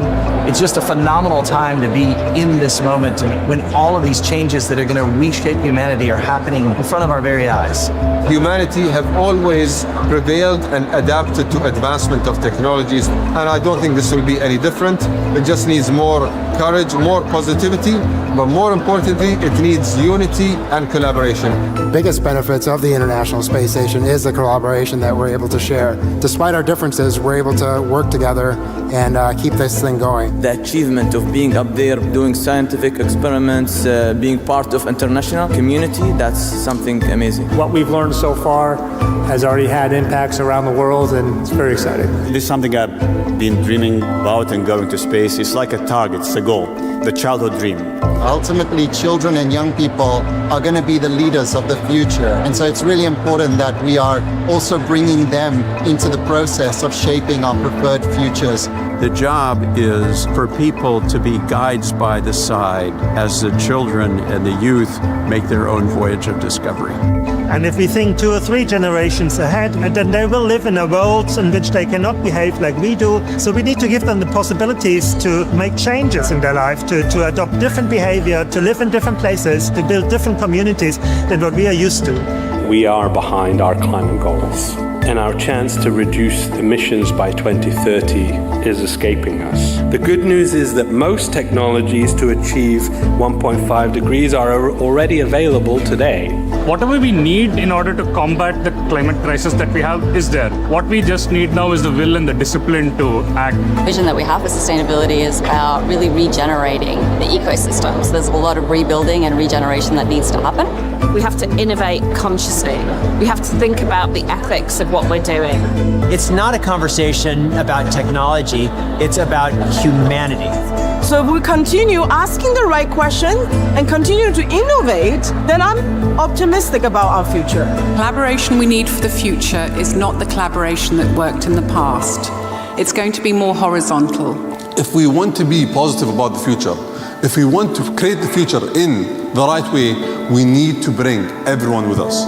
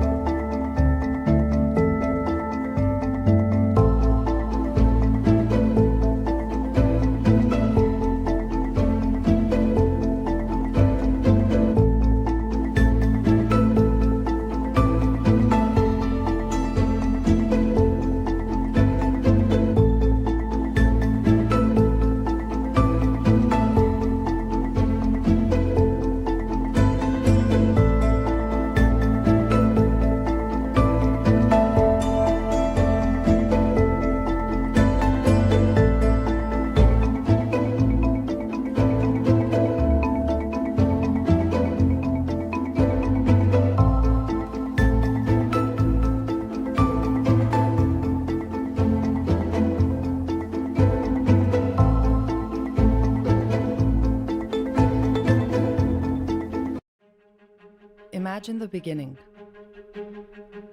A miracle. Life. Imagine today. Our home. Our ways. Our changing world. Imagine us. Our identity. Our struggles. Our purpose. Imagine the potential of creativity, of collaboration, of our dreams. Imagine new systems, alternate realities, moving forward. Imagine our future.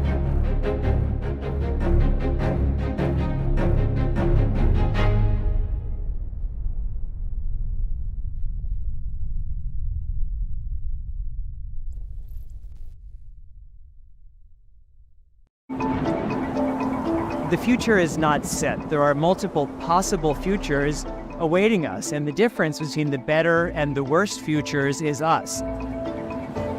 What we imagine is what will come to pass. So if we're dabbling in darkness all the time, it's going to be a self-fulfilling prophecy. There's some incredible ideas about moving forward that our creativity will allow us to do that in a way that makes sense. The future means that you have to change, you have to adapt, you have to go out there and explore. We have the ability to make the future what we want. That happens through smart decisions in the present. The future is there to be created by people who have the initiative and the daring to seize the opportunity. Talk about transformation, talk about hope, talk about common purpose. Our mission is creating hope for the future. The future can be bright.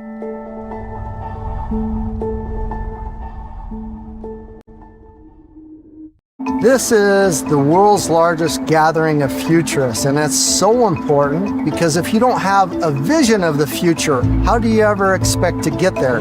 It's just a phenomenal time to be in this moment when all of these changes that are going to reshape humanity are happening in front of our very eyes. Humanity have always prevailed and adapted to advancement of technologies, and I don't think this will be any different. It just needs more courage, more positivity, but more importantly, it needs unity and collaboration. The biggest benefits of the International Space Station is the collaboration that we're able to share. Despite our differences, we're able to work together and keep this thing going. The achievement of being up there, doing scientific experiments, being part of international community, that's something amazing. What we've learned so far has already had impacts around the world, and it's very exciting. This is something I've been dreaming about, and going to space. It's like a target, it's a goal, the childhood dream.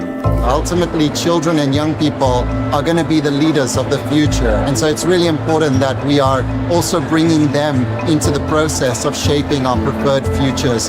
The job is for people to be guides by the side as the children and the youth make their own voyage of discovery.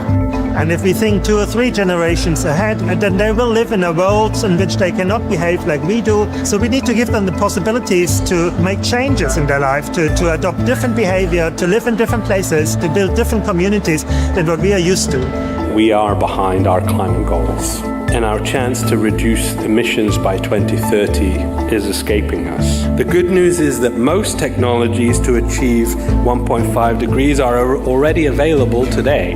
Whatever we need in order to combat the climate crisis that we have is there. What we just need now is the will and the discipline to act. The vision that we have for sustainability is about really regenerating the ecosystems. There's a lot of rebuilding and regeneration that needs to happen. We have to innovate consciously. We have to think about the ethics of what we're doing. It's not a conversation about technology, it's about humanity. So if we continue asking the right question and continue to innovate, then I'm optimistic about our future. Collaboration we need for the future is not the collaboration that worked in the past. It's going to be more horizontal. If we want to be positive about the future, if we want to create the future in the right way, we need to bring everyone with us.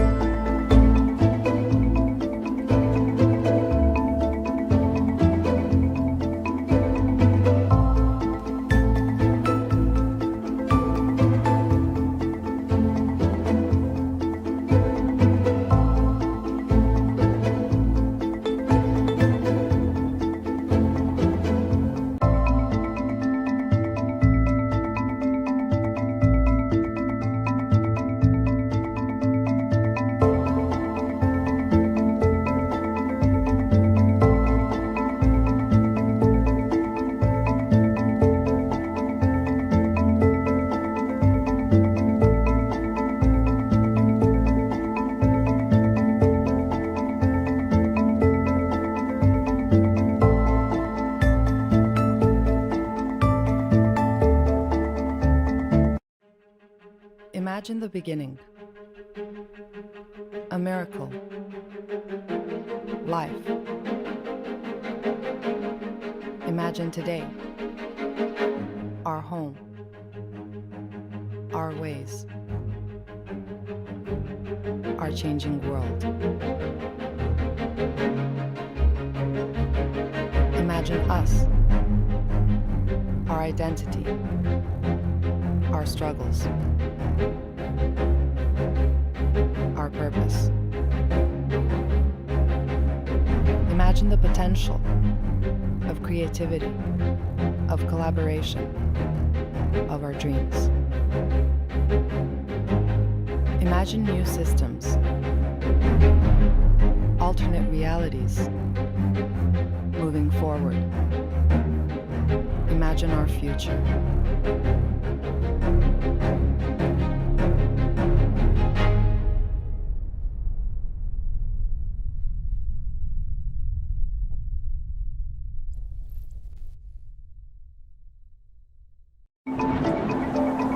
The future is not set. There are multiple possible futures awaiting us, and the difference between the better and the worst futures is us. What we imagine is what will come to pass.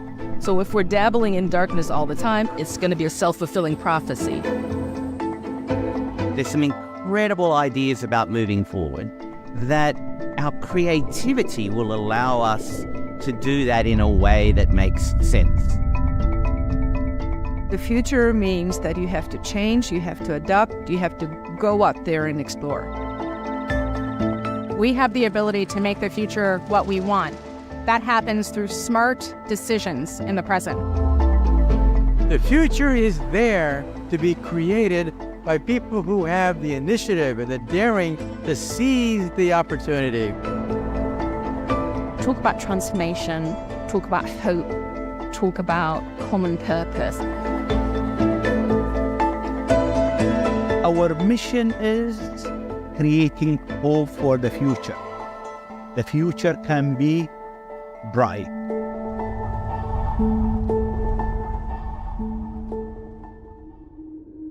This is the world's largest gathering of futurists, and it's so important because if you don't have a vision of the future, how do you ever expect to get there? It's just a phenomenal time to be in this moment when all of these changes that are going to reshape humanity are happening in front of our very eyes. Humanity have always prevailed and adapted to advancement of technologies, and I don't think this will be any different.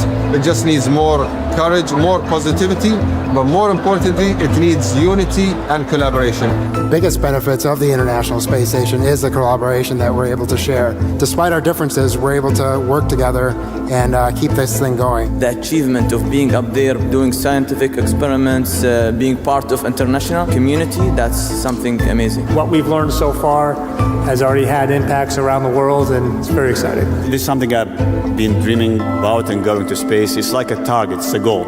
the childhood dream. Ultimately, children and young people are going to be the leaders of the future. And so it's really important that we are also bringing them into the process of shaping our preferred futures. The job is for people to be guides by the side as the children and the youth make their own voyage of discovery. And if we think 2 or 3 generations ahead, and then they will live in a world in which they cannot behave like we do. So we need to give them the possibilities to make changes in their life, to adopt different behavior, to live in different places, to build different communities. Very good afternoon, ladies and gentlemen.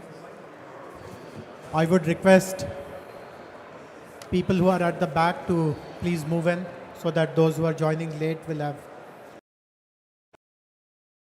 easy access to the chairs at the back. Greetings to all of you.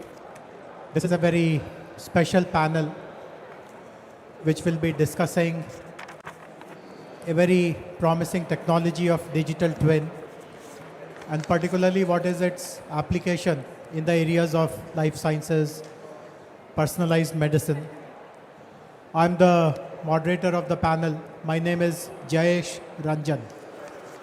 I work for the government in the Indian state of Hyderabad. I'm a civil servant by profession. Hyderabad, for those who do not know it, is a very important life sciences hub. In fact, you will be amazed to know that 1/3 of the world's vaccines are made in Hyderabad. 40% of India's pharmaceuticals are made in Hyderabad. We have the largest number of US FDA approved manufacturing sites anywhere in the world in Hyderabad. Hyderabad is also a very important center for technology, for information technology. And of late, many companies, some of the biggest marquee names in the life sciences realm, are looking at Hyderabad to set up their digital centers. The centers where they do digital drug discovery, they do bioinformatics, they do biostatistics, digital management of their clinical trials, and so on and so forth. I'm also very happy to share with you that World Economic Forum has decided to set up the Center for Fourth Industrial Revolution, focused on the theme of healthcare and life sciences in Hyderabad. So we become the 19th center, so to say. And in our center, we will be focusing on health informatics and analytics, real-world evidence, software as a medical device, skilling, and so on and so forth. So from that perspective, digital twin is something that really excites us. We see huge potential of applying digital twin technology in the large market that India provides, and we are very confident that in our city of Hyderabad, we will be really pushing the envelope, we'll be taking the lead. I'm very happy that there are 4 panelists with us. I'll provide quick introductions to all of them. To my immediate left is Dr. Abdul Karim Sultan Al Ulama. Dr. Abdul Karim is currently the CEO of the Mohammed bin Rashid Al Maktoum Global Initiatives, MBRGI as it is called. This encompasses over 30 humanitarian and developmental initiatives and entities to support and empower vulnerable communities globally. Dr. Abdul Karim is a graduate of the Harvard Medical School and Sheikh Mohammed bin Rashid Program for Leadership Development. He will be speaking, apart from his medical work and his interest in digital twin, also about philanthropy. Next to Dr. Abdul Karim is Dr. Roger Highfield. Dr. Roger Highfield is a science director at the Science Museum Group, a member of the Medical Research Council in London, and he's also the visiting professor at University College of London and the Duns School in the University of Oxford. He's a very celebrated author of this publication, Virtual You, How Building Your Digital Twin Will Revolutionize Medicine and Change Your Life. And obviously, he'll be sharing his thoughts on what has gone in that book. Next to Dr. Roger is another very impressive panelist, Jessica Smith. Jessica is a distinguished global disability and inclusion consultant. She graduated in 2007 in population health from the University of Wollongong, Australia, and did executive studies in gender diversity at INSEAD. Furthermore, Jessica has more than 15 years of professional working experience within the mental health and health promotion fields as a program coordinator and health promotion officer. And we expect Jessica, when she speaks, to bring in lots of sensitive issues related to digital twin, particularly patient's autonomy, privacy, confidentiality, and so on and so forth. And our last panelist is Dr. Oscar Menser.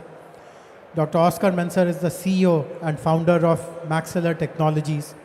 This has been acquired by Grok in 2022. Prior to that, he was researcher at the Bell Labs in Murray Hill, an HIV IPS scholar at Hitachi Central Research Labs in Kokabunji, Japan, and the Systems Research Center of Digital in Palo Alto. Dr. Menser got his PhD in computer engineering from Stanford University and recently served on the board of Academia Europea. These days, Dr. Oscar lives on Palm Jumeirah and runs Maxilla as a project subsidiary for Grok. And he will be bringing lots of interesting insights about this important theme of digital twins. The panel discussion format is like this. I'll be requesting each of the panelists to give their personal experiences, their sense of engagement with the digital twin technologies, roughly for about 6 minutes. And post that, I'll be happy to open it up for Q&A. I'm sure all of us see tremendous value in this particular technology, and we do hope that advancements in this technology happen as rapidly as possible, and particularly in our own generation, we start reaping the benefit of this technology. So two of our panelists, Dr. Roger and Dr. Oscar, will also be showing a few slides while they speak. So I would request all the panelists, when they speak, we can kind of move in the front and then come back and occupy your chairs. So I'll start with you, Dr. Abdul Karim. Please share your thoughts.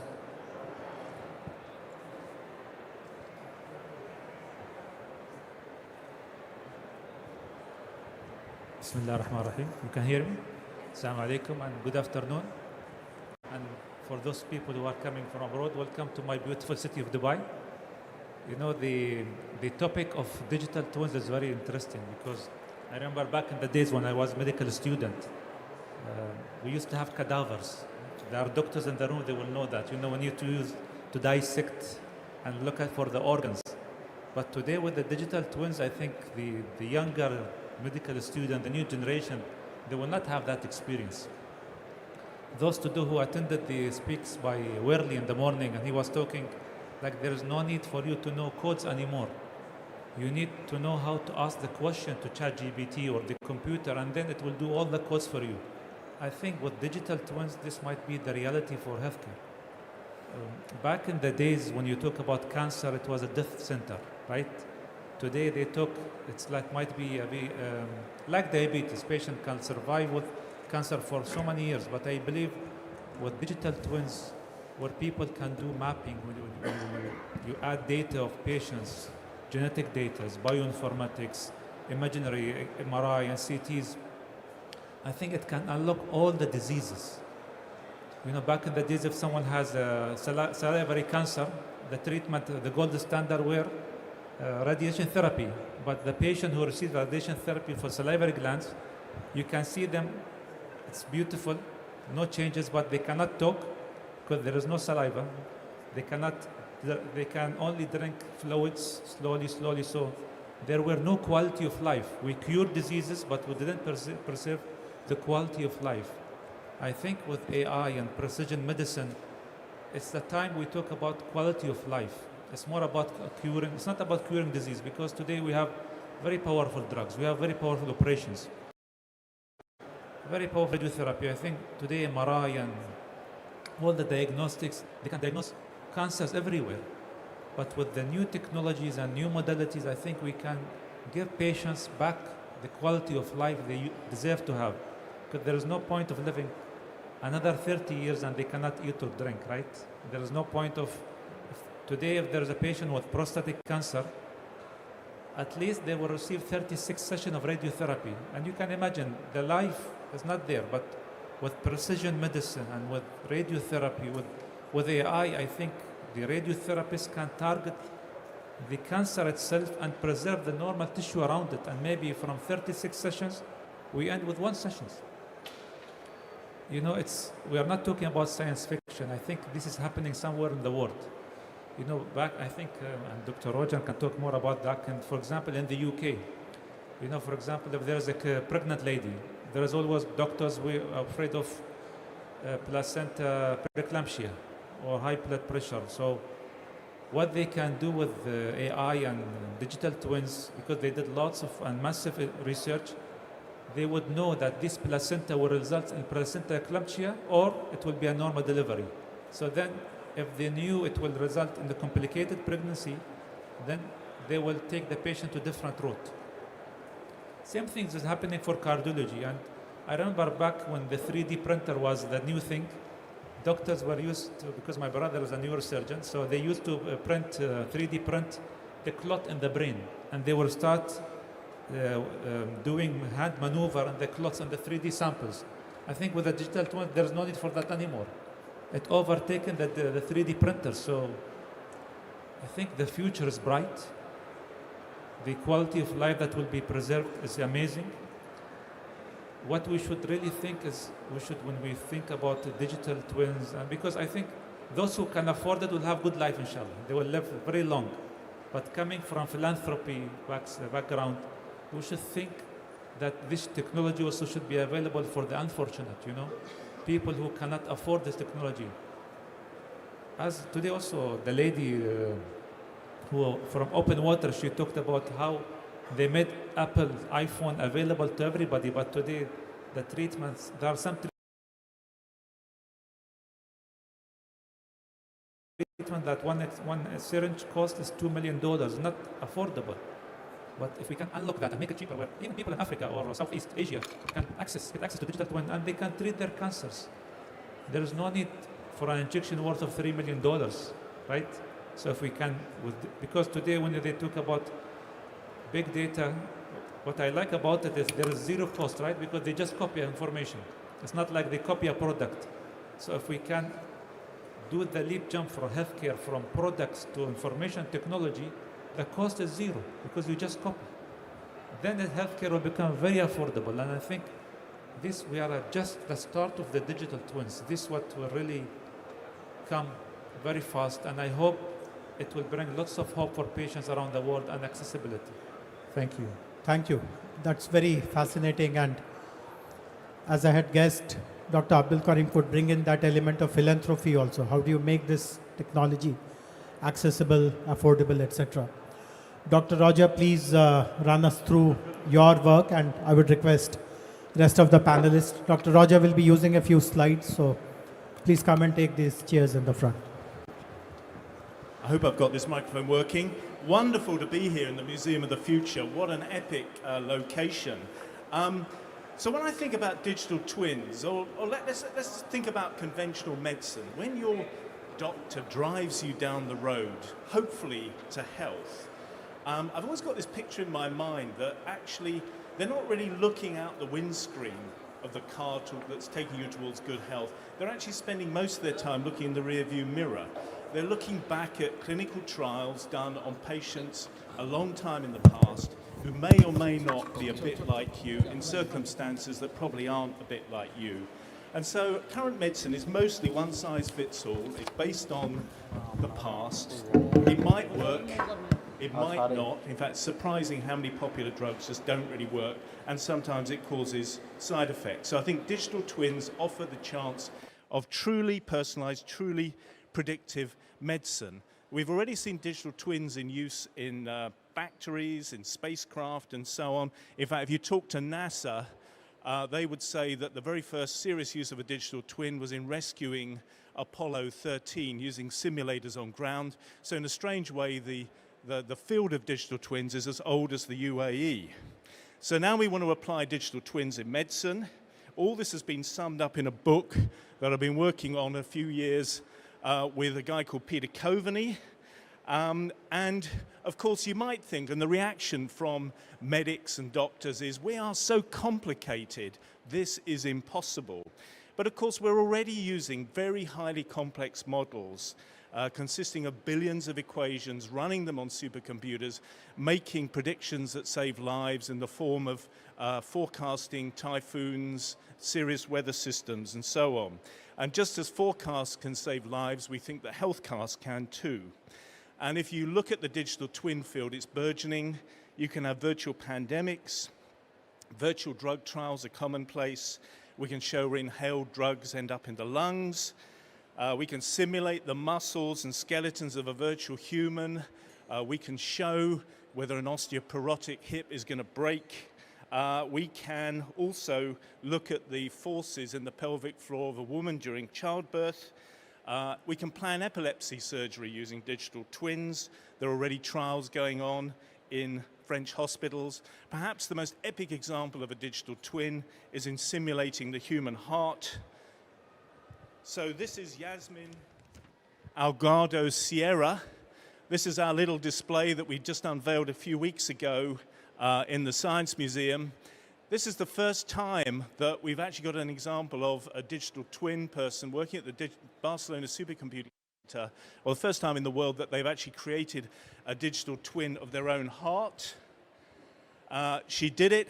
You need some pretty serious computational power. This is a petascale machine, a Mare Nostrum 4, probably the most beautiful data center on the planet in a deconsecrated church. Okay, so here's a heart. It's a modification of something called Alia Red, so famous it's even in a Dan Brown novel. And of course it looks like a heart, but the key thing is this isn't like a Hollywood visual effect. It behaves like a real heart as well. So you can also, you can show the waves of electrical activation sweeping over a heart. And you can see them here. So if you're implanting a pacemaker, you can actually figure out whether the pacemaker is in the right position for the heart. There are these little micro pacemakers now, as big as a sort of paracetamol pill. This can help just decide that whether that implantation site works for you. You can actually show the muscle fibers, and again, this is Yasmin's heart. We modified at the Barcelona Supercomputing Center the Alia Red code with a lot of scan data, both regular things like MRI and so on, but also looking at electrocardiograms. So you can see here the muscle fibers contracting in the heart. What's really cool about these things is that you can actually get better results now from human virtual hearts than you can from animal research. And this is work done by Blanca Rodriguez in Oxford. What's also cool is that regulators are beginning to accept virtual data. So the FDA, for example, is already accepting digital twin data. And in fact, I got a nice message from the head of a FDA team saying that she's getting my book for all her team. Now, what better endorsement than that? There are also commercial companies now. So, for example, Alia Red, that's a spin-out from the Barcelona Supercomputing Center called LM. There are spin-outs from the Virtual Brain Project and so on. So the fact you've got regulators, you've got commercial companies beginning to do digital twins, I think is really significant. So I really just want to leave you with the thought that, first of all, there's a lot of talk about AI here, but if you train an AI on population data, you're not getting a personal model. You're getting something that is based on a population average. We're talking about a true digital twin of a person's heart here.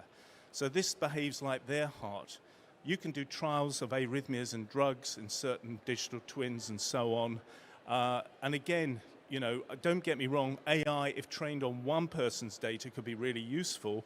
But we just have to remember that there's a big theme of AI with everything equals joy and success. It's not that simple. So I really just want to leave you with the thought that we really are at the dawn, I think, of truly personalized, truly predictive medicine, which we've been hankering after for many years. So that's it. Thank you very much. Oh, that's the heart flow. Sorry, blood flow through Yasmin's heart. Sorry.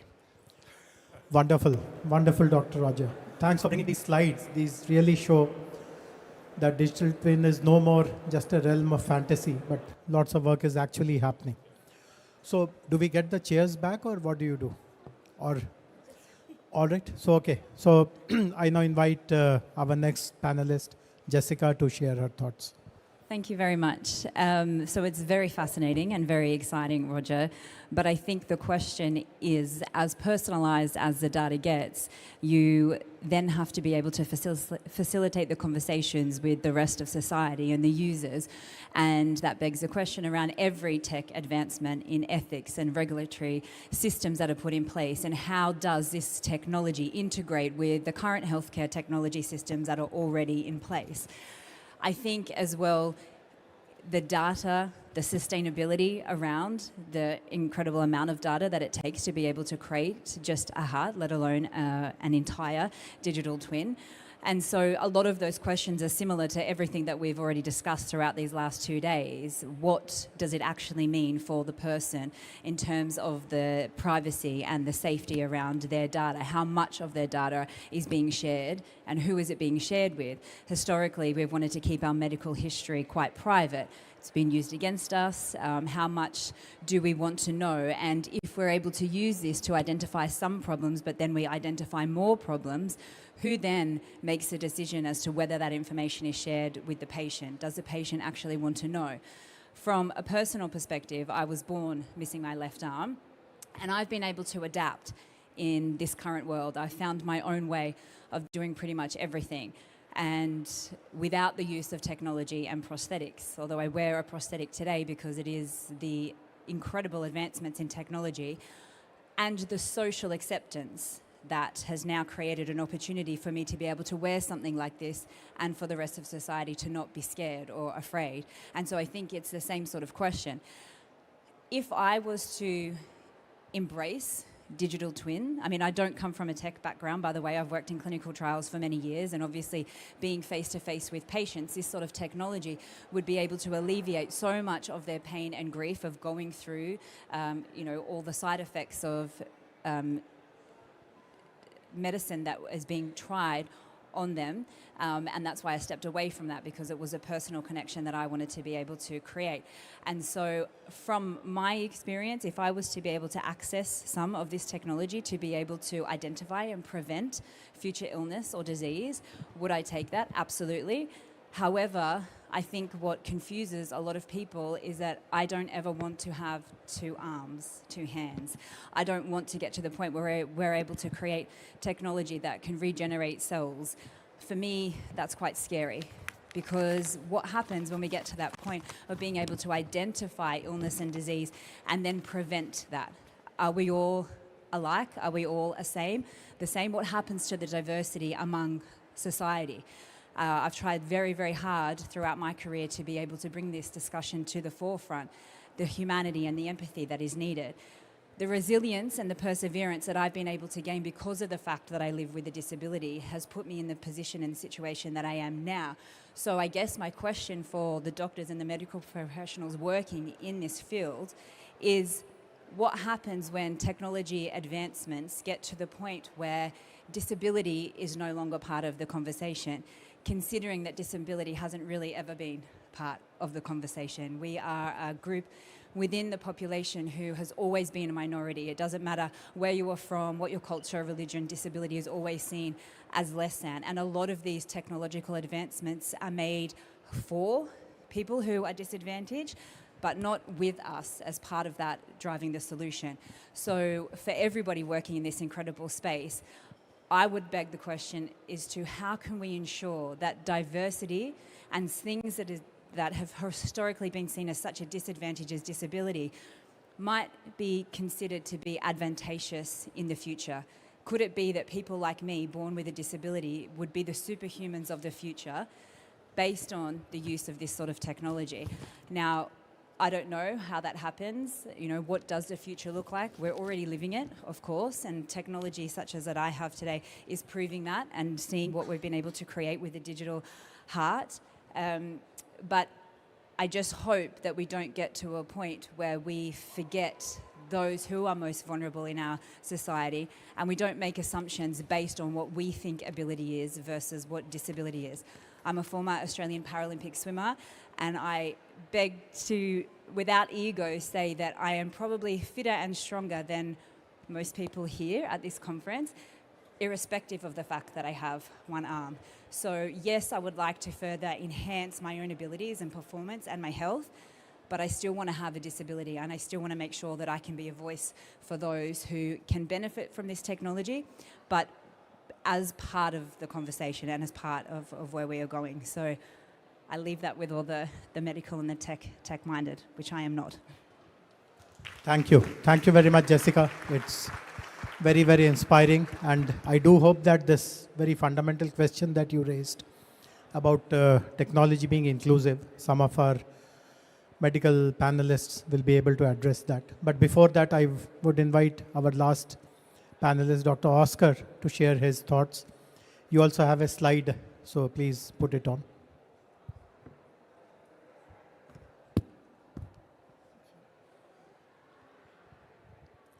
Thank you for the introduction before, and thank you for inviting me to come to this wonderful event.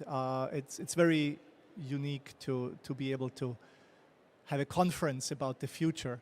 I think worldwide there is not that much focus and discussion as there is here in Dubai. This is kind of the place where the future is being created, and been here now for 2 years, and just been amazed at the level of change, the speed of change, the speed of movement forward, the embrace of the future, and also the idea of creating the future as opposed to waiting for it to happen and hit you without expecting it.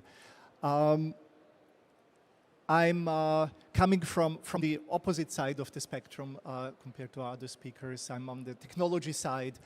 I started off as a 10-year-old wanting to build the world's largest computers.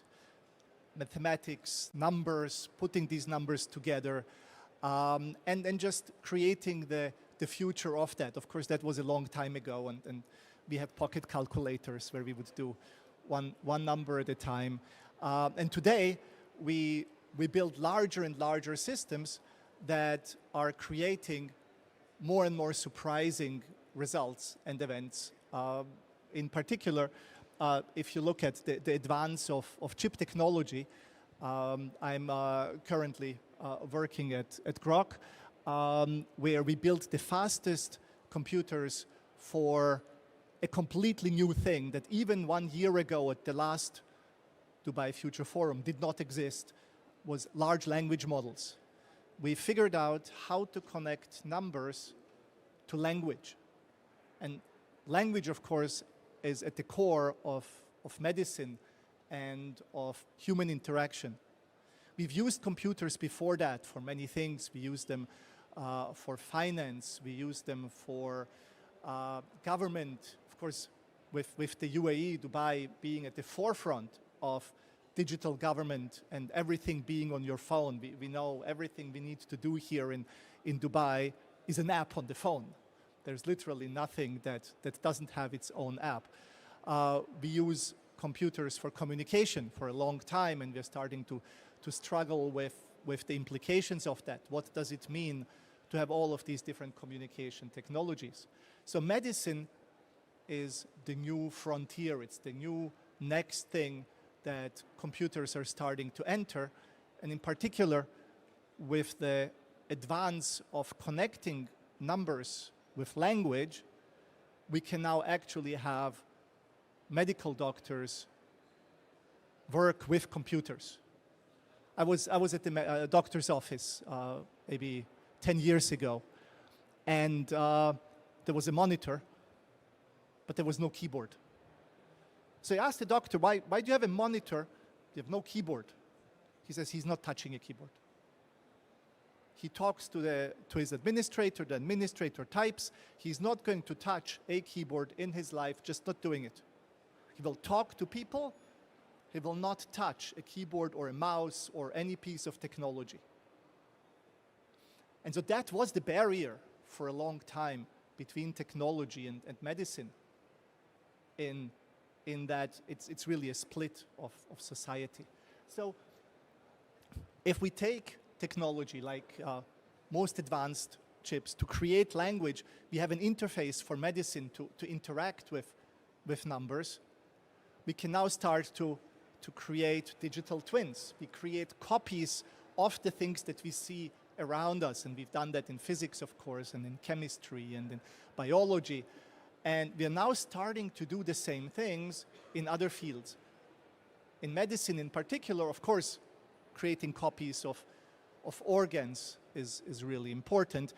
My personal background here, I've been spending a lot of time trying to recreate the history, the medical histories of people in a digital twin, to connect pictures like this that represent a person and their history. So you have here yellow dots, which are diagnoses. Somebody says you have this disease, you have that disease. And then there are consequences of this. They prescribe some medication. They say, oh, because you're here, you should be taking all these medications. Now, obviously, this particular patient is in deep trouble because they're getting lots of medications here. And then the next time they go to the doctor, there is another diagnosis, and they have different medications up there. And so life can be described as a sequence of interactions with the medical field and diagnoses and prescriptions. And that is kind of a footprint of one part of a person's history. If we take many patients, we get information about what happens to people who have a certain diagnosis and then a certain prescription and a certain other diagnosis. And we get a lot of resistance from doing this because medical professionals say, well, maybe true that somebody had this diagnosis, but that could have been right or wrong. It's a doctor who gave this, and the problem is not to capture that history. The problem is that doctors make mistakes, right? And so you're capturing a lot of right and wrong things. At the same time, capturing anything should be to the benefit of people, because we can extract that later on. We could maybe figure out who made mistakes and who did right things, which of the diagnoses was right, which of the medications were prescribed correctly, which of the medications were prescribed, between the interests of medical doctors, patients, insurance, and government. As a patient, I want to disagree strongly with the previous panel member that I don't care about my privacy. I care about life. I care about staying alive, first and foremost. The doctor cares about privacy of my data because the mistake that they made in prescribing me the wrong medication can be extracted, they can be held accountable. And so no patient ever is talking about privacy of their data. It is doctors talking about privacy of the patients. So that's what's holding back medicine today, is the split of interests between the different groups. If you come to any kind of medical environment and you say, I have an AI that can improve the results of the treatment, medical doctors will say, first of all, what is the risk to me? What is the risk to my hospital? What is the risk to all the decisions that I've made before? And I have, in the last 6 years of going around and trying to do that, not met one single doctor who took the position of the patient and say, maybe we could help more patients. Maybe we could save some people who would otherwise get the wrong medication. So there is a lot of conflict in this space. It's very difficult.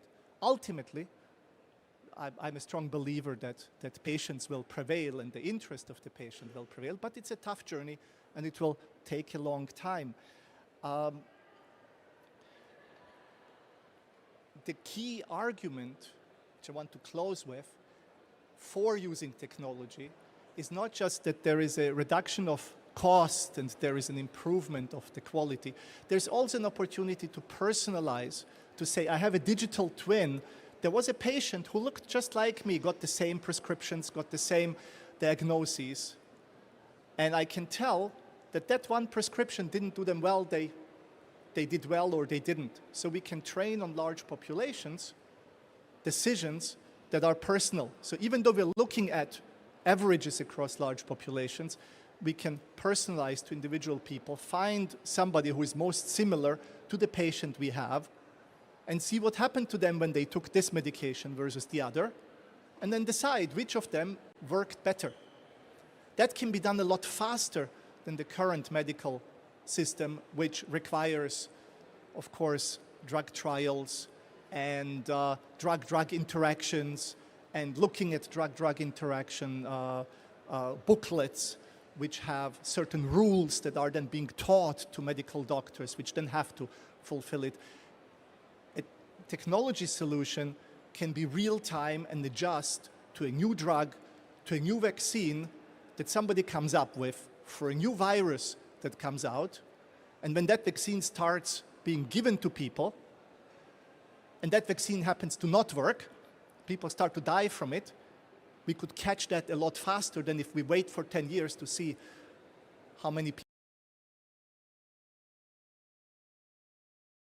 people made it and how many didn't.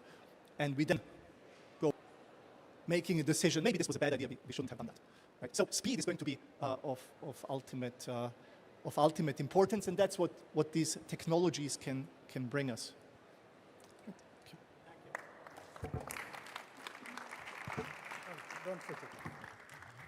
Thank you. Thank you, Dr. Oscar. Can we get the chairs back, please? So as you saw, this is a very fascinating set of people. We have medical professionals, we have a technologist, and then we have someone who presents possibly the user, but also a user from a diversity and inclusiveness point of view. So you heard them speak on, yeah, we don't require the clicker now. We don't, yeah, you can leave it like this. Yeah, okay. So we still have some time left before we conclude the panel. So I would encourage members in the audience to raise your questions. Actually, am I allowed just to chip in just with two comments? I just want to say that actually Oscar's vision is very different from mine. Training an AI on population data, I'm afraid, doesn't give you personalized medicine. The problem is that if you look at the population data, it's mostly for people like me. It's for white male people. So I think there's a headache there for training AI on population data. That's why I agree completely with Jessica. I think the exclusion will come not because we can customize, and the digital twins I'm talking about are based on mechanistic understanding of how the body works. Physics, chemistry, biology. They're not blind AI methods. So you can customize these models for an individual like Jessica, but the problem is it's jolly expensive to do it. So that's where the exclusion comes at the moment. Can I just quickly, sorry, yes, sorry. Absolutely. I agree with both of you. I really am fascinated by this technology, and I would welcome the opportunity to be able to use it. And I completely agree with you that as a mother of 3 children, if I had the opportunity for them to have a digital twin, knowing that it was going to benefit them, of course privacy wouldn't be an issue at that point. But I think the problem is that these conversations are taking place here among people who understand this industry. The issue is that we need to be able to facilitate these conversations with the rest of the population who don't understand the intricacies of this technology and who will potentially be the most benefited from being able to use this. Absolutely. Very valid point. So it's like this. We can take maybe at the most 5 questions. So do you have mic for, can I borrow one of your mics? And yeah. So you go first, then the lady there, then these 2, and someone this side had raised their hand. Maybe we'll have the 4 of these for the present. When you are asking your question, please also let them know if the question is directed at any one of them. Otherwise, if it's a general question, then I'll pick and let them decide whom to answer. Hi, how's it going? As somebody who's a breast cancer survivor and I love medicine and I'm really fascinated by technology, but I also feel there is a really problematic system, the Western medicine system, that's not holistic and it doesn't take into account the entire body or any sort of indigenous or ancestral or other cultural sort of modality for healing. So my issue with the development of digital twins is not how it's further potentially making human healing further kind of broken up as sort of pieces or body pieces versus taking a holistic approach to healing, and how is it kind of touching upon the other cultural modalities that are used for healing and prevention, not only from a sort of diagnosis perspective, but also prevention from a holistic kind of perspective on anyone who would think would be valid. Dr. Ask. Yes, this is a fantastic question and extremely valid. I fully agree that the key challenge is decision making and who is allowed to make which decisions. Technology provides information, and that information can be used by anyone to make decisions. It's like saying, would you like to have your navigation system on your phone when you drive your car? Would you like it to tell you what the shortest path is? Of course, you can then decide to go some other way, but it's nice to know that there is a accident ahead and you might want to be going around, and you can make a decision otherwise. And it's a different thing if you have to connect your phone and it makes a decision where your car is going and you have no control over it. So the technology itself doesn't imply decision making. It's the human processes that imply the decision making, and that's what we do have to work on. That is the key challenge that I wanted to also mention. Dr. Abdul Karim, would you like to add? As I started, I think with digital twins, we talk mainly about quality of life. It's not about curing the patient anymore, because we know for breast cancer, either there is immunotherapy or operations or radiotherapy. But when we have digital twins, we can be very precise. Should we do immunotherapy?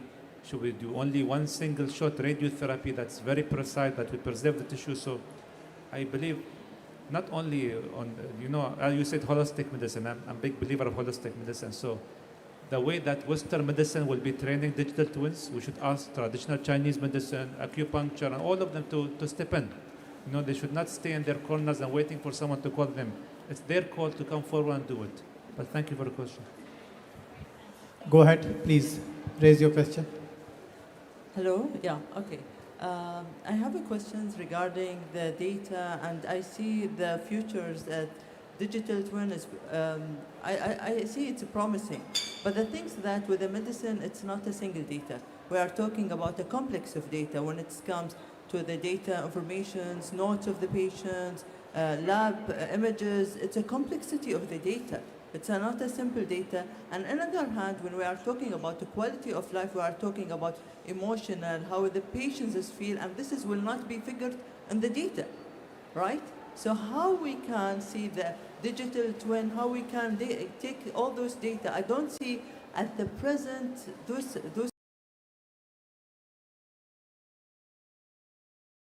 informations is available in anywhere. None of the medical records has all those data. So how we can see that what you are informing us and what you are presenting to us? Yes. Got your sense. So, I mean, it's a really good. In the interest of time, very short answers, please. Very short. You're right. To make Yasmin's digital heart loads of scans of her data. In terms of gathering data about patient sort of state of mind and so on, even from an accelerometer in a smartphone, if someone walks with a jaunty gait or is kind of slouching along, you get a little bit of insight into their mood. There's a lot of interest in what's called digital phenotyping now, wearing glasses and other things to monitor gaze, emotion, facial expression, and so on. So I think there will be passive ways to gather that kind of data in the medium term. Wonderful. The last question.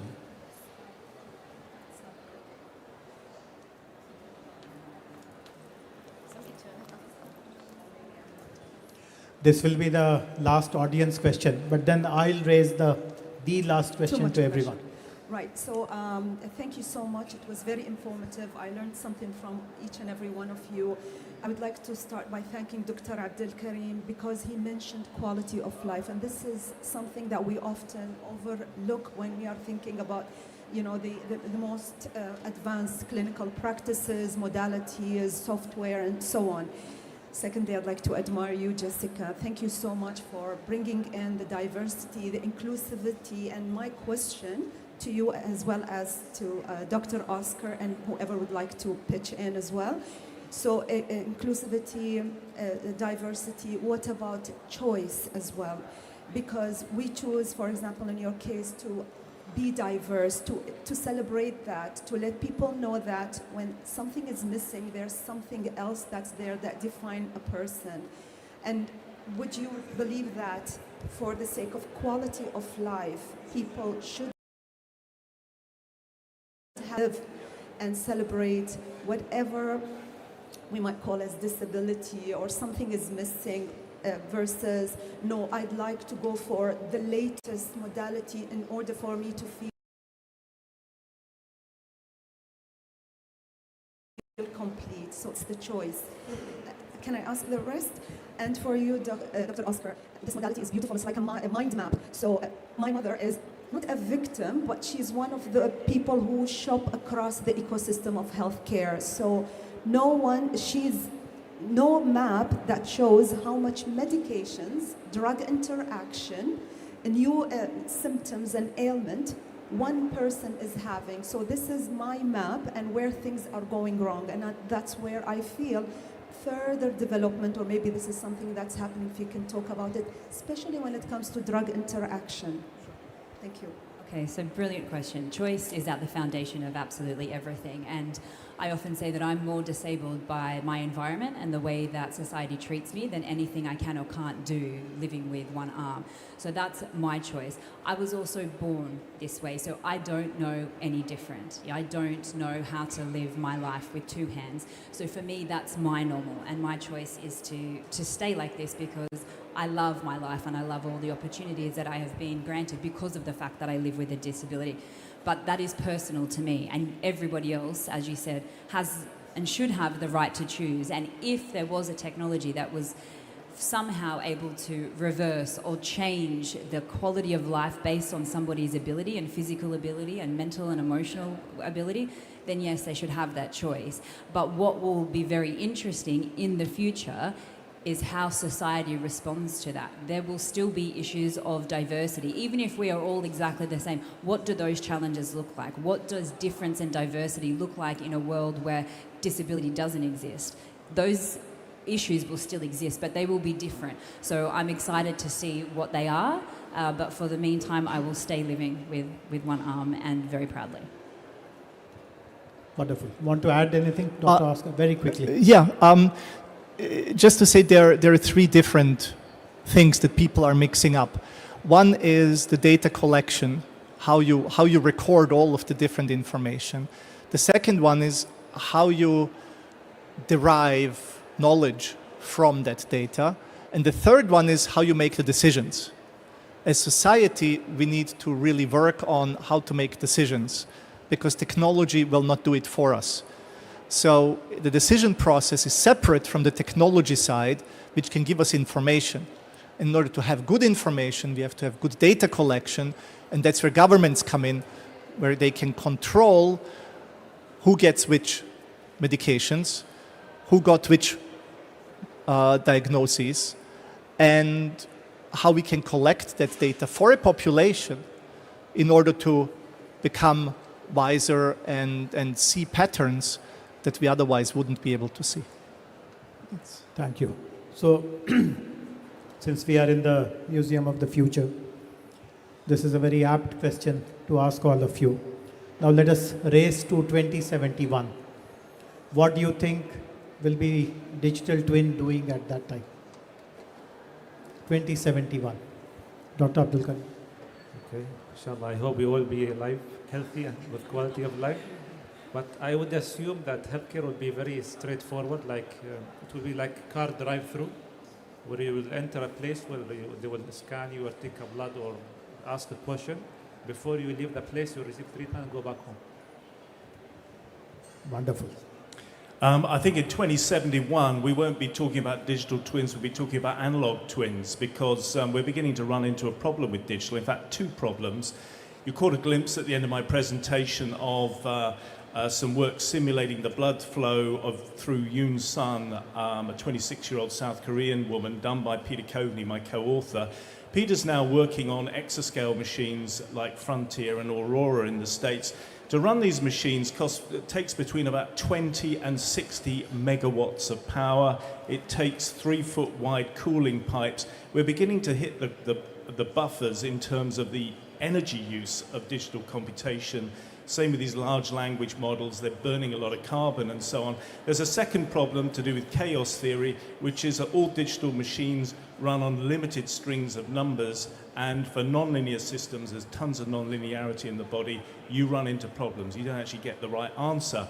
The answer is to go back to the future of computing, analog computing, like the wonderful Antikythera mechanism, a hand crank mechanism developed by the ancient Greeks 2 millennia ago. Of course, I'm not talking about hand crank computers. There'll be computers that run on light. Analog computing is much more energy efficient than digital computing. So for me, 2071 will be seeing the wind down of the digital era and the rise of the new light-based analog era. Jessica? I think my hope for 2071 is that we have embraced digital twins and this amazing technology, and we've created a level playing field for all abilities. Dr. Oscar? Well, 2071 is 48 years from now. I think the best way to do that is to go back 48 years. Imagine, 1975. What would we have predicted in 1975 for 2023? And we, of course, know that most of the predictions were wildly, wildly off. The things that we imagined didn't happen, and the things that we could not imagine have happened a lot faster than we thought. 2071, technology-wise, we can, of course, predict that measurement will be easier. It will be easier to derive information from that. We'll have personal visibility into whatever is happening inside of our body. What is impossible to predict is if society and governments will give us the right to know what is going on inside of our own bodies. We cannot predict if we're going to have decision power over what happens to us. And we cannot predict what the environment is going to be between what we today know as medicine, insurance, government and patients, because that is all going to be changed into completely different structures. And so that is really the interesting thing for me on how that is going to evolve. But on the technology side, I think it's pretty straightforward. We're just going to be able to measure everything inside of the body real time at the same time. The same way we see traffic or people around us, we will know that there's a little blockage on the left side of the body, or something stops working on the right, and we need to fix the toe, and there's one of the hairs is not going to grow right. So that will be what technology can give us. What we do with decisions after that, that's up to us. Wonderful. So very interesting answers. You can also see the variety and diversity of these answers. I would like to thank, first of all, the 4 brilliant panelists, and also all the members of the audience for your participation, for your questions. We end the panel discussion here. Thank you very much.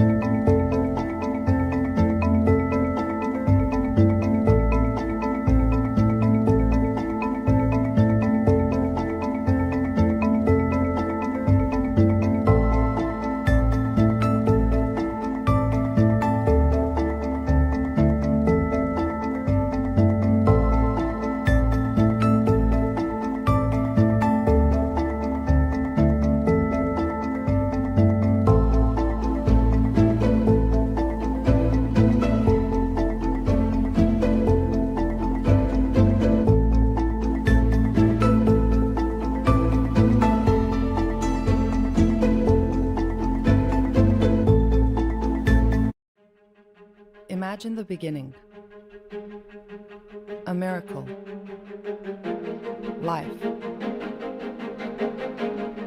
Imagine today. Our home. Our ways. Our changing world. Imagine us. Our identity. Our struggles. Our purpose. Imagine the potential of creativity, of collaboration, of our dreams. Imagine new systems, alternate realities, moving forward. Imagine our future.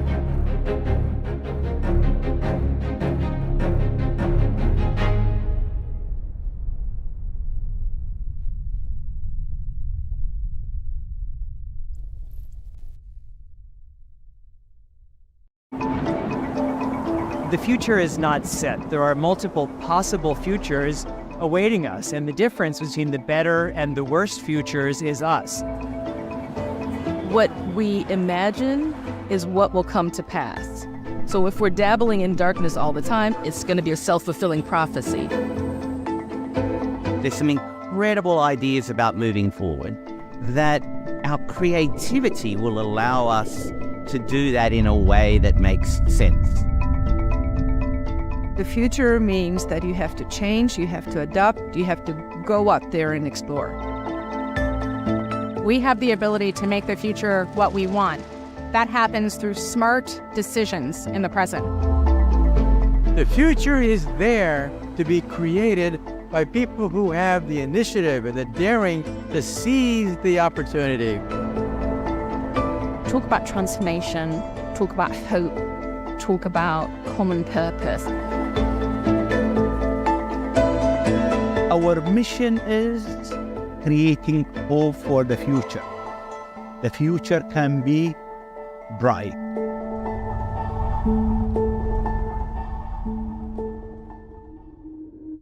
This is the world's largest gathering of futurists, and it's so important because if you don't have a vision of the future, how do you ever expect to get there?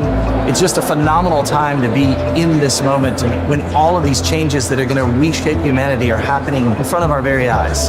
Humanity have always prevailed and adapted to advancement of technologies, and I don't think this will be any different. It just needs more courage, more positivity, but more importantly, it needs unity and collaboration. The biggest benefits of the International Space Station is the collaboration that we're able to share. Despite our differences, we're able to work together and keep this thing going. The achievement of being up there, doing scientific experiments, being part of international community, that's something amazing. What we've learned so far has already had impacts around the world, and it's very exciting. This is something I've been dreaming about, and going to space. It's like a target, it's a goal, the childhood dream. Ultimately, children and young people are going to be the leaders of the future. And so it's really important that we are also bringing them into the process of shaping our preferred futures. The job is for people to be guides by the side as the children and the youth make their own voyage of discovery. And if we think 2 or 3 generations ahead, then they will live in a world in which they cannot behave like we do. So we need to give them the possibilities to make changes in their life, to adopt different behavior, to live in different places, to build different communities than what we are used to. We are behind our climate goals, and our chance to reduce emissions by 2030 is escaping us. The good news is that most technologies to achieve 1.5 degrees are already available today. Whatever we need in order to combat the climate crisis that we have is there. What we just need now is the will and the discipline to act. The vision that we have for sustainability is about really regenerating the ecosystems. There's a lot of rebuilding and regeneration that needs to happen. We have to innovate consciously. We have to think about the ethics of what we're doing. It's not a conversation about technology, it's about humanity. So if we continue asking the right questions and continue to innovate, then I'm optimistic about our future. Collaboration we need for the future is not the collaboration that worked in the past. It's going to be more horizontal. If we want to be positive about the future, If we want to create the future in the right way, we need to bring everyone with us.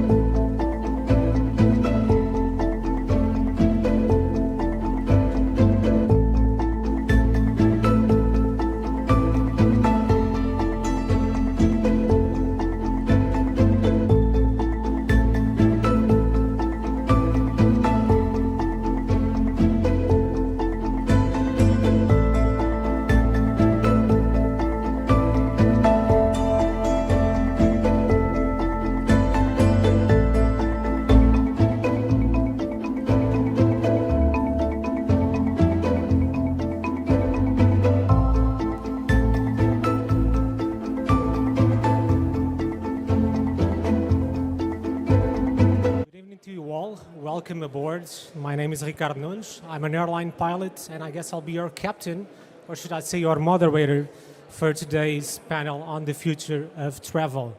Let's imagine it's 2071. You are attending this same event here at this amazing museum. How did you get here? Perhaps you've flown from Boston or even Tokyo in just under 3 hours in a supersonic or perhaps a hypersonic aircraft. Or who knows, you've just landed from your moon vacations. Or eventually, you're not even here. You're present here virtually through your favorite VR platform. So these are some of the topics we wish to cover today here with this magnificent panel with 3 brilliant individuals. But instead of me presenting them, I'm going to let them present themselves. Jenny, you want to go ahead, please?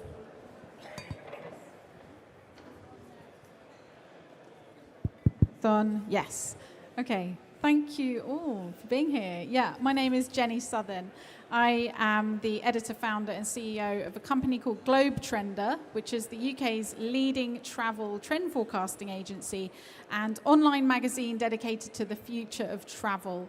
I'm a travel journalist by trade. I've been working in the industry for about 20 years, and now my area of expertise is the future of travel. Hi, everyone. I'm George Weinman. I'm from Blue Origin. I'm an entrepreneur at heart. I've been involved in the aviation industry with a couple of different startup airlines in Asia. And more recently, at Blue Origin, I was part of the team developing the commercial space station that we hope to replace the International Space Station, and a whole host of other things that will take us back to the moon and beyond. Good afternoon, everybody. My name is Greg Ombach, and I have a privilege being now in the aerospace industry, which is going through tremendous change during the next years to come. After being in the telco business, automotive, now it's time for aerospace to make a difference. Nice, thank you so much. Jenny, let's start with you perhaps. We've just celebrated 20 years since the last flight of the Concorde. It was actually 3 days ago on the 26th of November. And now we're seeing this trend of some companies trying to bring back supersonic flight as well, but some companies going the other way around actually for slower aircraft, a little bit like a Zeppelin-style aircraft. What's your take on this? Do you think the future is going to be faster or it's going to be slower? Yeah, I think that's a really good question. I think often we have a tendency to imagine the world is just going to continue on this trajectory where everything is getting harder, better, faster, stronger, you know, and continuing at that pace. But actually, things ebb and flow, and every trend has a counter trend. So I think at the same time as the speed that we travel will increase, and I do believe we will see the return of supersonic, which we'll talk about briefly in a minute, but we will also travel slower. And as a travel journalist, we're certainly noticing a desire among travelers to enjoy the journey as much as the destination. And a good example of this is the Orient Express train, which I actually traveled on a couple of weeks ago from Paris to Venice. The journey took 26 hours. It could have been flown in a couple of hours at the most. But I have to say it was probably the best journey of my lifetime. It was extraordinary. And this was aboard a train that was 100 years old. And it's still going, and it's still highly desirable as a travel experience. The Orient Express is now being reinvented and reimagined and is going to be serving Italy in the next couple of years, and also Saudi Arabia. I've read that they're going to be operating services across the Saudi Arabian desert. Can you imagine this? But in the golden era, to 1920s style luxury. So it's so interesting to feel and imagine what that might be, and how nostalgia can also shape, and a sort of holding on to the past can also shape our future. Sailing, I think, again, Accor, which owns Orient Express, is building the world's largest sailing ship called Silent Seas, and that's going to be launching in 2026. I've also read that Etihad is planning a luxury rail route from Fujairah to Abu Dhabi. So I think train travel is going to be continuing to take off. There's also an interesting concept train called G-Train, which is described as a palace on wheels with its own garden on board. Really incredible ideas. So I do think that by 2071 we could have some of these amazing experiences available to us. Also, the slow flight, as you mentioned, airships, I believe, are going to be making a return. There's a company in the UK called Hybrid Air Vehicles that are building these incredible airships that are pretty much zero emission. They're filled with helium.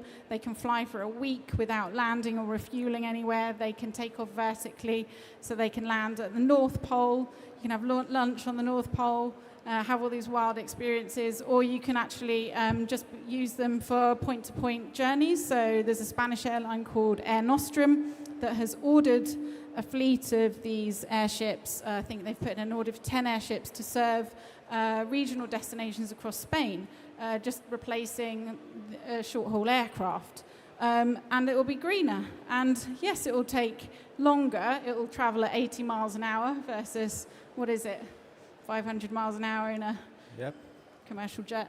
But maybe it'll be more pleasurable and enjoyable journey. At the other end of the scale, you've got, just very quickly, these stratospheric air balloons that will take you up to the stratosphere in years to come for these pleasure flights, Michelin-starred dinner on board, where you can see the curvature of the Earth without actually going into space on a rocket. And then you've got Boom Supersonic, which are building the next generation of supersonic jets.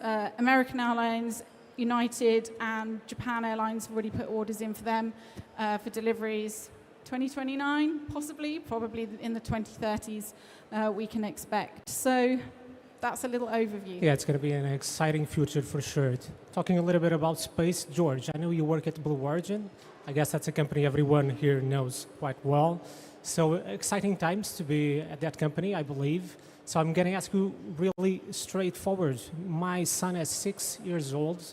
Is he going to go on vacations to the moon anytime soon? If so, is the technology already here? And what's the roadmap to achieve that? I don't think he'll be doing his 18th birthday on the moon, but he might be doing one of his anniversaries. So I think, yes, the technology for us to go back to the moon, to stay, and to live there sustainably is becoming a real capability.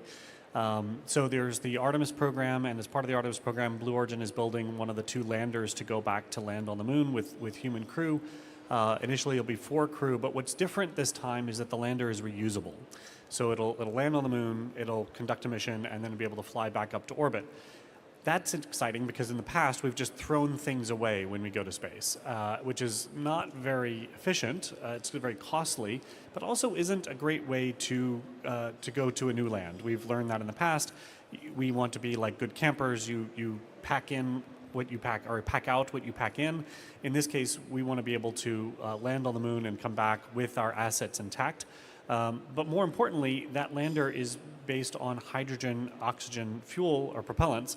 And we believe we're going to be able to mine those propellants on the moon. And if you can mine water on the moon from either the regolith, which is what we call lunar soil, or from ice deposits out the South Pole, then you're able to now basically do everything you want on the moon in terms of building out new infrastructure. That infrastructure will allow us to access space at a lower cost. We won't have to bring everything from Earth. We'll be able to get it on the moon and build out resources on the moon. which eventually means we can use transportation from the moon. And I'm actually a lunar environmentalist, so I actually think we should not use too much water on the moon and just blast it out the back of a spaceship, because then it gets lost to the cosmos.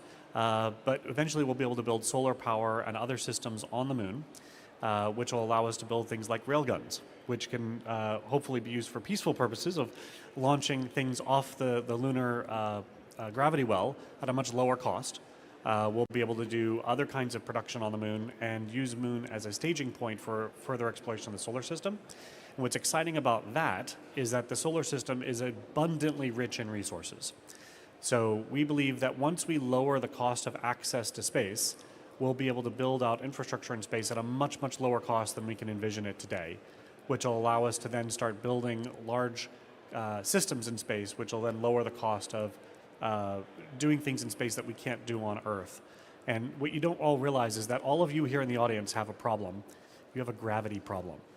And in space, we can control gravity by going to different planets with different levels of gravity, or living in orbit, which is microgravity, which allows us to explore physical processes entirely differently than we do on Earth, which is opening up whole new lines of physics, material science, biological research, all of which is coming back to Earth for the benefit of understanding how our biological systems operate here on Earth. Can I ask you, how long will it take from here to the moon in a commercial flight, for example? Yeah, so today using chemical propulsion, a ride to the moon is probably a 4 to 5 day affair. You would launch into low Earth orbit, and then you would burn a chemical rocket to get you into a cislunar transit orbit, and then enter lunar orbit and eventually go down and land on the surface. That's a several-step process. In the future, I think we're seeing a renaissance in nuclear propulsion. Nuclear propulsion will put the moon probably less than a day away, and it'll put Mars within about 30 days. Today, it takes about 9 months to get to Mars, only once every 2 years. Okay, so basically 1 day trip to the moon. So if I can have a show of hands, who would like to travel to the moon, by the way? What about Mars? So I guess you have a lot of prospective clients around here. So afterwards, I think you can network a little bit. And I understand my friends from Airbus are going to give away a ticket from one of the people sitting in the first row. Is that right? Let's discuss it afterwards. Well, there's a 1 in 8 chance, so it's a good chance to win it. So Greg, now to you. We're talking a little bit about sustainability, of course. COP28 is going to be here in Dubai. It's going to start, I think, in the later this week as well. I can see there's a model of a blended wing Airbus aircraft around there as well. So what can you tell us about Airbus? I think it's going to be possible to achieve that carbon zero objective by 2071? Honestly speaking, it's all about change now in aerospace industry, and we are very proud as Airbus that we have this opportunity to drive this industry as the leaders here in the new direction. And already, as George mentioned about hydrogen, of course the hydrogen is one of the sources of energy we are going to be using, and your child can be already boarded on such kind of aircraft by 2035. And then having the privilege being one of the first guests or customers for the commercial aircraft powered by hydrogen. And even our mission, We Pioneer Sustainable Aviation for Safe and United World, is driving force for this what we are doing. And if we just look the aerospace of the last 100 years, they were incredible changes, because about 100 years ago, firstly, we developed the first aircraft and we make them fly. And afterwards, from this, it was all about safety. It means how to make that these aircrafts are going to fly safely. And you, Ricardo, knows best how important is safety, because you are flying those aircrafts every day. And then from the safety, we moved and tried to commercialize it in that way that it is available around the world. It means it has to be available to all people on the globe. And it happened. And if you just think, every 2 seconds, Airbus aircraft is taking off. It means when I am speaking already, something like 10, 15, 20 aircraft took off globally, and this was aircraft from Airbus. And every day about 130,000 aircrafts are flying. Therefore, it's a lot, and it's so safe. It's the most safe way of the traveling from A to B. And the fourth way of, I would say, a revolution which is coming now is all about sustainability. It's why it's so important for us to drive proper solutions which are going to make this industry by 2050 net zero. Now, this is not one perfect solution which is going to solve all the problem. It's a combination as in every industry. When I'm looking at these cars behind us like Audi, Volkswagen and so on, the journey for automotive to be more sustainable took about 100 years. Already about 100 years ago, and by the way, I am by heart automotive guy, and I moved to this industry because it's so exciting now. And if you think about the automotive, in this area, we had the first we started with electric engines, by the way, but the batteries were not ready for taking this challenge. It took us about 100 years till now to make the cars electric because of power electronics, battery storage system, and so on. Now, similar journey now we have for aerospace, but in aerospace, we don't have 100 years. It means during the last 30 years or so, from the 1990s to 2020, the CO2 emissions with the incremental changes we did on aerodynamics, on new materials, on the engine efficiency improvements already were reduced about 1990. Now, during the next 20 years, we have to reduce by the next 50%. And we are going to do it in a combination of both things. The incremental changes still, for example, the better or longer wings, and then we are already testing, maybe you have seen some videos on the LinkedIn or YouTube and so on. We call it extra performance wing, where the wing tips are going to folding down. Then we are working, of course, on the new type of the materials in order to make them lighter and more I would say intelligent in order to reduce the complexity and weight. And of course, we work also on the new propulsion systems. It's going to be also sometimes similar to automotive, going in direction like a bit hybridization. We are looking how we can make it and what the value is out of this.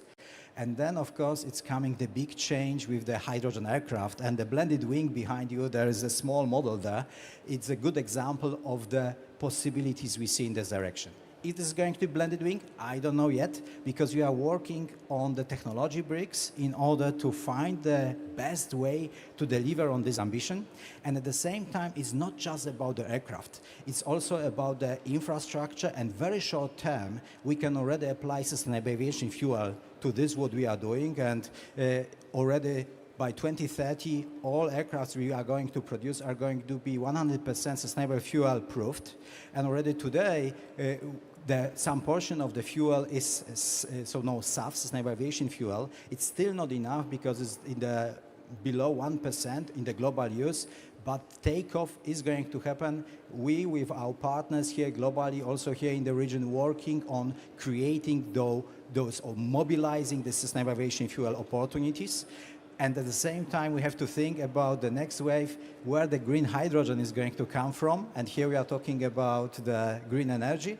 And therefore, it's about the sun, it's about the solar, it's about the wind. And then this region is also the perfect place where those green hydrogen is going to be generated. And at the same time, we should not forget we have to still capture some CO2 from the air. It is all about direct air capture, which in combination with the hydrogen can be used to create synthetic sustainable aviation fuel, which can be then used for aircrafts. Already during the next weeks or so, we are going to see the first airlines which are going to use 100% SAF on the journeys. Therefore, I'm really very excited about this variety of opportunities we have, because it's not just about the one solution, it's about the different solutions which are going to drive us towards 2050 net zero challenge. That's actually really amazing. Now a little bit down to earth again. Jenny, back to you. I want to hear your thoughts a little bit about virtual reality. Do you think the technology will be there in such a way that in-person traveling will be obsolete? Yeah, again, it's a good question. I think where we are right now with the technology that we already have is we're probably, in terms of VR and the metaverse, we're probably in what we call the trough of disillusionment. We have experimented with it, not been very impressed, and don't quite know what's coming next and how it's going to be useful. I'd like to ask you all, if anyone's done a meeting in the metaverse, put your hand up. Okay, there's a few people. There's about 12 people. Cool. And I'm imagining everyone was doing meetings on Zoom in the pandemic, probably attending conferences in the pandemic, and yet here we all are choosing to travel to a real-world destination to meet in person, in spite of the fact that we already have the technology to stay at home or be in our office and participate. So I think that is an indicator of, even if the technology was there will be pushback, because we are human beings and we like being in real physical places with real people.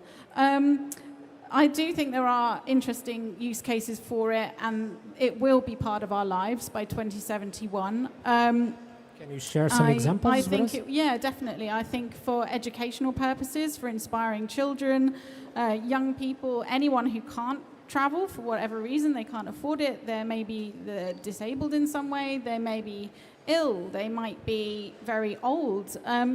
That opens up all sorts of exciting opportunities for them to have immersive experiences and escape the confines of where they are physically living. I think that will be the opportunity. I also think there's an interesting opportunity for using it to sell travel, and that's what a few companies already are starting to do, to give a taster of what it might be like to go to that, especially in the luxury travel realm where you're spending a lot of money on something. But the data that I wanted to share with you shows that travel is going to continue to accelerate over the next decades. You know, you've got, just by 2023, 8,500 new private jets being delivered. You've got, this year alone, 225 new airports being built around the world. Just this year, they're in development.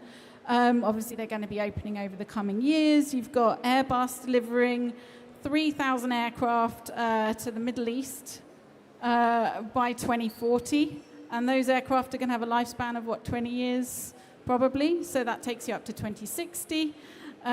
You're going to see probably, in terms of air passenger numbers, next year we're looking at 9.4 billion global air passengers. It's an all-time high. 9.4 billion in 2041.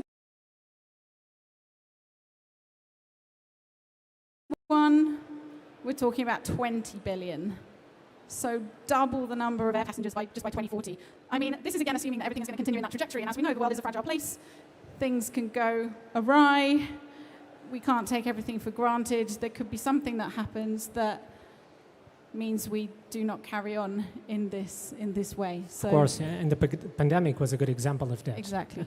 I want to talk a little bit about automation now, maybe for you, George. And I'm a little biased because I want to keep my job, so I don't want to be unemployed soon. But we now have self-driving cars, self-driving drones.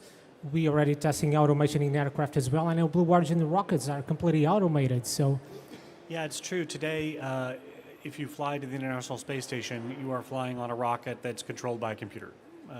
There's no pilot on board. Sometimes they give a person on the flight the title of pilot, and that person's really is more like a flight attendant than they are a pilot. They're not actually controlling the direction or trajectory of the spacecraft. And I think that's going to be the way we're going to do things going forward.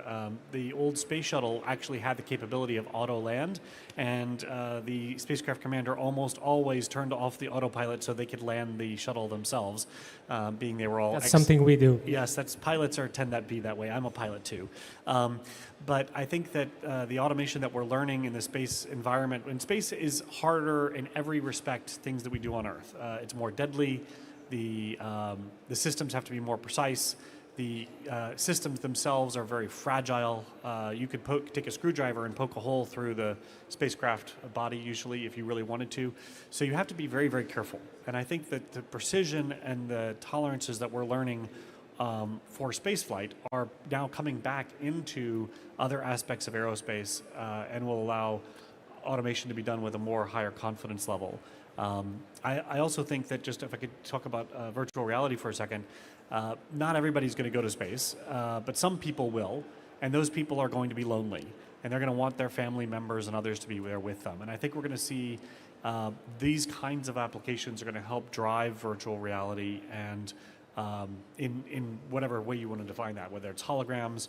I think they tested a hologram on the International Space Station recently. It was a doctor doing a remote medicine exercise with an astronaut, and they had a hologram there to demonstrate what they wanted to do. I think we're going to see more of that, so that a family member who can afford to fly to space for whatever reason can bring their family with them virtually for periods of time. And the reverse is also true. So things that we're doing in space, it's very expensive for astronaut time. That's going to get lower, it's going to get cheaper, but it's never going to be as cheap as walking into a lab on Earth. But you could have a recreated digital twin laboratory on Earth that's doing everything that's happening on the space station, or simulating it, and you could have an entire team of researchers on Earth pretending like they're there in that facility. And I think that type of technology will apply to Earth activities as well. And lastly, you talk about how many travelers there are by air. This is just my personal guess, don't quote Blue Origin for this, but I believe that based on demographics and macroeconomics, so not any kind of individual study or personal preference, just how I see the overall wealth of nations and peoples increasing, that we're going to see a much larger number of nations participating in spaceflight. So this is going to be a global phenomenon, not just a few countries. And second, I think by the late 2030s, early 2040s, you'll have tens of people going into space just because they want to. And by the mid-2040s to the end of 2040s, that could reach up to hundreds of people. And by the 2070s, we might be in the thousands of people. And that's just based not on the technology, but on the macroeconomics of wealth in the world. So back in 1905, there were a very small number of people who could afford cars. Now we all own a car. And that's 100 years transition. So I think it's very exciting to see how many nations, the countries of Southeast Asia, even Africa as a whole, have sufficient resources now to actually actively participate in human spaceflight. And I think we're going to only see that increase dramatically in the future. That's amazing. It is an expanding market for sure. And finally, we've seen here today a lot of lectures about AI, quantum computers. So, Greg, I want to talk to you a little bit about this in aerospace. So how can we leverage this kind of technology, big data, quantum, AI, into building new airplanes, new platforms, or improving the life of passengers, for example? I think the data is a key, okay? And we're already using a lot of data in aerospace because the main paramount is about making it safe. Therefore, we have to collect a lot of data, analyze it, and use it properly. Now, if we think about how it can be even better used, and then when we have heard from Jenny, during the next 20 years, guys, the number of the aircraft is going to double based on the current prognosis we have. It means something like about 70% of the aircraft which are flying today are going to be exchanged with the new aircrafts, which are much more modern, which are also more efficient, about 20-30%. Just by exchanging, you can save so much CO2. Now, the next paramount is to find out how this data can help us to improve what we do in the 4 areas. The one area is about the new aircraft design. It means here, of course, the new engineering tools in order to make it quicker, better, with less trials. It's going to reduce the cost and drive us to make those aircrafts more efficient and from the performance also better, of course. Then the second area is about from the design when we move to production. The production systems which we know today in aerospace industry are something like 30 years old. Even with some adoptions, it's not the same like in automotive where the life cycle of the cars or electronics where it's 2 years, in the cars is about 7 to 10 years. In the aerospace business, the life cycle is about something like 30 to 50 years. And when I started working for Airbus and then coming from automotive where I last time did the production line for the battery for Porsche Taycan as my baby, there was automatization percentage of something like about 75-80%. When you look the same production lines for the aircrafts, then we are talking about a few percent of automatization. Therefore, we are completely in the different areas. There's a lot of manual work. Therefore, a lot of the improvements we are going to see from the data, from the new industrial systems in that area with the new designs as well. It's going to be combined between design and operations. It means production, how we are going to use data more clever with, of course, AI and machine learning behind. Now, very important change is going to happen in operation. Because in the operation, if you would like to operate 2 times more aircrafts in the air at the same time, you could imagine is going to be challenged. And you, Ricardo, know by heart, when you are coming to the airport which is congested, you have to take the roads around the airport, wait in the air, where you are losing a lot of the CO2 and fuel burn during this time. Therefore, it's all about how you are going to bring this data with automatization in the game that, of course, Ricardo is not going to lose his job. But he's hopefully. Yeah, I count on this. But nevertheless, we are going to need more Ricardos. Therefore, we have to help them with the automatization to offload this busy work which they have during takeoff and landing, and then help them with some automatization, which is going to be, of course, not full autonomous, but is going to take the critical decisions and going to help them to be a bit more relaxed and make better decisions as a pilot. At the same time, you can think about. We just recently did the test. We took the 2 350s and we flew them from Europe to East Coast.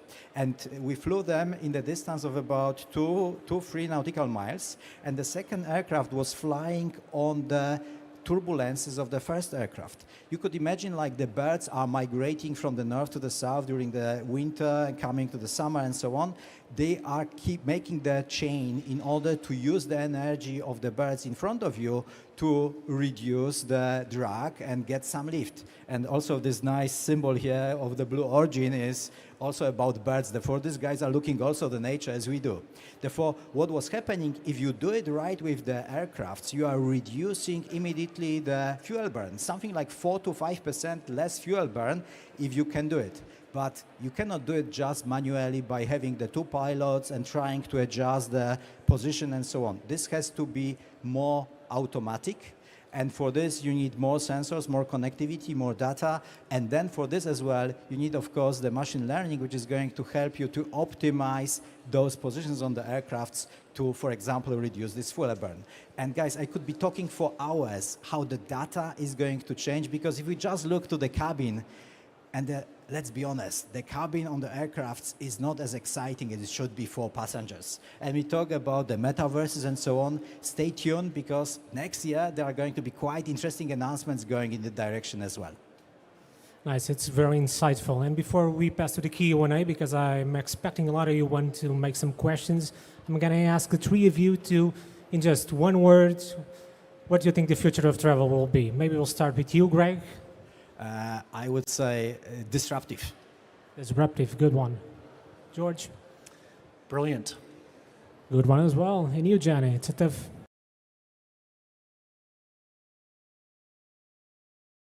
job now. Paradoxical. Paradoxical. Good. So maybe we're going to start the Q&A. So anyone wants to make any question? We have the microphone. Was wondering about your thoughts on whether the future travel means that we will be able to discover more places on the planet that currently it's very difficult to go to, it's inaccessible, it's dangerous, and whether this and what this means for humanity in terms of the fact that people get to exchange different cultures and just tourism spreads beyond just the traditional places where we go today. I'm going to jump on that one. Okay, George, you are quicker. So yeah. First, we are talking about this planet, okay? Yes. This planet. Although I think you could apply it to other planets too. But I am one to sign up for the airship flight. I think it's going to be absolutely fantastic to have essentially the ability to treat an airship like a cruise ship, and to go to places that we really wouldn't want to take cruise ships because it's not comfortable being on the seas in the South Sea, for example, or other. You can't take a cruise ship into the Amazon. So I think there's going to be all sorts of new things that open up to us. In fact, I would argue that because we've become so dependent on our lives operating around a digital economy, you can take most of your life with you in a small suitcase. And so you can live in a much reduced way. I mean, it's not like the old days with steamer trunks where you would go someplace for a long trip. You take 500 pounds of luggage. So I think we're going to see communities of people who don't have a very strong home base and even start creating new places to live where they're living in a much different way than we envision today because travel enables it. This is actually a very good question, and if I can chip in as well, talk a little bit about over-tourism as well, because it's becoming a trend too. I don't know if any one of you guys want to, maybe Jenny, you want to? Jenny is perfect if you're talking about tourism. Okay, yeah. I mean, over-tourism, I think, is a major problem for us. We're already seeing people returning to the world's most popular destinations in their thousands and millions after the pandemic. Paris is set to be the #1 most visited destination next year, helped, of course, by the fact that it's hosting the Olympics. But, with the continued rise of social media, everyone wants to be photographed in that bucket list iconic location, and that just keeps being perpetuated. We all want to go to those popular places and be pictured there. But I think on the other hand, the paradox is, and the hope is, that tourism can be used more as a force for good. The more we inspire people and give opportunities for people to access lesser known places, that can bring in money and opportunities to benefit local people and also contribute to conservation to destinations that may otherwise be bulldozed. And a good example, just a small example, but there's an amazing hotelier called Bill Bensley, who already has a couple of properties, one in the Cambodian rainforest where he's actually bought the land and has recruited former poachers to act as wildlife rangers to then protect that environment. And he's building a similar property in the Republic of the Congo, which is described as one of the most beautiful, last untouched places on Earth. And his presence there will mean that this area of wilderness is protected. So I think there's hope as well in when done well. And if I can just add on top on that one, as already we discussed, in the next 20 years, double of the aircrafts and then something like 4 times more travelers. Therefore, this is already showing how this industry and gives opportunity to the people to be in the different places. And if you think today about the countries, that the cheapest way to connect A and B on the average distance is not to build the rail stations and the trains between those, but to build the 2 airports, and then infrastructure is there. But we have to take care about this infrastructure which is there, and for this we have to develop these new technologies which we are working on in order to make or be able to move the people from A to B, to give them this opportunity without the impact on the climate. And this is the paramount, because without this, maybe we are not going to travel at all. Therefore, for us, this is the most job which we have to do in order to ensure that this industry can grow and give opportunity to unite the world and not to divide it. Yeah, I'd just like to quickly add that I do think in terms of the global tourism industry, we're at a tipping point where we can either put us on a more positive trajectory or it's going to go downhill and be really awful, because we're already seeing the impacts of climate change.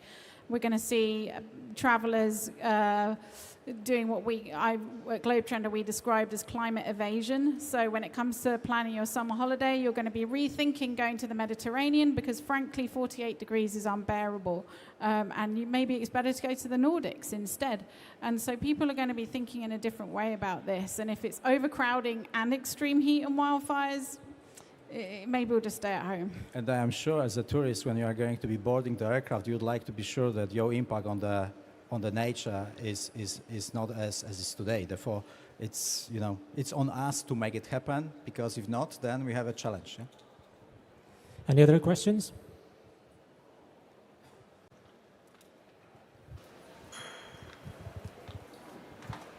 And in the back. A few years back, there was a lot of hype about Hyperloop. What is your take on the future of these and similar technologies? Who wants to take charge in this? George, you are looking at me, eh? Well, I mean, we can debate it. I think that I'm flying. I think that we're going to see a number of different technologies in future transportation. The beauty of Hyperloop or something like it, basically some kind of evacuated tunnel, is that it makes more sense for short distances. If you want to go New York to Tokyo, we may have rockets that will do that someday. But you're not going to take a hyperloop to Tokyo. But if you want to go from New York to Atlanta, or let's say Riyadh to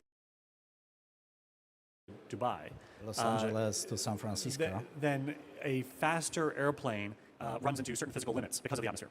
You have sonic booms, and we'll get better at dealing with sonic booms, but they're going to have to go really, really super high, and that's not efficient for short distances.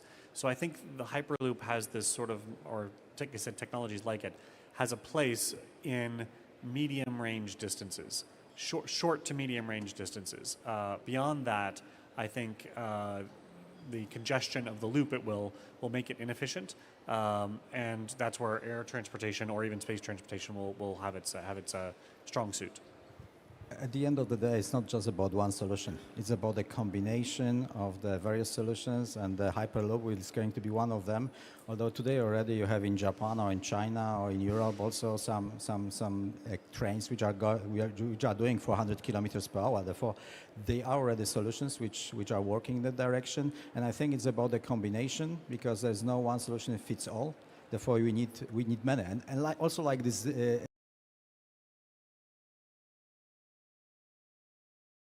eVTOL, which is hanging behind, it's from the Lilium, and there are many companies which are working on this. There was also hype in that direction, and hopefully we are going to be seeing something in that way or in that direction during the next years to come, to see some point-to-point, some eVTOLs flying and bringing people from the airports to the downtowns and so on. Therefore, I think it's the future is from the transportation perspective, and if we think about using air as a travel mean, it's going to be exciting if we do it right. Yeah, it's a good one. It's a good one. If you go fast enough to Alpha Centauri, then we'll get you some time travel, but not quite what you think. So, okay, next one, please. I'd like to ask more about the future of agritourism. Where do you think this is going to be, and how would it look like? And especially that we're having currently two points of view that are growing. One that's going more towards globalization, that the whole world is going to be one single identity. And another one that is going to more that people are returning back to enforcing more their local heritage and culture, and having this mix of green yet with the local heritage thing. So which theory or do you expect that's going to be the future, and how does this relate to like future of agritourism?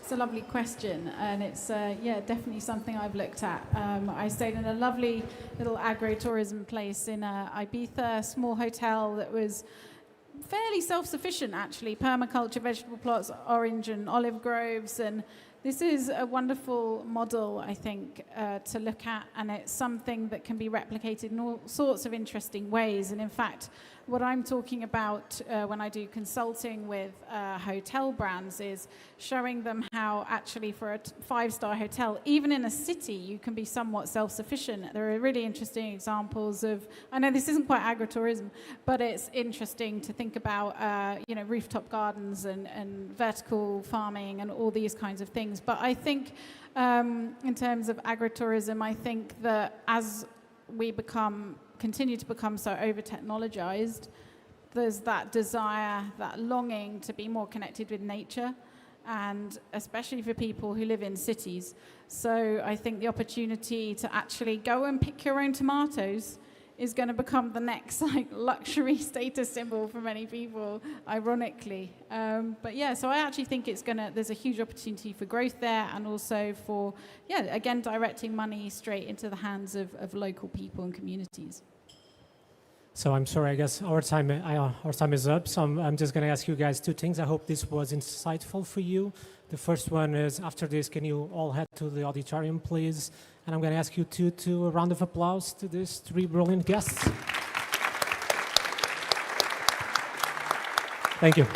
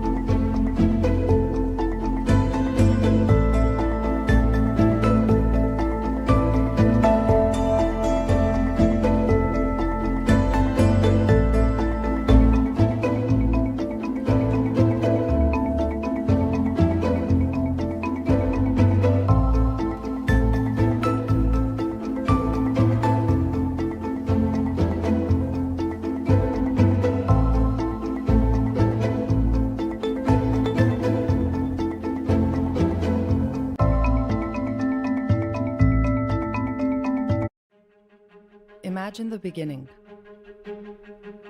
A miracle. Life.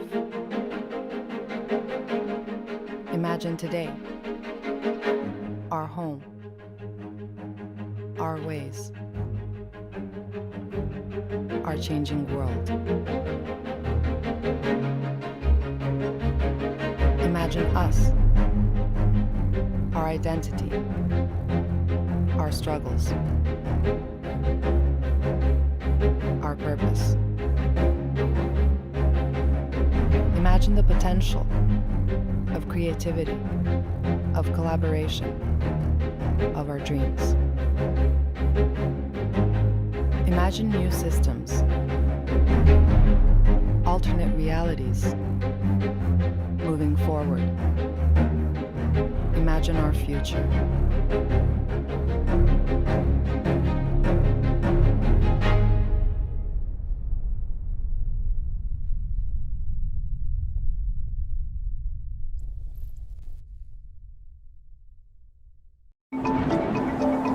The future is not set. There are multiple possible futures awaiting us, and the difference between the better and the worst futures is us. What we imagine is what will come to pass. So if we're dabbling in darkness all the time, it's going to be a self-fulfilling prophecy. There's some incredible ideas about moving forward, that our creativity will allow us to do that in a way that makes sense. The future means that you have to change, you have to adapt, you have to go out there and explore. We have the ability to make the future what we want. That happens through smart decisions in the present. The future is there to be created by people who have the initiative and the daring to seize the opportunity. Talk about transformation, talk about hope, talk about common purpose. Our mission is creating hope for the future. The future can be bright.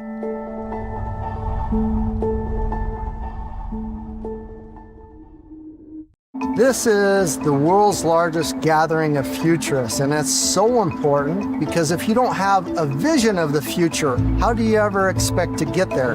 It's just a phenomenal time to be in this moment when all of these changes that are going to reshape humanity are happening in front of our very eyes. Humanity have always prevailed and adapted to advancement of technologies, and I don't think this will be any different.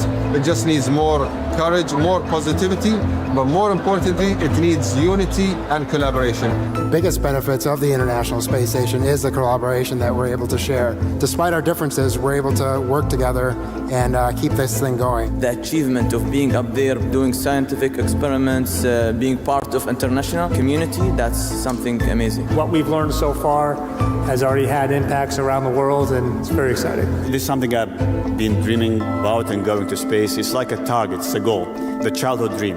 Ultimately, children and young people are going to be the leaders of the future. And so it's really important that we are also bringing them into the process of shaping our preferred futures. The job is for people to be guides by the side as the children and the youth make their own voyage of discovery. And if we think 2 or 3 generations ahead, then they will live in a world in which they cannot behave like we do. So we need to give them the possibilities to make changes in their life, to adopt different behavior, to live in different places, to build different communities than what we are used to. We are behind our climate goals, and our chance to reduce emissions by 2030 is escaping us. The good news is that most technologies to achieve 1.5 degrees are already available today. Whatever we need in order to combat the climate crisis that we have is there. What we just need now is the will and the discipline to act. The vision that we have for sustainability is about really regenerating the ecosystems. There's a lot of rebuilding and regeneration that needs to happen. We have to innovate consciously. We have to think about the ethics of what we're doing. It's not a conversation about technology, it's about humanity. So if we continue asking the right question and continue to innovate, then I'm optimistic about our future. Collaboration we need for the future is not the collaboration that worked in the past. It's going to be more horizontal. If we want to be positive about the future, If we want to create the future in the right way, we need to bring everyone with us.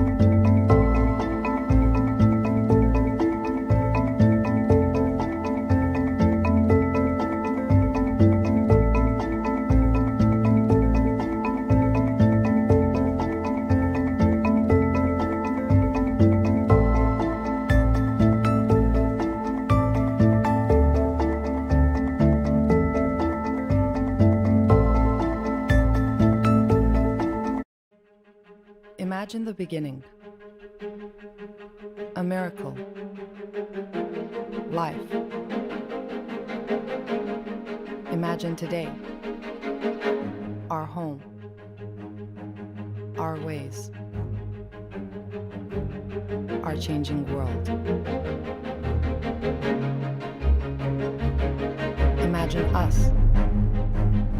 Our identity. Our struggles. Our purpose. Imagine the potential of creativity, of collaboration, of our dreams. Imagine new systems, alternate realities, moving forward. Imagine our future.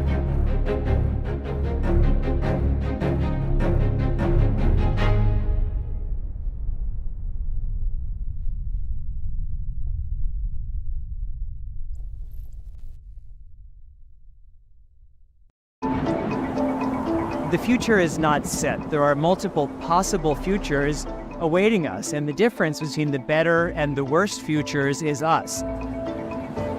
What we imagine is what will come to pass. So if we're dabbling in darkness all the time, it's going to be a self-fulfilling prophecy. There's some incredible ideas about moving forward, that our creativity will allow us to do that in a way that makes sense. The future means that you have to change, you have to adapt, you have to go out there and explore. We have the ability to make the future what we want. That happens through smart decisions in the present. The future is there to be created by people who have the initiative and the daring to seize the opportunity. Talk about transformation, talk about hope, talk about common purpose. Our mission is creating hope for the future. The future can be bright.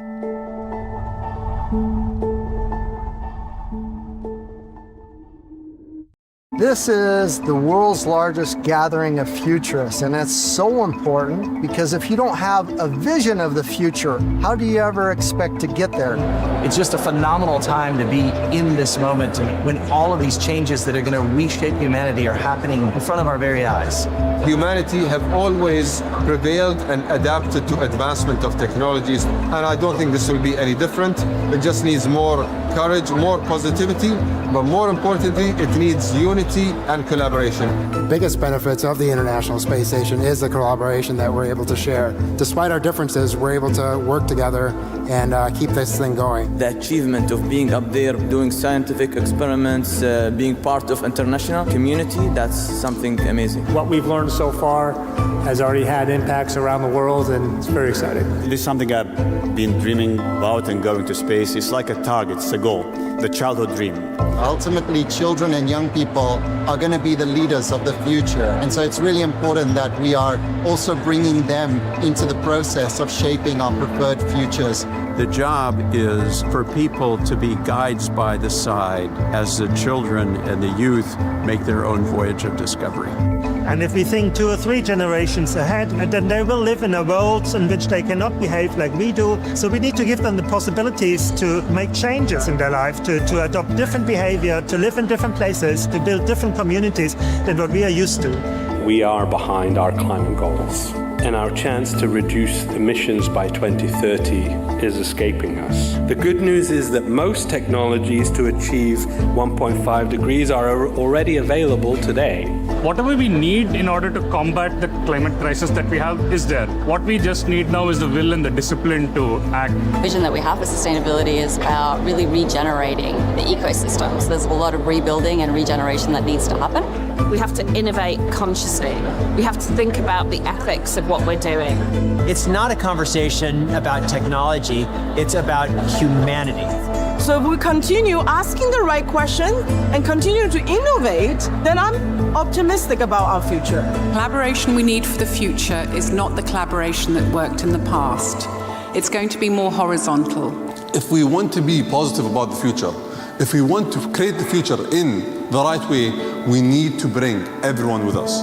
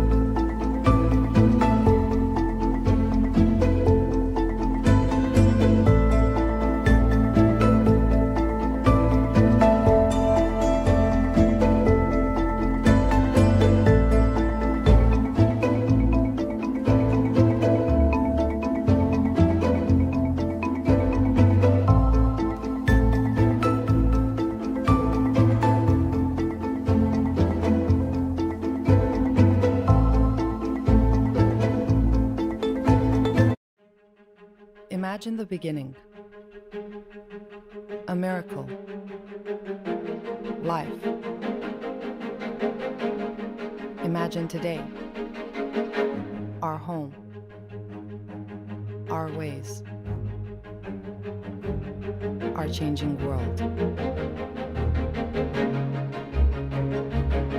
Imagine us. Our identity. Our struggles. Our purpose. Imagine the potential of creativity, of collaboration, of our dreams. Imagine new systems, alternate realities, moving forward. Imagine our future.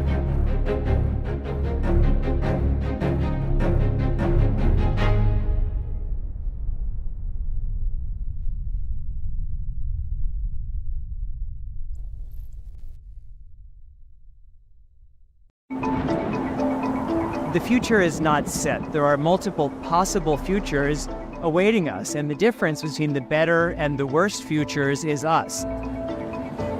What we imagine is what will come to pass. So if we're dabbling in darkness all the time, it's going to be a self-fulfilling prophecy. There's some incredible ideas about moving forward, that our creativity will allow us to do that in a way that makes sense. The future means that you have to change, you have to adapt, you have to go out there and explore. We have the ability to make the future what we want. That happens through smart decisions in the present. The future is there to be created by people who have the initiative and the daring to seize the opportunity.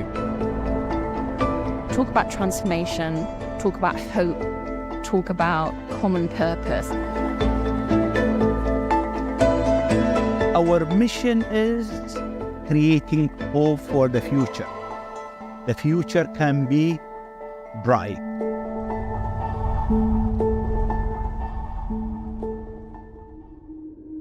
This is the world's largest gathering of futurists, and it's so important because if you don't have a vision of the future, how do you ever expect to get there?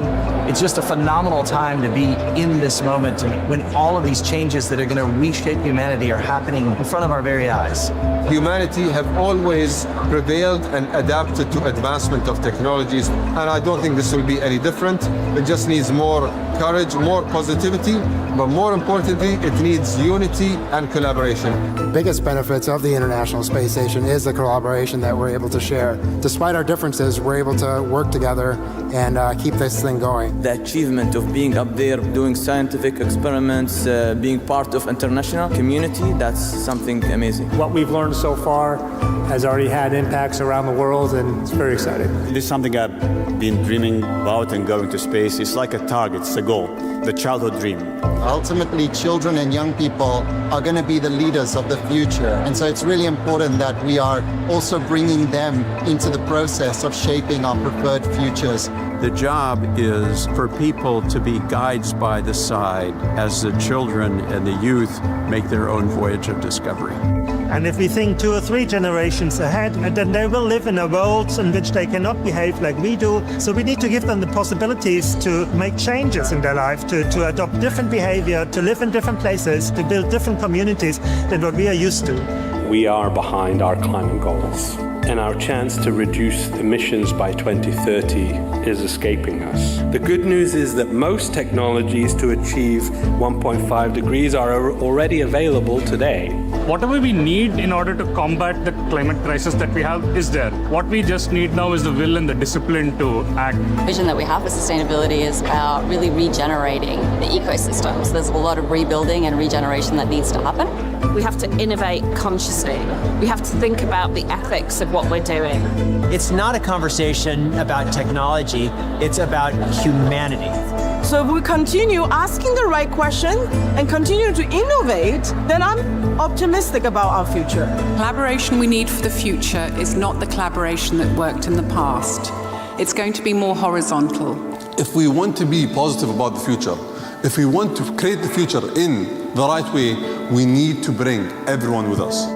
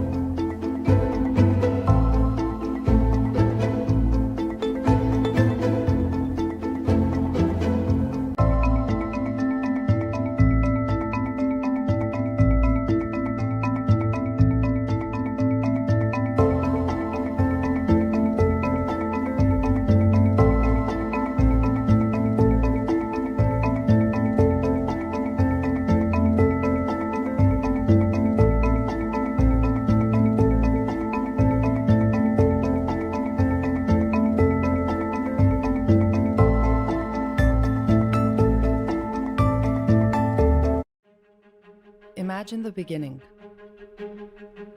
A miracle. Life.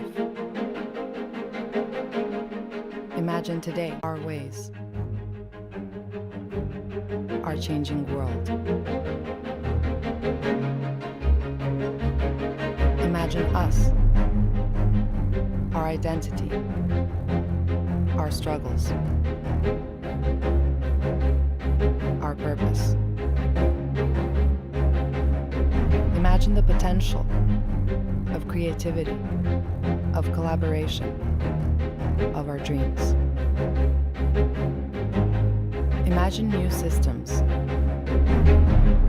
alternate realities, moving forward. Imagine our future.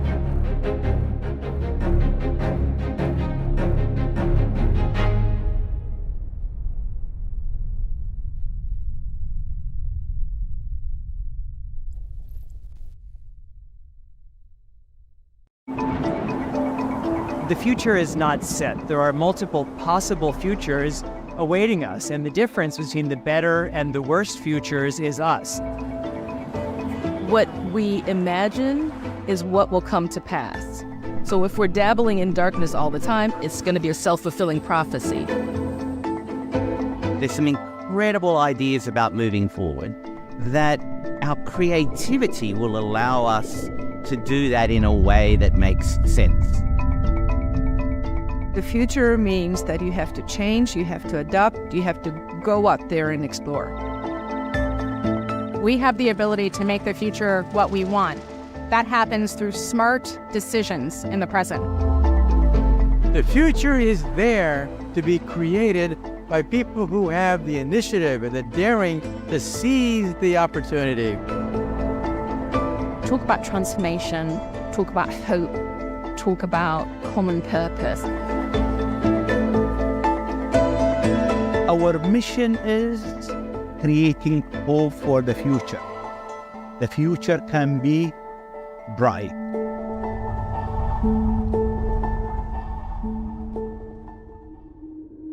This is the world's largest gathering of futurists, and it's so important because if you don't have a vision of the future, how do you ever expect to get there? It's just a phenomenal time to be in this moment when all of these changes that are going to reshape humanity are happening in front of our very eyes. Humanity have always prevailed and adapted to advancement of technologies, and I don't think this will be any different. It just needs more courage, more positivity, but more importantly, it needs unity and collaboration. The biggest benefits of the International Space Station is the collaboration that we're able to share. Despite our differences, we're able to work together and keep this thing going. The achievement of being up there, doing scientific experiments, being part of international community, that's something amazing. What we've learned so far has already had impacts around the world, and it's very exciting. This is something I've been dreaming about, and going to space. It's like a target, it's a goal, the childhood dream. Ultimately, children and young people are going to be the leaders of the future. And so it's really important that we are also bringing them into the process of shaping our preferred futures. The job is for people to be guides by the side as the children and the youth make their own voyage of discovery. And if we think 2 or 3 generations ahead, then they will live in a world in which they cannot behave like we do. So we need to give them the possibilities to make changes in their life, to adopt different behavior, to live in different places, to build different communities than what we are used to.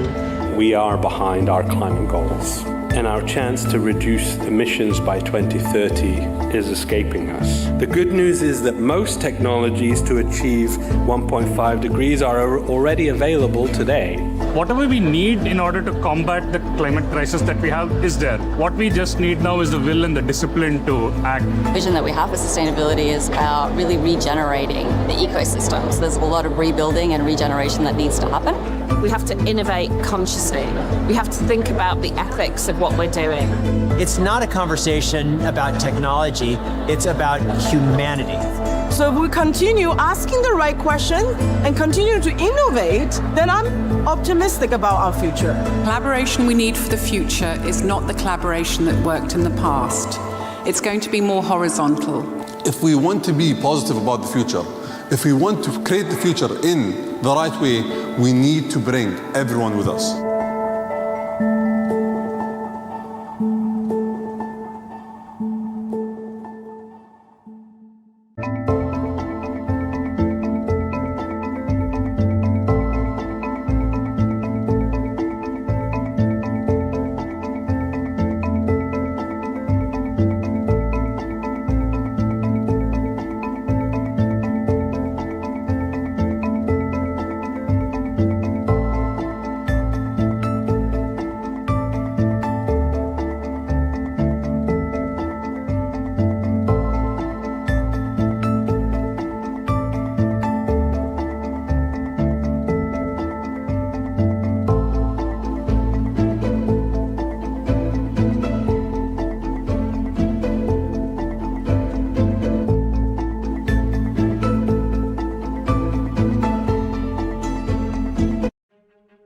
Imagine the beginning.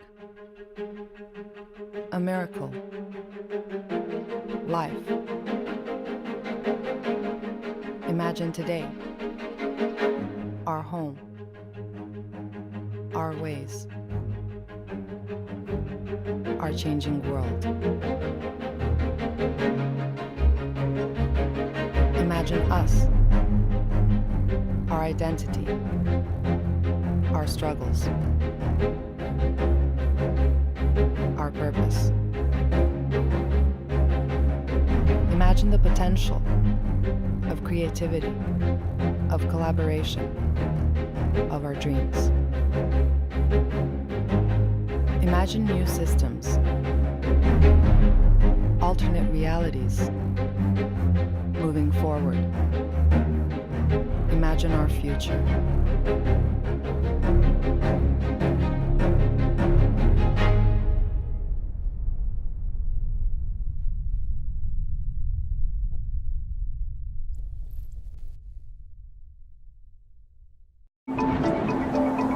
The future is not set. There are multiple possible futures awaiting us, and the difference between the better and the worst futures is us.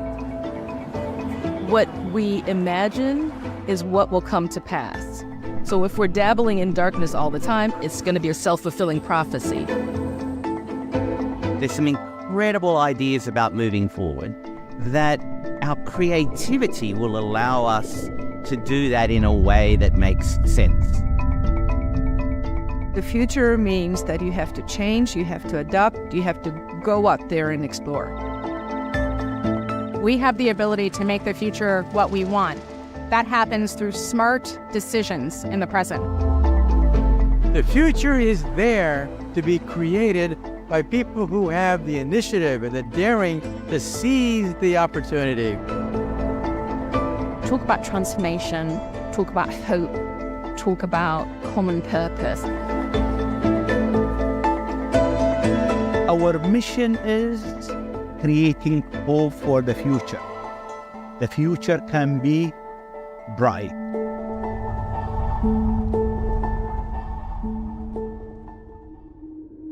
This is the world's largest gathering of futurists, and it's so important because if you don't have a vision of the future, how do you ever expect to get there? It's just a phenomenal time to be in this moment when all of these changes that are going to reshape humanity are happening in front of our very eyes. Humanity have always prevailed and adapted to advancement of technologies, and I don't think this will be any different. It just needs more courage, more positivity, but more importantly, it needs unity and collaboration. The biggest benefits of the International Space Station is the collaboration that we're able to share. Despite our differences, we're able to work together and keep this thing going. The achievement of being up there, doing scientific experiments, being part of international community, that's something amazing. What we've learned so far has already had impacts around the world, and it's very exciting. This is something I've been dreaming about, and going to space. It's like a target, it's a goal, the childhood dream. Ultimately, children and young people are going to be the leaders of the future. And so it's really important that we are also bringing them into the process of shaping our preferred futures. The job is for people to be guides by the side as the children and the youth make their own voyage of discovery. And if we think الحضور الكريم الآن مع كلمة رئيسية بعنوان المستقبل الملهم رحلة عبر متحف المستقبل يقدمها ماجد المنصوري نائب المدير التنفيذي لمتحف المستقبل. Dear guests, now a keynote titled Inspiring Futures, a brief journey through the Museum of the Future by Majed Al-Mansouri, Deputy Executive Director of the Museum of the Future.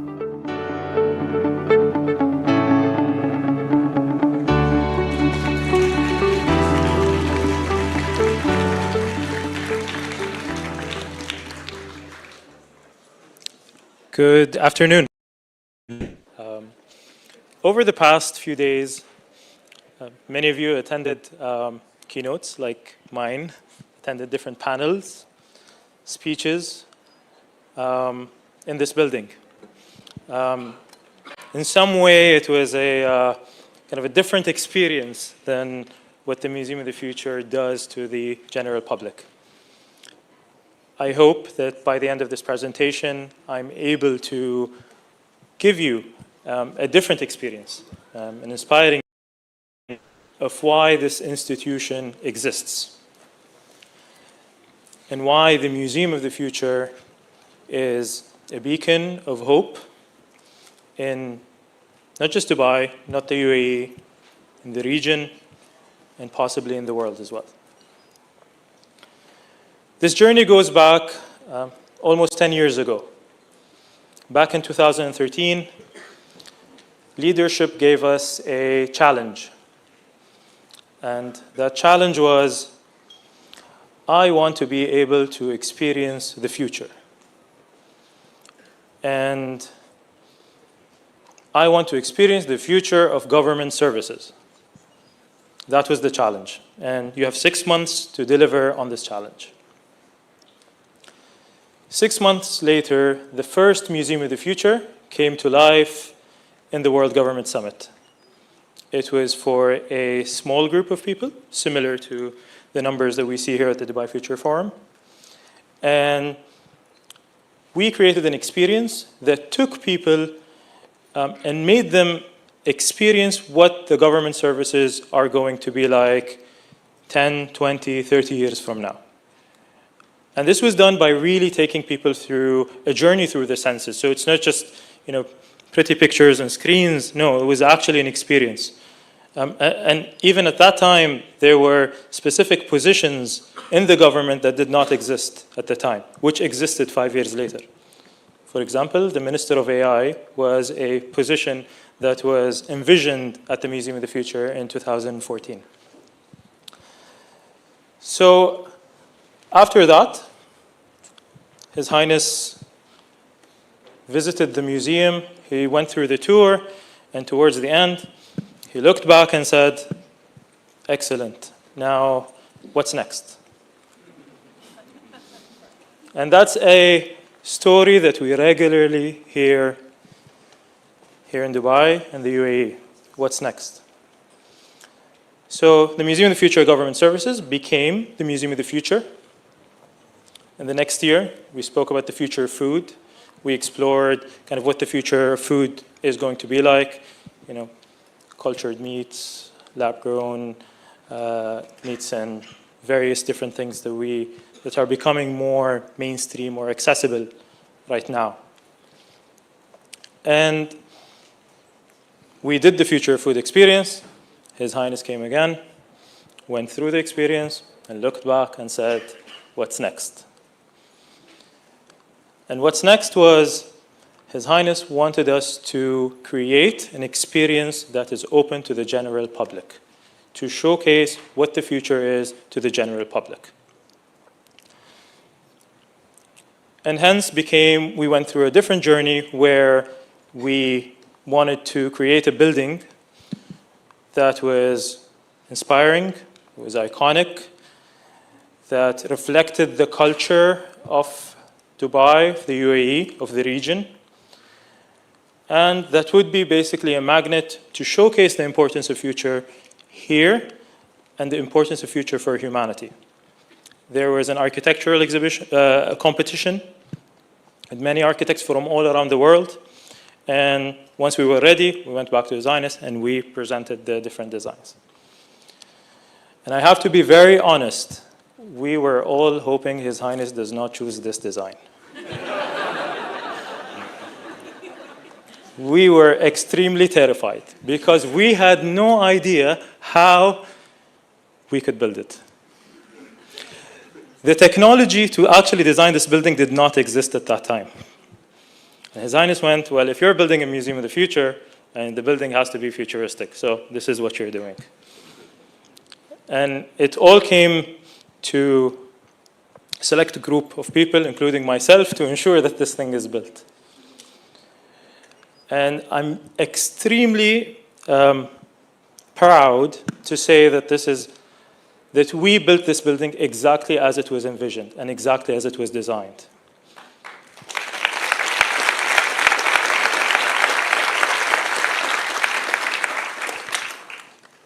The Arabic calligraphy was one of the main things of this design.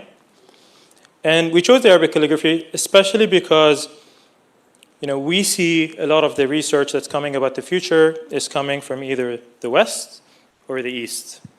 And this museum is here to say that we have a voice in the future, that the Arab world, that this region has a voice in the future, and it is a beacon of hope where people could come and explore the future. Now, that's the first challenge. The second challenge was, how do we make what's inside as exciting as what's outside? And that was a completely different journey. I think my colleague Brendan will talk a lot about it, but it was really about taking people into a journey 50 years into the future. We call it from outer space to inner space, literally. Go into space, and you see the different technologies in space, and you see the different challenges that we will face in space. We're not shying away from the challenges. We're saying there will be challenges, but we're also saying that there is solutions, and these solutions are filled with hope. And if we have the right mindset to resolve these solutions, to resolve these challenges, we could create a better future for not just for ourselves, but also for future generations. Now, the museum opened almost 19 months ago, and our main goal from that, besides getting as much people to come and experience the museum, is to actually build a community, and a community of different, futurists, of different people from all around the world, to come and see the challenges that we're going to face. But to also, museums as institutions are places where people can meet, can discuss, can present challenges, but also find solutions that we're facing. And it's all about collaboration. I have to admit that, our team here at the Museum of the Future has been sitting in all of your, talks and speeches and panels and basically taking notes. Why? Because what you are presenting is extremely valuable for us to build the next exhibitions, to understand what are the challenges that are facing, to know what these are. And we're quite happy to say that we've actually found a lot of collaborators and a lot of discussions of people that we can work with. Now, one of the main things about us opening the museum is creating the team and building that team. And that team is currently over 200. Sure that the museum is running perfectly, that it can host such events, but at the same time that we can show the hospitality and the welcoming of Dubai and the UAE to each and every person that comes to the museum. We hit 1 million visitors in the first year, and we're close to hitting the 2 million visitors in the second year. And if we wanted to do 3 in the second year, we could do it. Only because we are at capacity and we cannot sell more and we cannot get more to do.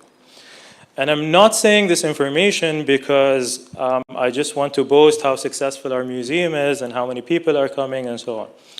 The main reason I'm saying this information is because despite what the naysayers say, futurism is in fashion. And futurism is in demand. And it's in demand here in Dubai, it's in demand in the UAE, it's in demand in the world, but most importantly, it's in demand here at the Museum of the Future. Thank you very much.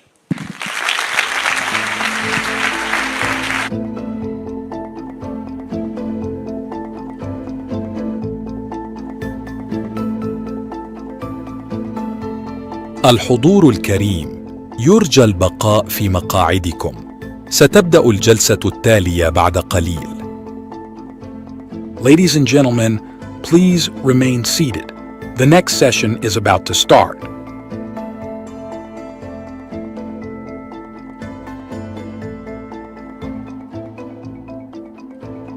الحضور الكريم، يرجى البقاء في مقاعدكم. ستبدأ الجلسة التالية بعد قليل. Ladies and gentlemen, please remain seated. The next session is about to start.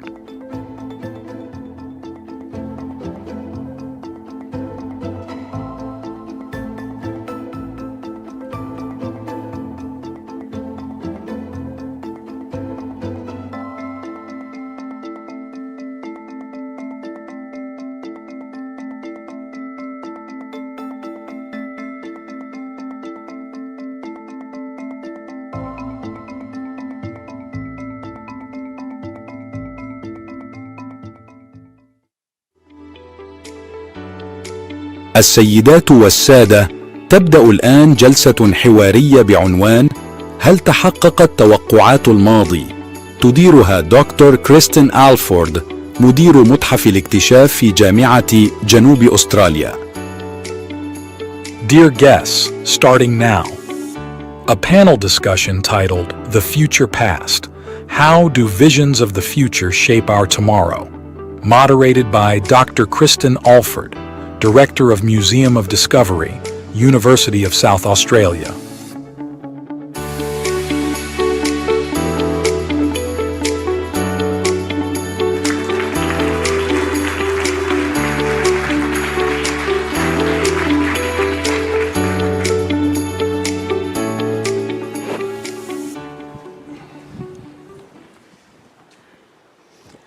Well, welcome everyone. It's a great pleasure to be here for this panel, The Future Past, How do Visions of the Future Shape Our Tomorrow? My name is Kristen Alford. I'm a futurist and the Director of MOD at the University of South Australia.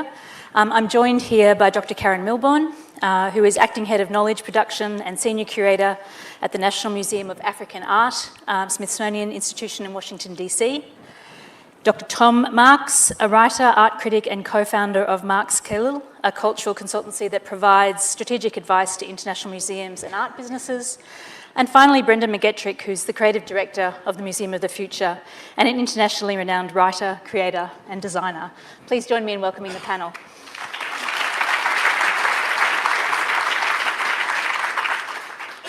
What we want to talk about is how culture shapes the future.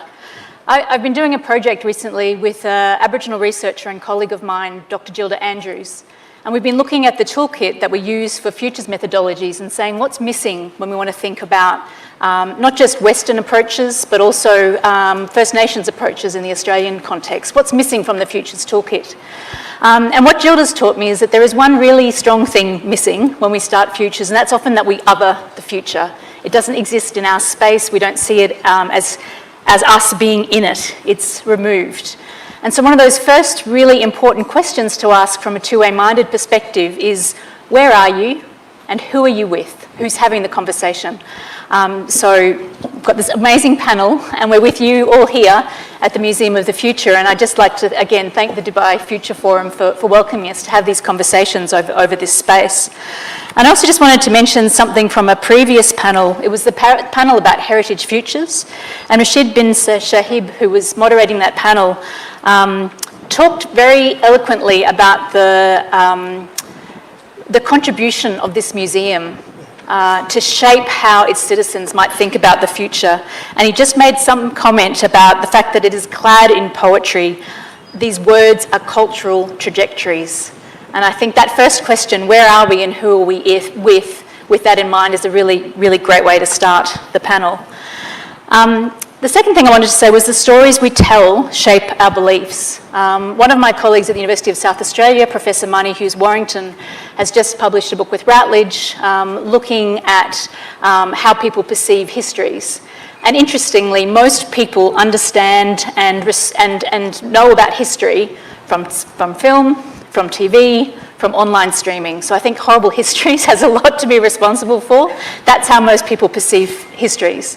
But also that's how a lot of us perceive futures. That's how we understand what it might be like to live on Mars, for instance.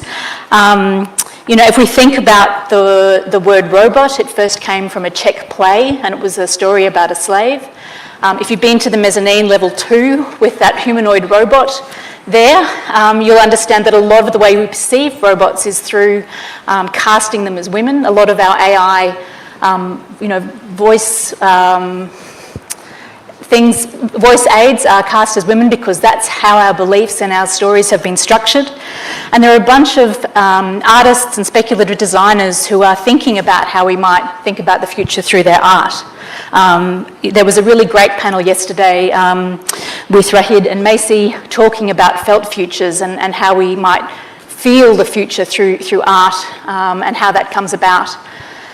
But I think what we want to talk about today is that that's not just a present moment of anticipating some kind of future in the distance. And in fact, artists have always thought about how their futures might be perceived, or often thought about how they might be perceived. And so I wanted to start by handing across to you, Karen. So in your role, you're looking after collections and creating exhibitions with works of art. And museums have always told stories about who we were and who we might want to be. So I wanted to see if you could share a few of those examples from the context that you're working in at the National Museum of African Art. Thank you. Thank you all so much for being here today. And I am trying to move into the slides. Back.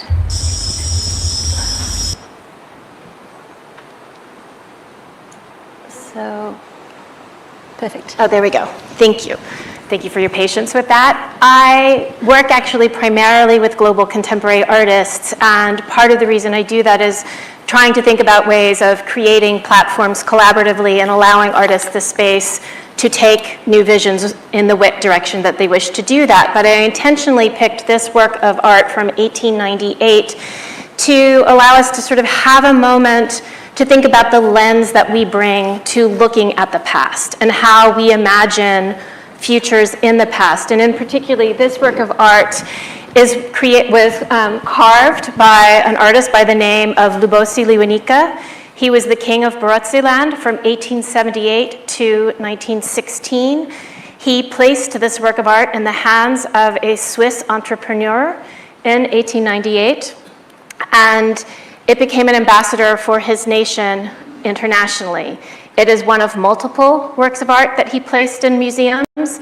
He is an artist who not only had an atelier at his court, was selling works of art at the expatriate hub of Victoria Falls. He also traveled to Great Britain, where he was the only world leader accorded the title of king alongside Edward VII in 1902, and had an exhibition at Taunton Castle. So this work of art is made at a moment by a leader who 10 years earlier had been ousted from his throne, who 10 years earlier had a kingdom that was not recognized internally, much less externally, and by 1905 becomes a kingdom for which the King of Italy was negotiating for its borders between Britain and Portugal, and it was never established as a colony but maintained protectorate status under Great Britain. So what you are seeing is a work of art that was deployed by an artist intentionally to envision the future that he wanted for his kingdom. He works with the emblem of the elephant because that is the emblem of state, and we can think about elephants as enormous. They are the mightiest of beasts, but because of their visibility, they are also the most vulnerable. He was tapping into all of that and sending this work of art out into the world. And then the second image I wanted to speak to is really about what it means when artworks are sent out into the world and how we then receive them and create museums around them. So the image that you see on your left is the original Museum of African Art before it actually became part of the Smithsonian. It was conceived in 1963, and for many of you, that won't be as important a year, but this was the height of the civil rights movement in the United States. It was the same year that 4 little girls were murdered when the 16th Street Baptist Church was bombed in Birmingham, and the founding director returned to the United States from having been part of the Foreign Service in Germany and recognized that despite the incredible efforts of historically black colleges and universities, there wasn't enough conversation about the accomplishments of Africans and African artists, and so he set out to redress that by creating a museum. He opened the museum in the former home of the legendary diplomat and formerly enslaved legislator Frederick Douglass. So he intentionally chose a space that would be a site for cross-cultural understanding. That was its goal, and then it moved on to the Smithsonian on the National Mall, where it's joined with the Asian Art Museum to be part of an international complex. But I am a month away from leaving the Smithsonian to actually move to a new museum. I'm going to become the director of the Fralin Art Museum at the University of Virginia, where I'm being given the opportunity to build a new museum. And I chose this photograph on the right to emphasize the fact that museums are not walls.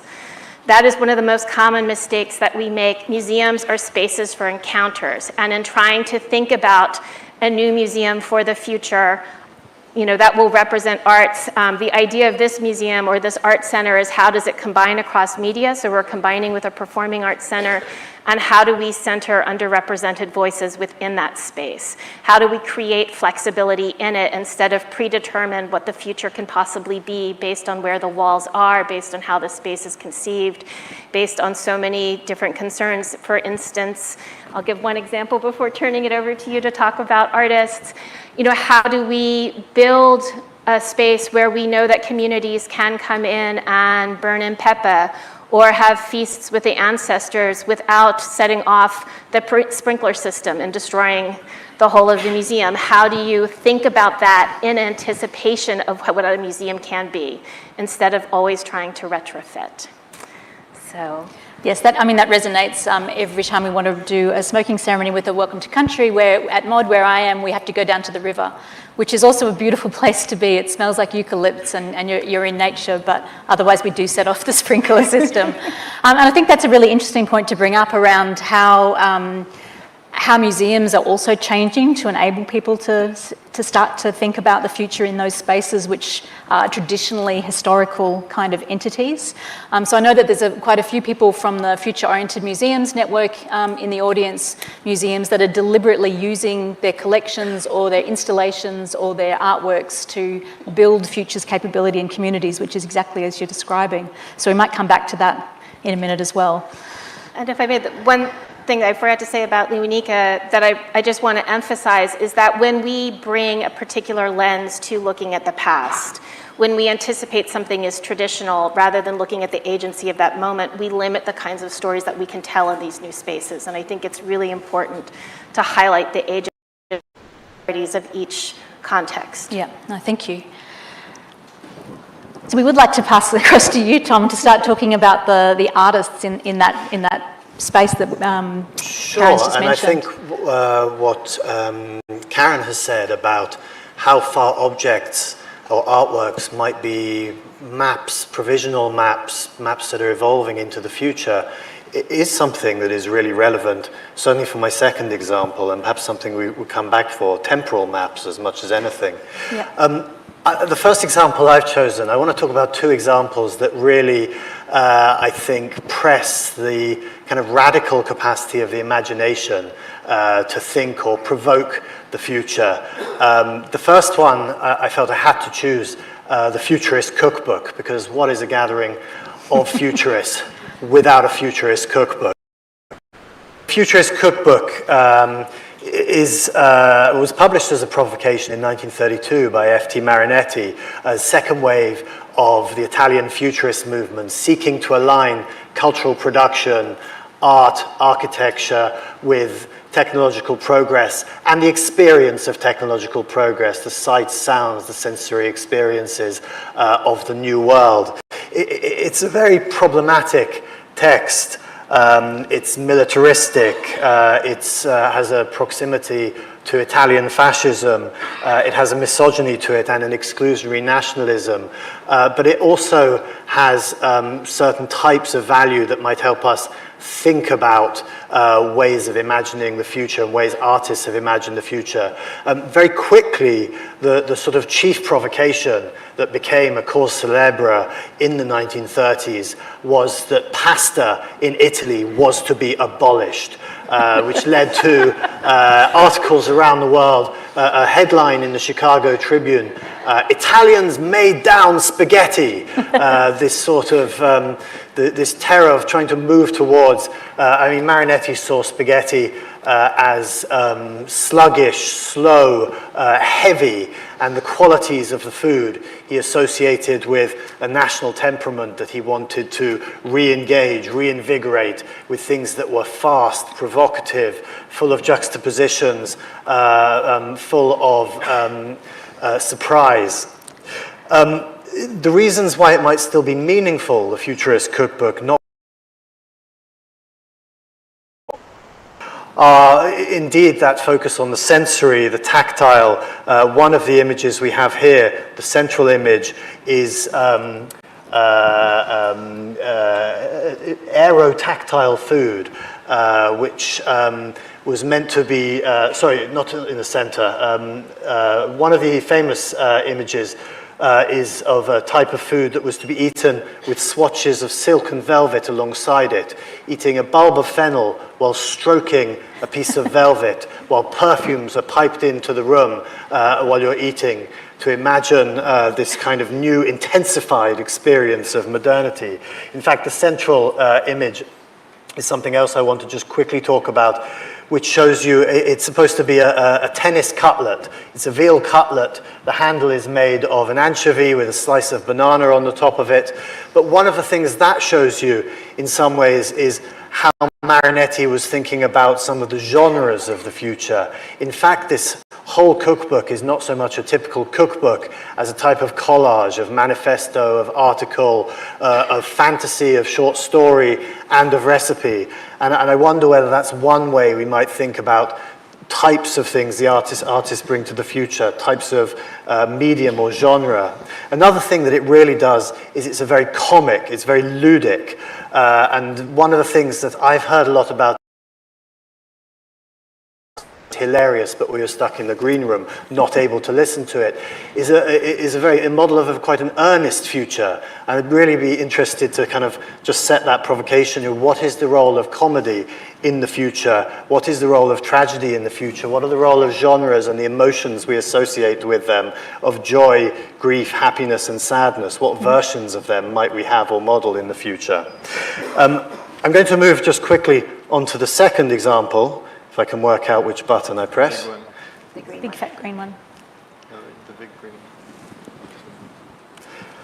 Which is, I wanted to just pull into the discussion a work by Hilma af Klint, one of the great visionary artists of the early 20th century. Hilma af Klint was a visionary Swedish painter, little known in her lifetime. She was motivated by communication as she saw it with the spirit world. She espoused a type of syncretic mysticism that she thought was producing visions that were attuned towards a possible future. She insisted her work, which was only known to a close circle of her friends and to Rudolf Steiner during her lifetime, should only be seen 20 years after her death. She put little crosses against most of the work in her inventory, in her archive, to ensure that those works wouldn't be seen. What she's become, specifically in an exhibition at the Guggenheim in 2019, which was called Painting for the Future, is the poster child of a new turn in museology, in curation, in the history of modernism, towards visionary art, towards artists who rejected or perhaps leavened their rationalism with versions of visionary thinking, with knowledge of spiritualism, of theosophy, of other types of mystical systems. Most of these works were made by women who were peripheral to the mainstream of the dominant narrative of modern art. But one of the things that has happened, the Guggenheim show had 600,000 visitors. It became in 2019, for an artist who was scarcely known until 10 years ago when there was an exhibition in Stockholm, it became the most visited exhibition ever at the Guggenheim in New York. This has been accompanied by numerous other exhibitions on the Transcendental Painting School, on Georgiana Houghton, and so on and so forth. So a real turn towards the visionary. I just want to point out kind of this imaginative openness and to say two things, really, what we can see here. There's a sympathy at this moment for ways of thinking that were once considered peripheral, an openness to kind of modes of esoteric, occult thinking, sure, but those are also ways of thinking that engage with types of sympathy, models of empathy, with models for the ecology, with thoughts about collectivism. After all, if you believe you're communing with spirits, you have a different idea of the self and the borders of the self than you would have if you have a heroic mode of artistry. So I think I'll kind of leave it there and pass on to Brendan, this kind of fluidity and the ability for this artist in particular and the artist she represents to break down borders and still to keep doing so in museums today. No, thanks, Tom. Karen, did you just want to say something? Just a quick comment that before we move away from the arts, I mean, one of the things that really struck me listening to you is for all of us to bear in mind the fact that every work of art is contemporary at the time that it is made. And you have to imagine that artists present in order to imagine what the future was that they were trying to anticipate. And among the actionable items that really comes through in the way that you talk, or about what you've spoken, is the active process of erasure and forgetting. So we have to choose not only what we remember, but also what we forget. And that's what really comes to the fore with some of these stories that we don't know or that are emerging more recently. Yeah, no, thank you. And that, I mean, I know a lot of us, I've just done a series of workshops where I'm using Sahel's Futures Triangle regularly. And what you've just said, I think, really sums up those big questions around the weight of the past. What do we purposely retain and bring forward because it's something of value? And what do we discard because it no longer serves us? And the conversation I had with Nancy earlier, wherever Nancy is, was also around, how do we remake what we interpreted the past and reuse it in a way that becomes useful for us. I'm also really stuck on the idea coming from an Australia that seems to be kind of steeped in conservatism, especially around First Nations recognition, is that maybe that's because we're just all still eating meat and potatoes and we're sluggish and we lack imagination because of our diets. I cannot get over that this afternoon. It's really sticking with me. So thanks for sticking that one in my head. But I think there is probably a thread there around, diet and changing diet, and when we're thinking about sort of, especially things around climate justice and the changing world that we've got. And I think you mentioned, Tom, this idea around collectivism and ecology. I think it's worth thinking about how we're moving to thinking about that more generally. If I can just say one more quick thing, which is that although I wouldn't wish anyone to want to be Marinetti or to become him, one of the things that he does model in a way is a kind of early seed of the artist as activist, of dissenter. And that's another thing kind of which obviously is very present, but a lot of organizations are thinking about the role of that activism in their futures. And I think that's something else we haven't heard.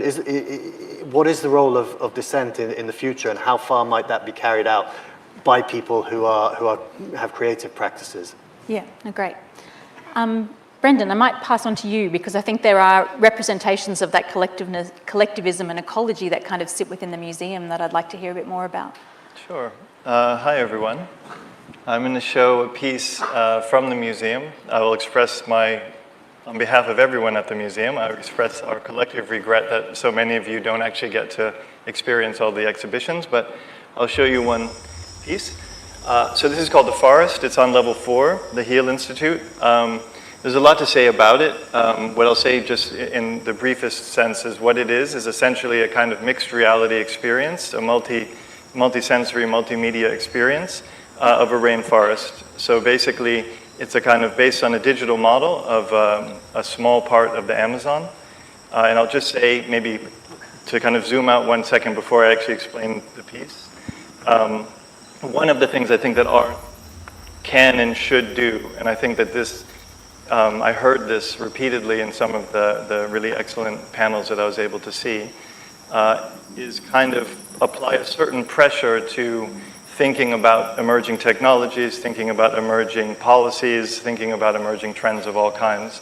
And I think, for example, the notion of a digital model, the notion of a digital twin is really central to thinking about smart cities and smart services and all these kinds of things, which, as you can imagine, in a forward-thinking, forward-moving, actively forward-thinking institution like the Museum of the Future, you are kind of confronted with incredible quantities of charlatans and con men who come and try to sell you a dream about smart cities and about all these things. And I think one of the key things that art can do and that the museum tries to do is look at these things, look at something like a digital model with sympathy and try to identify within it the beautiful idea and say, and focus on what could be done with this beautiful idea. What can be done that, McKinsey would not advise you to do.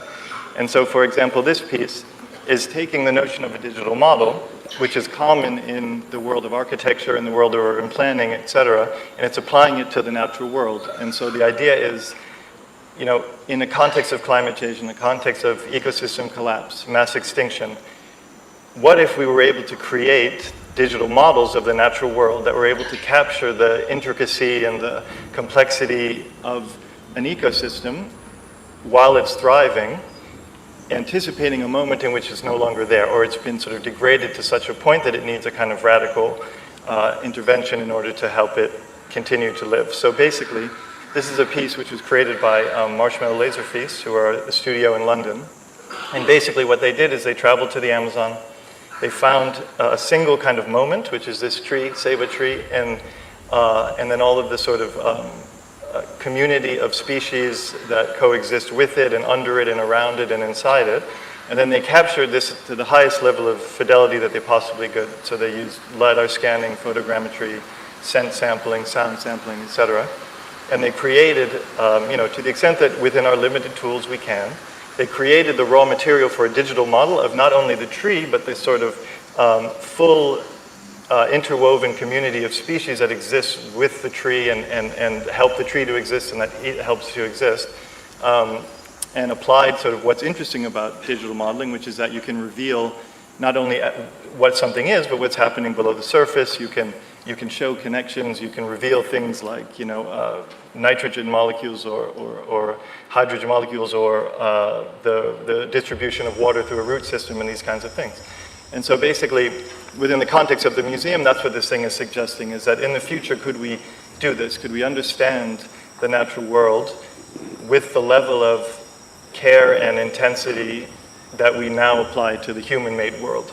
And I think in terms of like art and as it relates to the past, it's a really profound insight, because in the end, the past, there's a lot more of the past that didn't include us than has included us. So to the extent that we want to improve or deepen our relationship to the natural world, that's a matter of improving and deepening our relationship with the past, because all of the beings that we coexist with on the planet have been here a lot longer than us. And so if we are to move into a future in which we're not applying technology, applying our sort of best ideas and our most ambitious plans to kind of mastering the natural world and kind of bending it to our will, and instead we're adopting a point of view that's kind of humble and understands that we need to be able to actually live with it healthily, how do we then apply these emerging technologies and these kind of deep potentials toward that kind of impulse?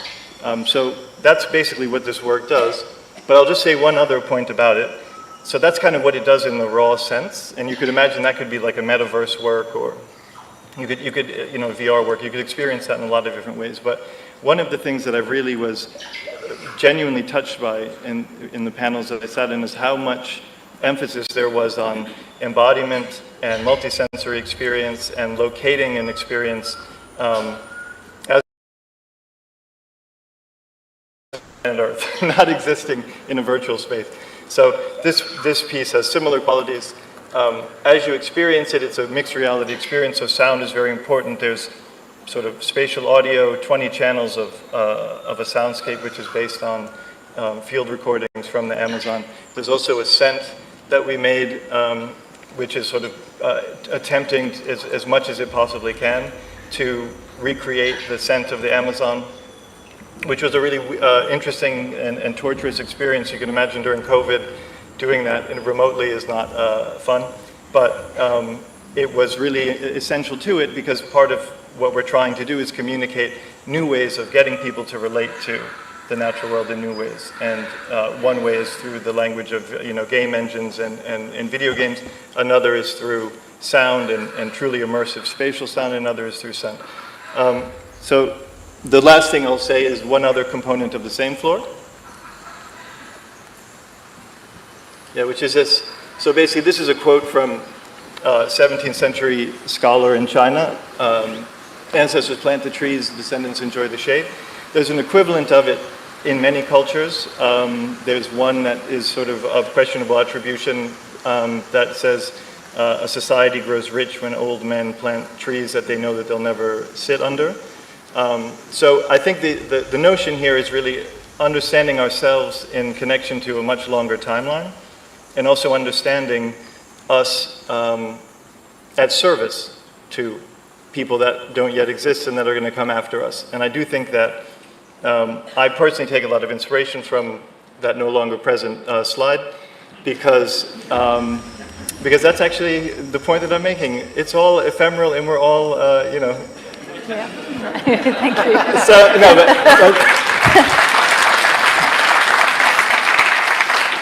but my point is, just to quickly conclude, because I'd rather have the conversation, is, you know, within the context of this forum, I really have felt very deeply for a lot of the futurists who kind of are trying to advocate for positive, ambitious thinking about the future in a context where I think a lot of people are like, are you stupid? Everything's getting worse. Like, what's wrong with you? But I really think that ideas like this, where you're kind of understanding link in a chain, but also understanding yourself really with an obligation, or let's say an opportunity to serve, not yourself and not even necessarily the people around you, but people who truly are defenseless because they're not here yet. And I think there's something beautiful about that. And I think that a lot of what we have tried to do in the museum, and certainly a lot of what I've heard advocated for in this forum, is coming from that perspective.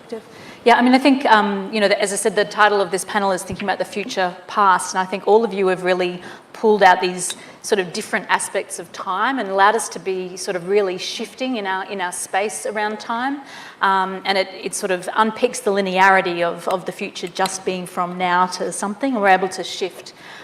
We've got an exhibition that we're putting in Mod to open in January, called Broken, which it recognises exactly what you've said, that most of our visitors feel like there are a lot of things about the future that feel threatening. And we're trying to prompt alternatives for them to imagine different things. And one of the things that we're imagining is, what if we did democracy differently?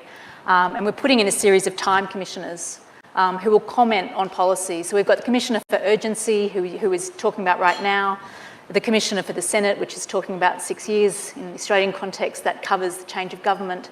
The Commissioner for Children, thinking about the next 20 years. The Commissioner for Generations, thinking about Elise Boulding's 200-year present, where you can imagine your grandmother and your granddaughter.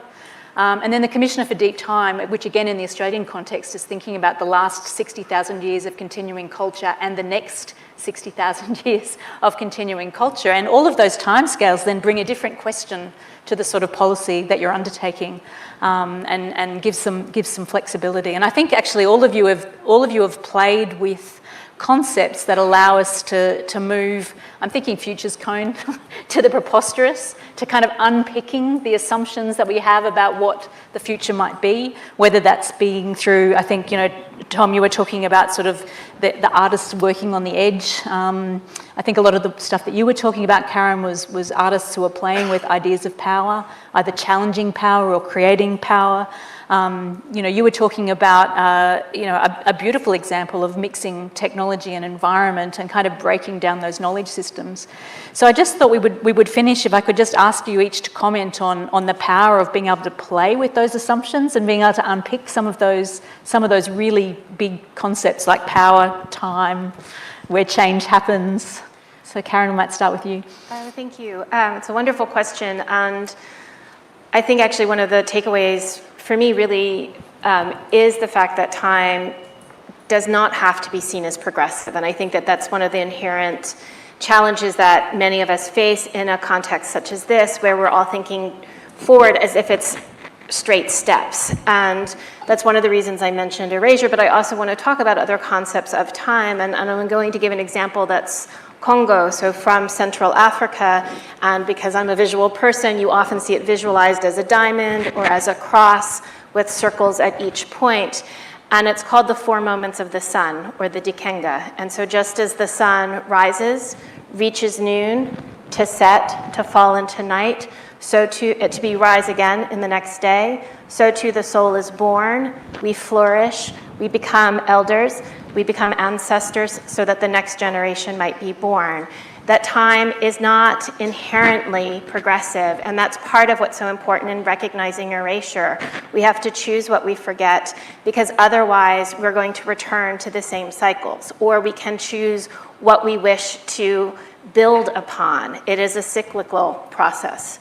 Thank you. It's Tom. funny, I spoke a bit about genres, like literary critic before, but obviously a lot of the visions of the future that have taken narrative forms have been catastrophic, because fundamentally to move in H.G. Wells or other people who have written the future, you have to move into disaster from one place to another. That is the kind of linear model of thinking about the future. It's not so engaging to think of a kind of perfect present. And we've been talking about images of the future. Images are static. We have to think about how we move through those things. I just wanted to use my kind of last couple of minutes to draw out this idea that artists should somehow be central to how we conceive of, imagine the future. In a survey that the Straits Times in Singapore did in 2020, 1,000 people, of 20 professions, artists were seen as the most non-essential. More than 80% of people considered them non-essential compared to, obviously, this is types of key worker and so on. But I imagine, or I hope that nobody in this room could picture a future that didn't have any artists in it. And then thinking about what place those artists have in those versions of the future that you start to model. If you're working on cities, where the spaces are for artists, where artists' roles are in governance, in strategy. Certainly in the culture sector, artists are being centered far more in governance strategies, in comms opportunities, in programming, in curatorial. There is a feeling in which those modes of intelligence that many artists espouse, and they are of course diverse modes of intelligence, need to be put right at the forefront of how we move towards the future. I think, Brendan, you and I had talked about sort of diverse modes of intelligence in the work that you're presenting and drawing on a number of different knowledges.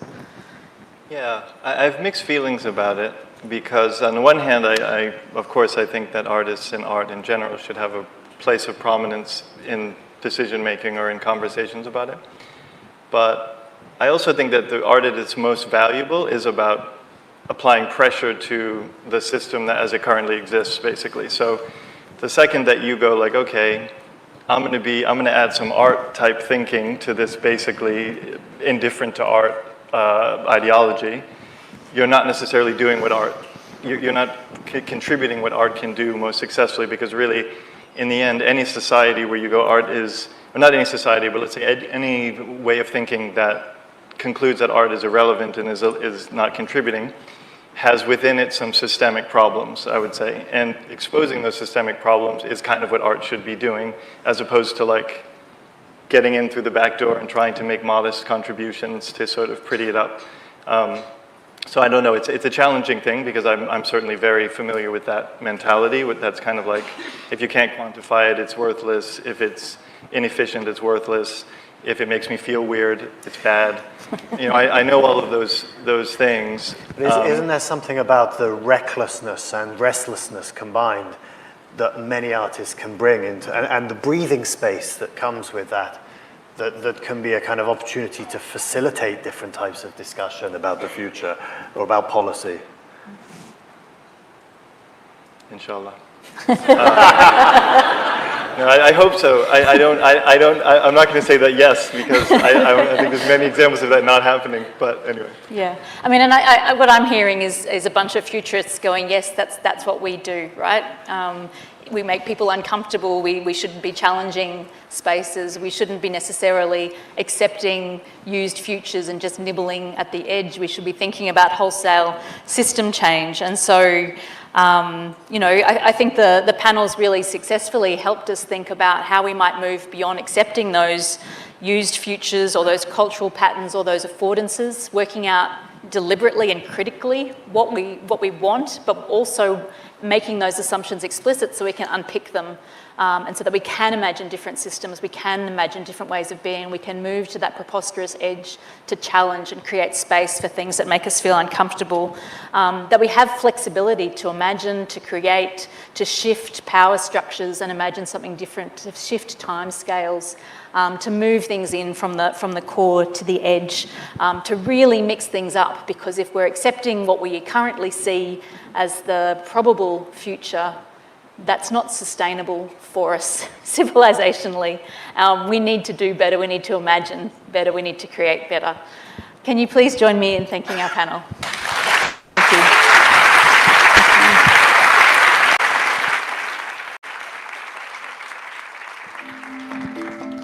you.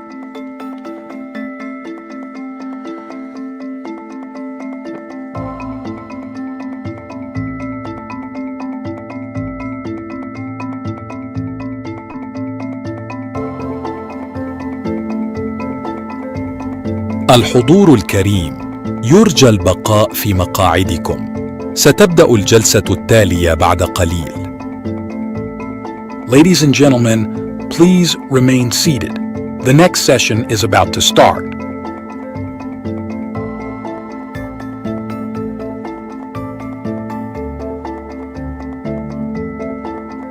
الحضور الكريم، يرجى البقاء في مقاعدكم. ستبدأ الجلسة التالية بعد قليل. Ladies and gentlemen, please remain seated. The next session is about to start.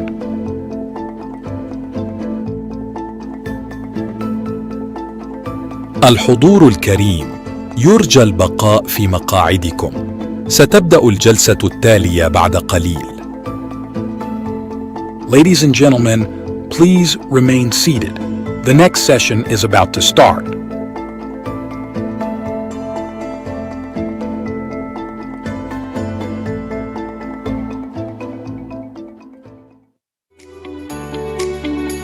السيدات والسادة، نختتم معكم جلسات اليوم الثاني والأخير من منتدى دبي للمستقبل.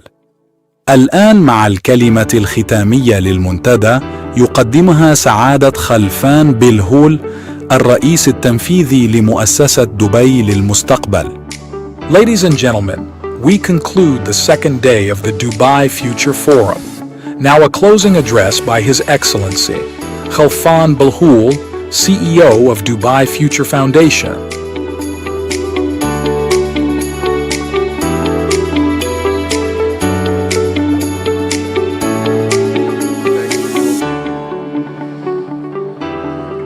All right.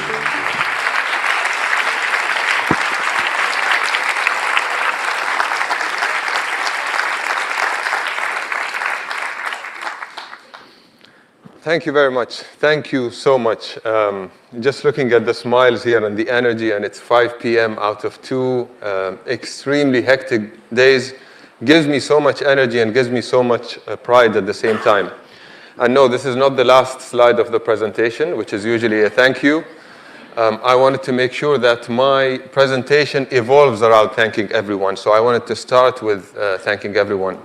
First of all, I'd like to, and I remember the gala dinner on the first day, for those of you that made it to the Etihad Museum, where we talked about the past, and I told whoever had made it, I said, talk about the past as much as you can today, because for the next 2 days, all we're going to talk about is the future, so save the future talk for the next 2 days.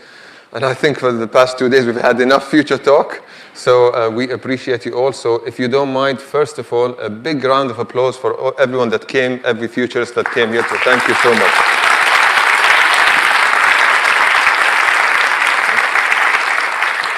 This goes out to each and every one of you, whether you're here in Dubai, the UAE, or whether you flew out from anywhere around the world. This is the beauty of this room, such a diverse group of people that we're so proud to be part of. So we wanted to really, really appreciate you and thank you. I have tried to meet as much of you as I could on bilaterals, and my bilaterals are all 5-minute stints because I just wanted to meet everyone and thank everyone. For those of you that I didn't meet, the online world is very efficient those days. We'll connect even when you travel, but we'll make sure that you come back to us again in Dubai. So thank you for that. Secondly, if you allow me as well, for you all to thank the Dubai Future Foundation team for the amazing effort that they've done. If you don't mind.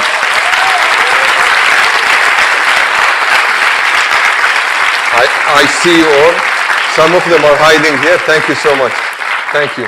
Many of them are hiding here in this room, and some of them are working, they're behind the scenes, and they're actually, we huddled up in this room, and our message for them before the event, hours before the event, we all huddled up and we said, each and every one of you is not an ambassador of DFF, but you're an ambassador of Dubai and the UAE. So for us, respect, kindness, and welcoming our guests was a top priority for us. And this is the DNA of Dubai Future Foundation and Dubai. And whenever I met any guest that I had a conversation with about potential collaboration, the first thing that they've mentioned was how amazing the team was with them. And that's why I want to appreciate the team, because this is the catalyst of any other conversation. So thank you so much, Team Dubai Future Foundation. We appreciate you.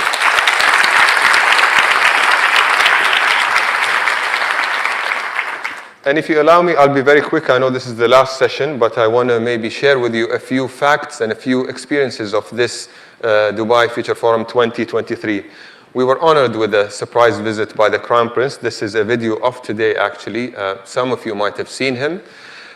He walked by, he went through different sessions and talks, and he was absolutely pleasantly surprised by the energy in this building and by the people. And he went through a few sessions, and he literally asked me for a copy. And for those of you that were part of our Global Future Societies, which we will allude to in a bit, they heard him say, and he said, I blame Khalfan that he didn't get me to see more sessions today. And I blame the team because he was so excited to hear those topics. And he asked me to send him a full run through all the sessions and the YouTube link that we have for all the sessions. So he will be watching them. He does his morning runs, and I'm sure he's going to watch all your sessions on his iPad. So we'll definitely have some more feedback for you all while he's working out. And this is a clip of his quick visit today. And the reason he was pleasantly surprised and pleasantly, amazed by what he has seen is going back to the vision of his father, His Highness Sheikh Mohammed bin Rashid Al Maktoum, who really planted the seed, like I said, and the vision of setting up not only the forum, but the Dubai Future Foundation, which is the entity that we oversee. His vision was, when he started this idea, was we want to institutionalize future foresight. We want to find a way to create a process of creating a better future for everyone. So the idea was, how can we do that? And it started obviously with one of our iconic projects, which is the Museum of the Future, which thankfully, from a touristic standpoint, sold out every day. We crossed the 2 million visitors in a short period of time. And so doing fantastically well from a touristic standpoint and from an experience. And it became a box ticker for any visitor that comes to Dubai. But his message was beyond that.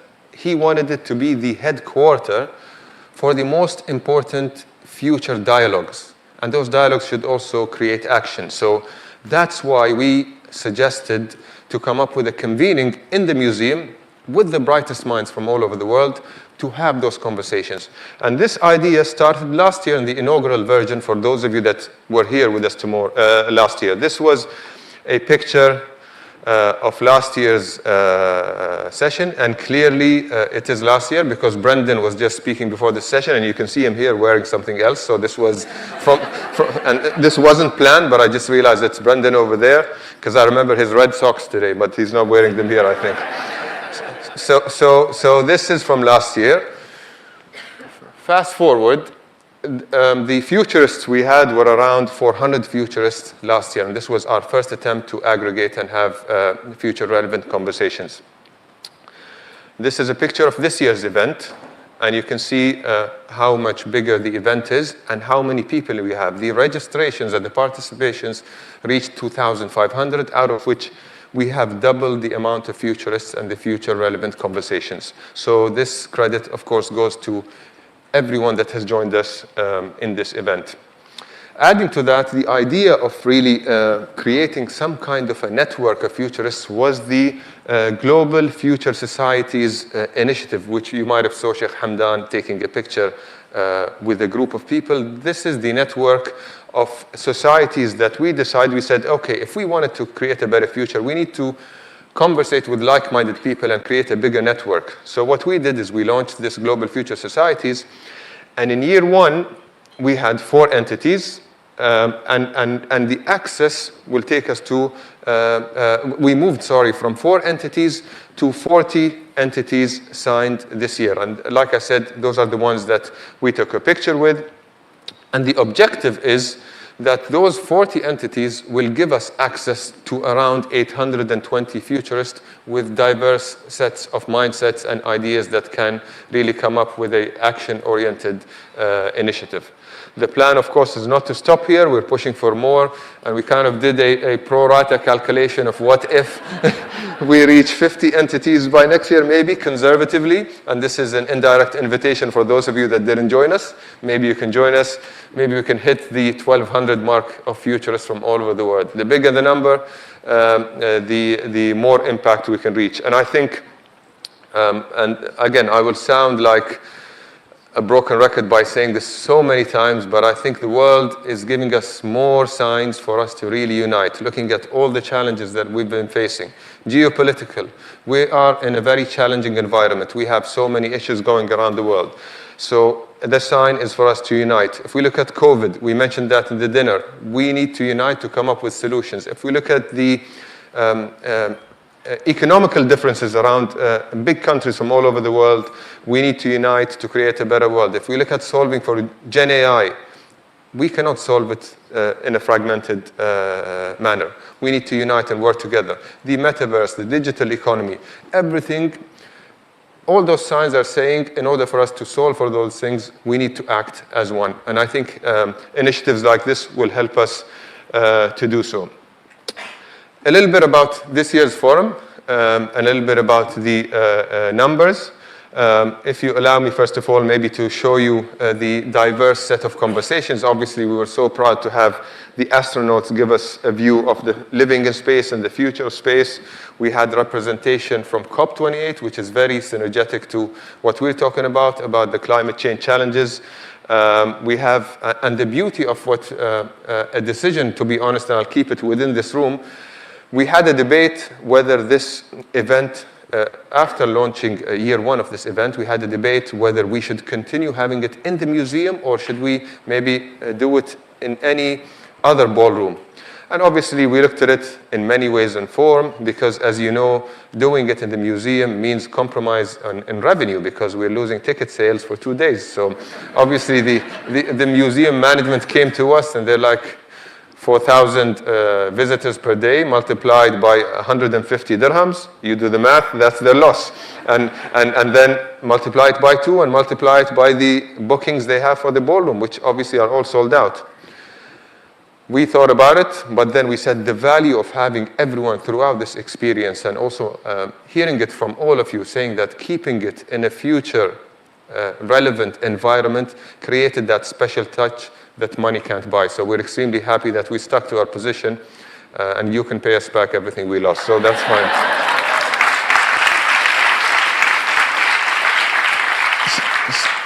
So a bit about and we mentioned those numbers and we said 2,500 participants, 150 speakers. But for me, the magic number here is this number over here, 100 countries, because it shows that we are really a very diverse community. We'd grow it to more than that. In the UAE, we have more than 200 nationalities. 90% of our population is the expat community. So we're welcoming, we're collaborative, and we're supportive to growing this community. And we'll ensure that the forum and the society act as catalysts of bonding and unity.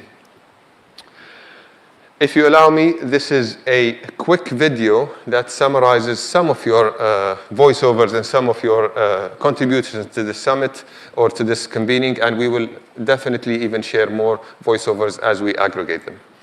This is the world's largest gathering of futurists, and it's so important because if you don't have a vision of the future, how do you ever expect to get there? We're in this magnificent building in front of the world's most influential and thoughtful people working on the future from all over the world. The job is for people to be guides by the side as the children and the youth make their own voyage of discovery. This is something I've been dreaming about, and going to space. It's like a target, it's a goal, the childhood dream. We are behind our climate goals. The good news is that most technologies to achieve 1.5 degrees are already available today.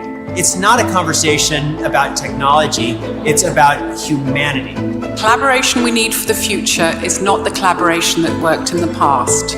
It's going to be more horizontal. If we want to be positive about the future, if we want to create the future in the right way, we need to bring everyone with us. Now,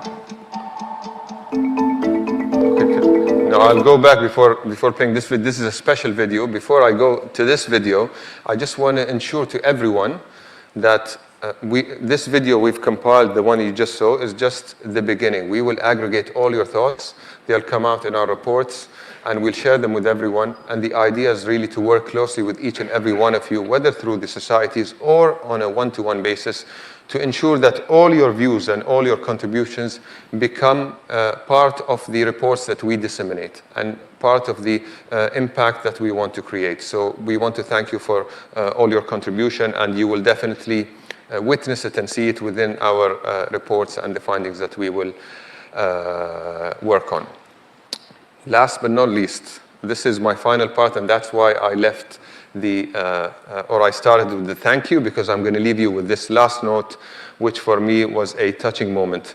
First of all, I want a raise of hands. Who of you has tried the future phone booth experience here in the Museum of the Future? Okay, interesting. Makes it even more interesting. Okay, I think I see like 4 or 5 hands. So I'm glad I put this video to explain what the future phone booth is, and then I'll tell you the outcome of it. So please just watch this video and I'll explain what the future phone booth is. It was displayed in the lobby of the Museum of the Future.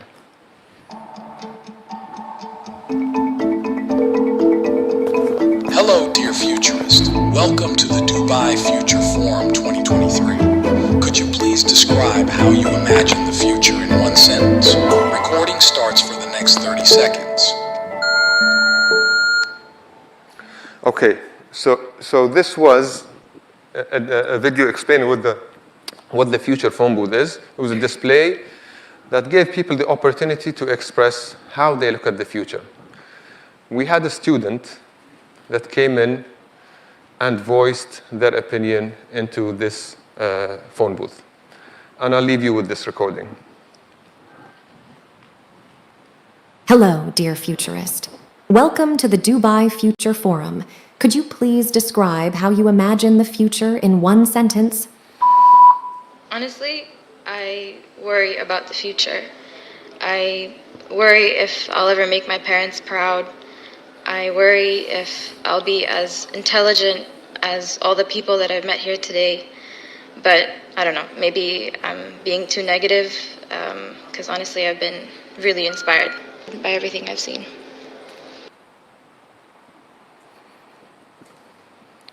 So thank you for inspiring everyone, and we'll see you in 2024.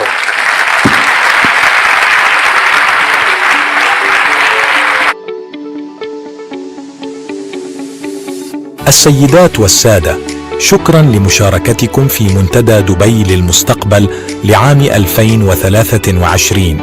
نقدر لكم مساهمتكم القيمة ومشاركتكم للمعرفة ورؤيتكم للمستقبل، على أمل اللقاء بكم مرة أخرى في النسخة القادمة من منتدى دبي للمستقبل. Ladies and gentlemen, thank you for being part of the Dubai Future Forum 2023. Your contribution, shared knowledge, and aligned vision for the future paved the way for our success. We look forward to welcoming you to the next edition of the Dubai Future Forum.